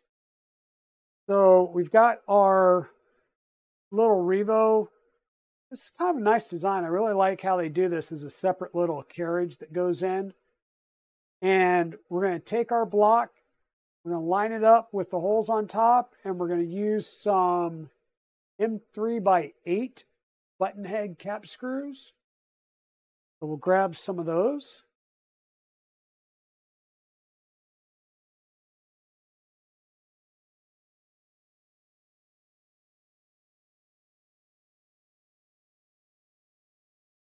We'll need 4 of these.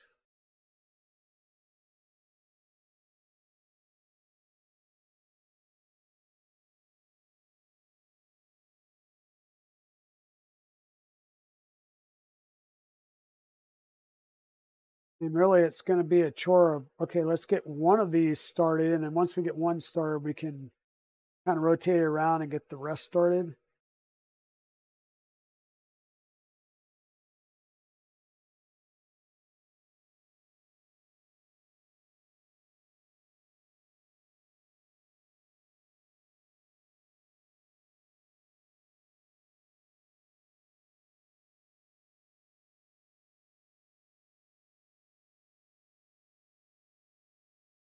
But this becomes your rigid mount. So you're going to have 4 M3x8 screws that come in from the top that thread into that heat break. And then it becomes very rigid mount.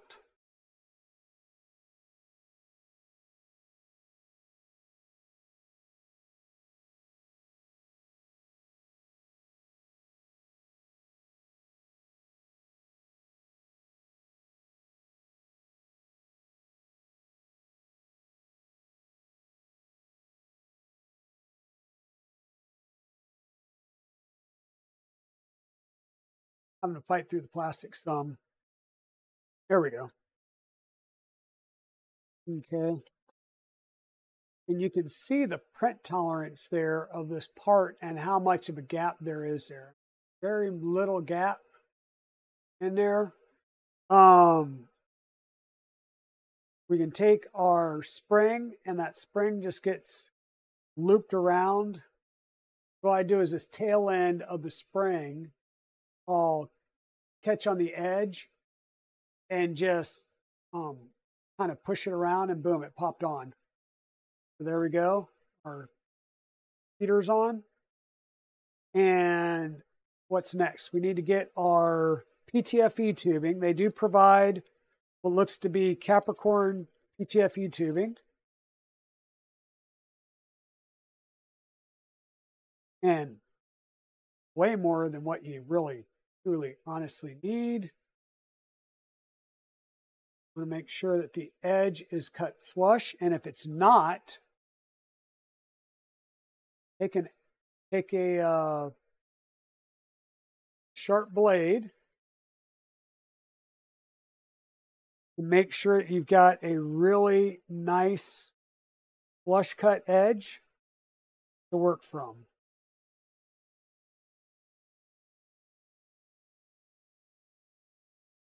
Because you really want that straight 90-degree edge, and you don't want it to have any type of angle on it.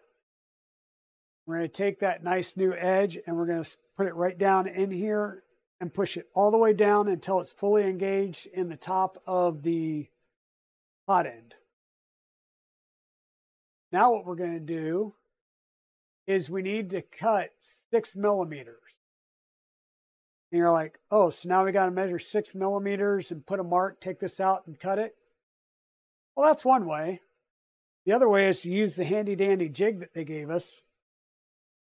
It's got 6 millimeter top to it, or thickness to it. They just run this over your PTFE tube. We just chamfer that a bit.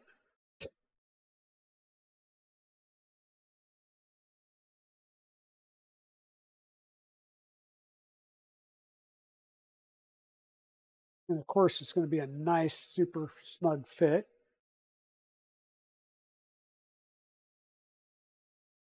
So we'll come back and we'll grab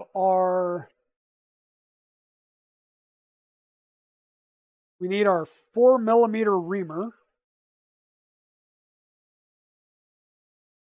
Always fun to get out.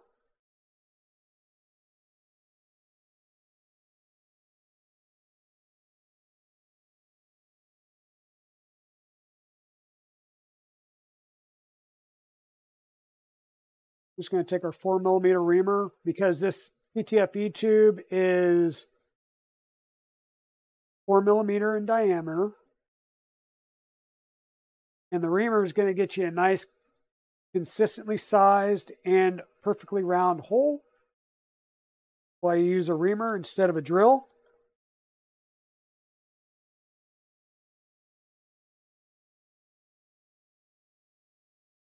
The tools away so you know where they go. Then we should be able to get this tube through there a lot easier, just like that. And we'll just hold that in place and we'll be able to cut that tube nice and flush. So once again, make sure that you're fully seated in there. Grab your knife. Be very, very careful. Probably put it down on a table.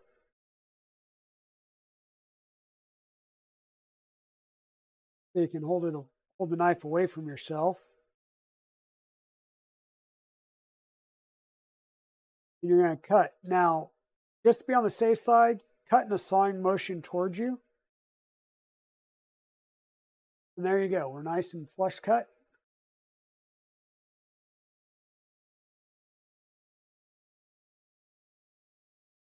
They were nice and flush cut, but I think we're not.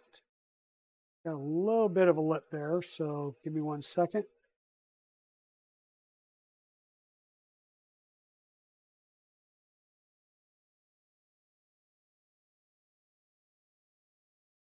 There we go. Now we're nice and flush cut.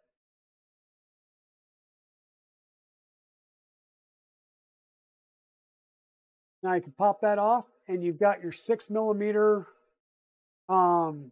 length, gap, whatever you want to call it.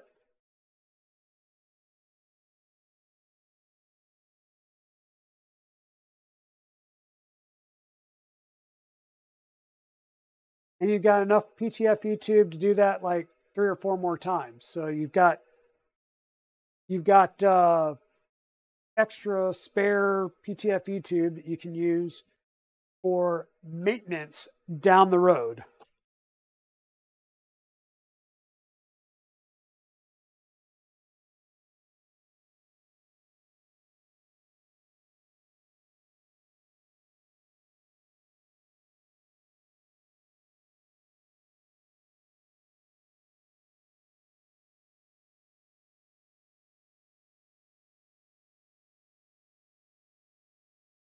Okay, put a couple of things away.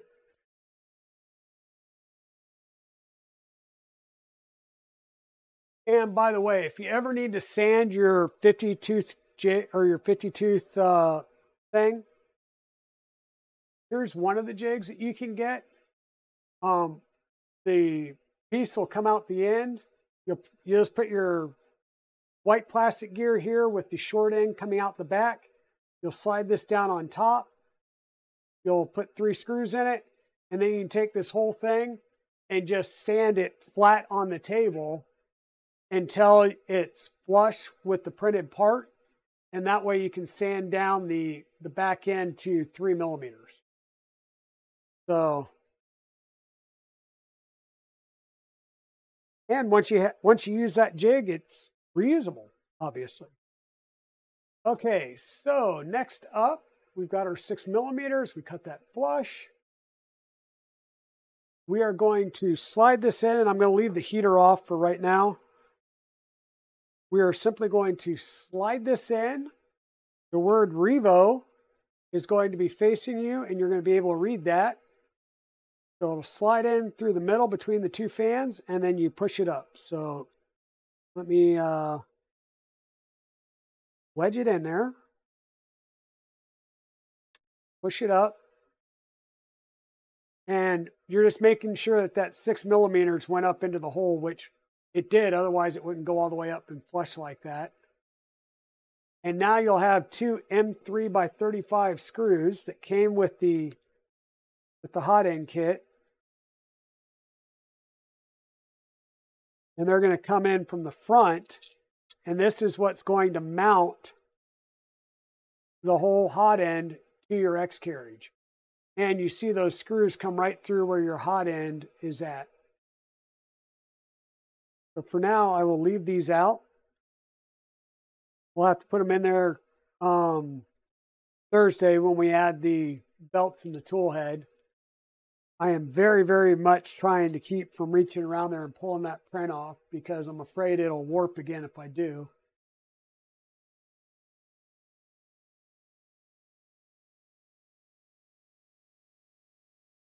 Okay, and I think now we're going to do just some, mount it. And then a screw from the other side. They got 3 screws, 2 from the front and 1 from the back, and that's going to keep it from cantilevering front or back. Hey, Aaron F. Geared, how's it going? Welcome on in. Then you'll have your strain release standoffs. So we'll have these 2 standoffs. Where'd they go? They were in the pike umbilical kit.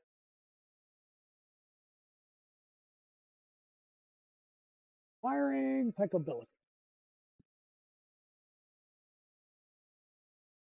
So in the pike umbilical, we'll have a separate set of fasteners for that.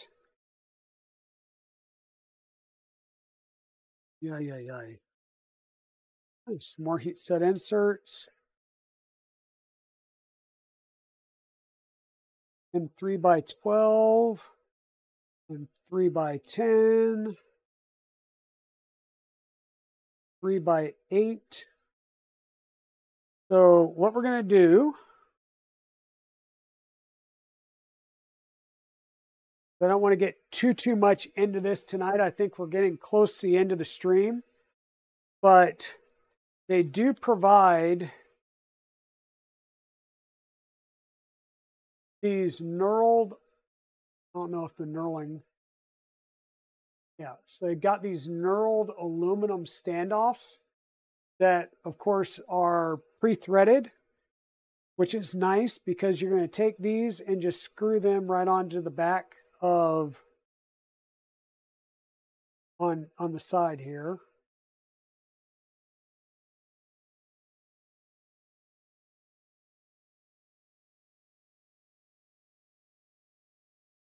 Those are going to go on each side, and then we'll have a circuit board and a standoff that'll go behind here. Get that threaded on there.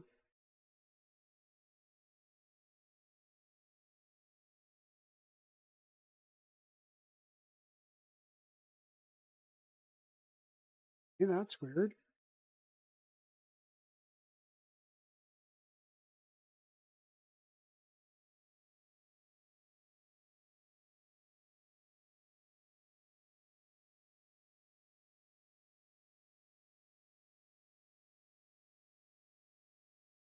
Okay. There's our tool head all done up. We'll have the strain relief spacers, this piece. We can't really put this piece on yet.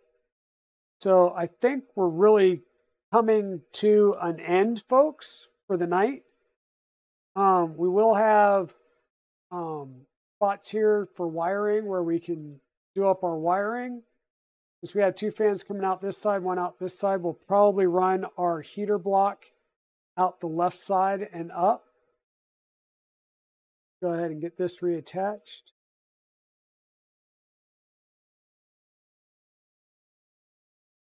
And let's grab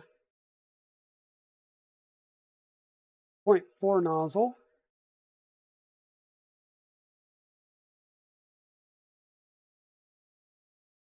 Get that screwed in. Hey, Kool-Aid, thank you for the follow. Thank you, thank you, thank you.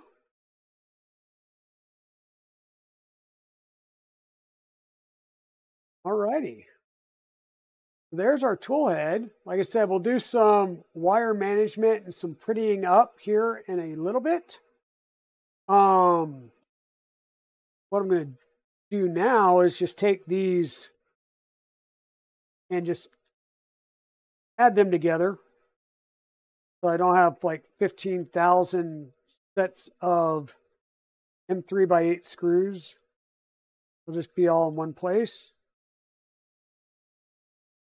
And I know you sit here and you go, oh my God, how many M3x8 screws do you need? Well, remember, all your panels go together using these. So we'll run through a lot of these here in a short bit when we get to doing the paneling.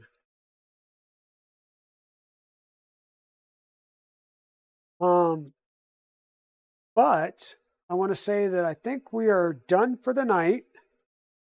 It's almost 10 o'clock. So yeah, we're pretty good done for the night. Does anybody have somebody that we can raid out to? Any raid target tonight? Let me jump back over here and see what it gives me as my automated option.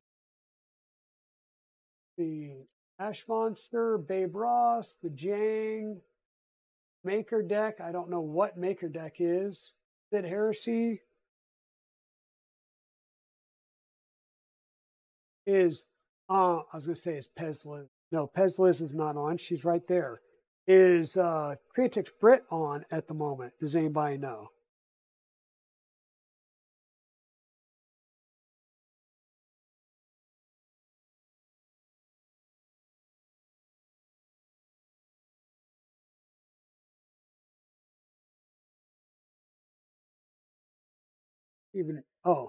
Like, I don't even know why they gave these to me, but they gave these to me in case I did the printed ones.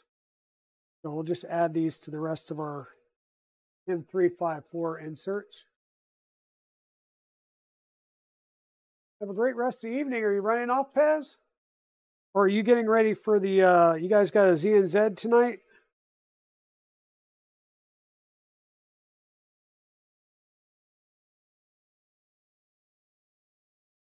Yes, like I said, let me jump back to standard Twitch real fast just to see who's live and online at the moment.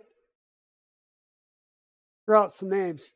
Well, I was going to throw out names, and then the one name I was actually looking for here. So let's raid over into Creatix Brit.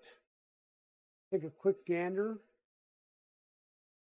And she is active. She's not playing words, so she is active. So I'm going to go ahead and get the raid started, folks, and we'll go over to Creatix Brit stream. I'm going to continue to tidy up a little bit, and I will take another glamour shot and post it, though it doesn't look like we did much other than just add a bed. And we did the tool head, so I'll set the tool head on the bed and take a glamour shot, and we'll post that up on the Twitter feed tonight. But let me go ahead and get the raid started. Please, everybody, go with me to Creatix Brit.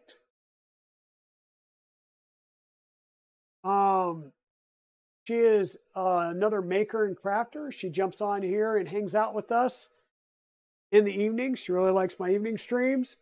And she's doing some printing and crafting of some sort. I don't know which what she's crafting tonight. But thank you all so much for being here. I will try and jump up here so you can see my... Thank you all so much for being here. Thank you for hanging out with me. Thank you for any bits and subs that were done this evening. And KB3D Chris for ordering a mug from the new merch store over here. Mugs and stickers are available in the merch store. And yes, I am wearing my E3D nipple nozzle shirt. But thanks everybody for being here. On Thursday night, we should be getting into the wiring on this. So come back Thursday night, 5:30, and we'll get back started on this. And with that, let's go over and raid Creatix Brit. Thank you all.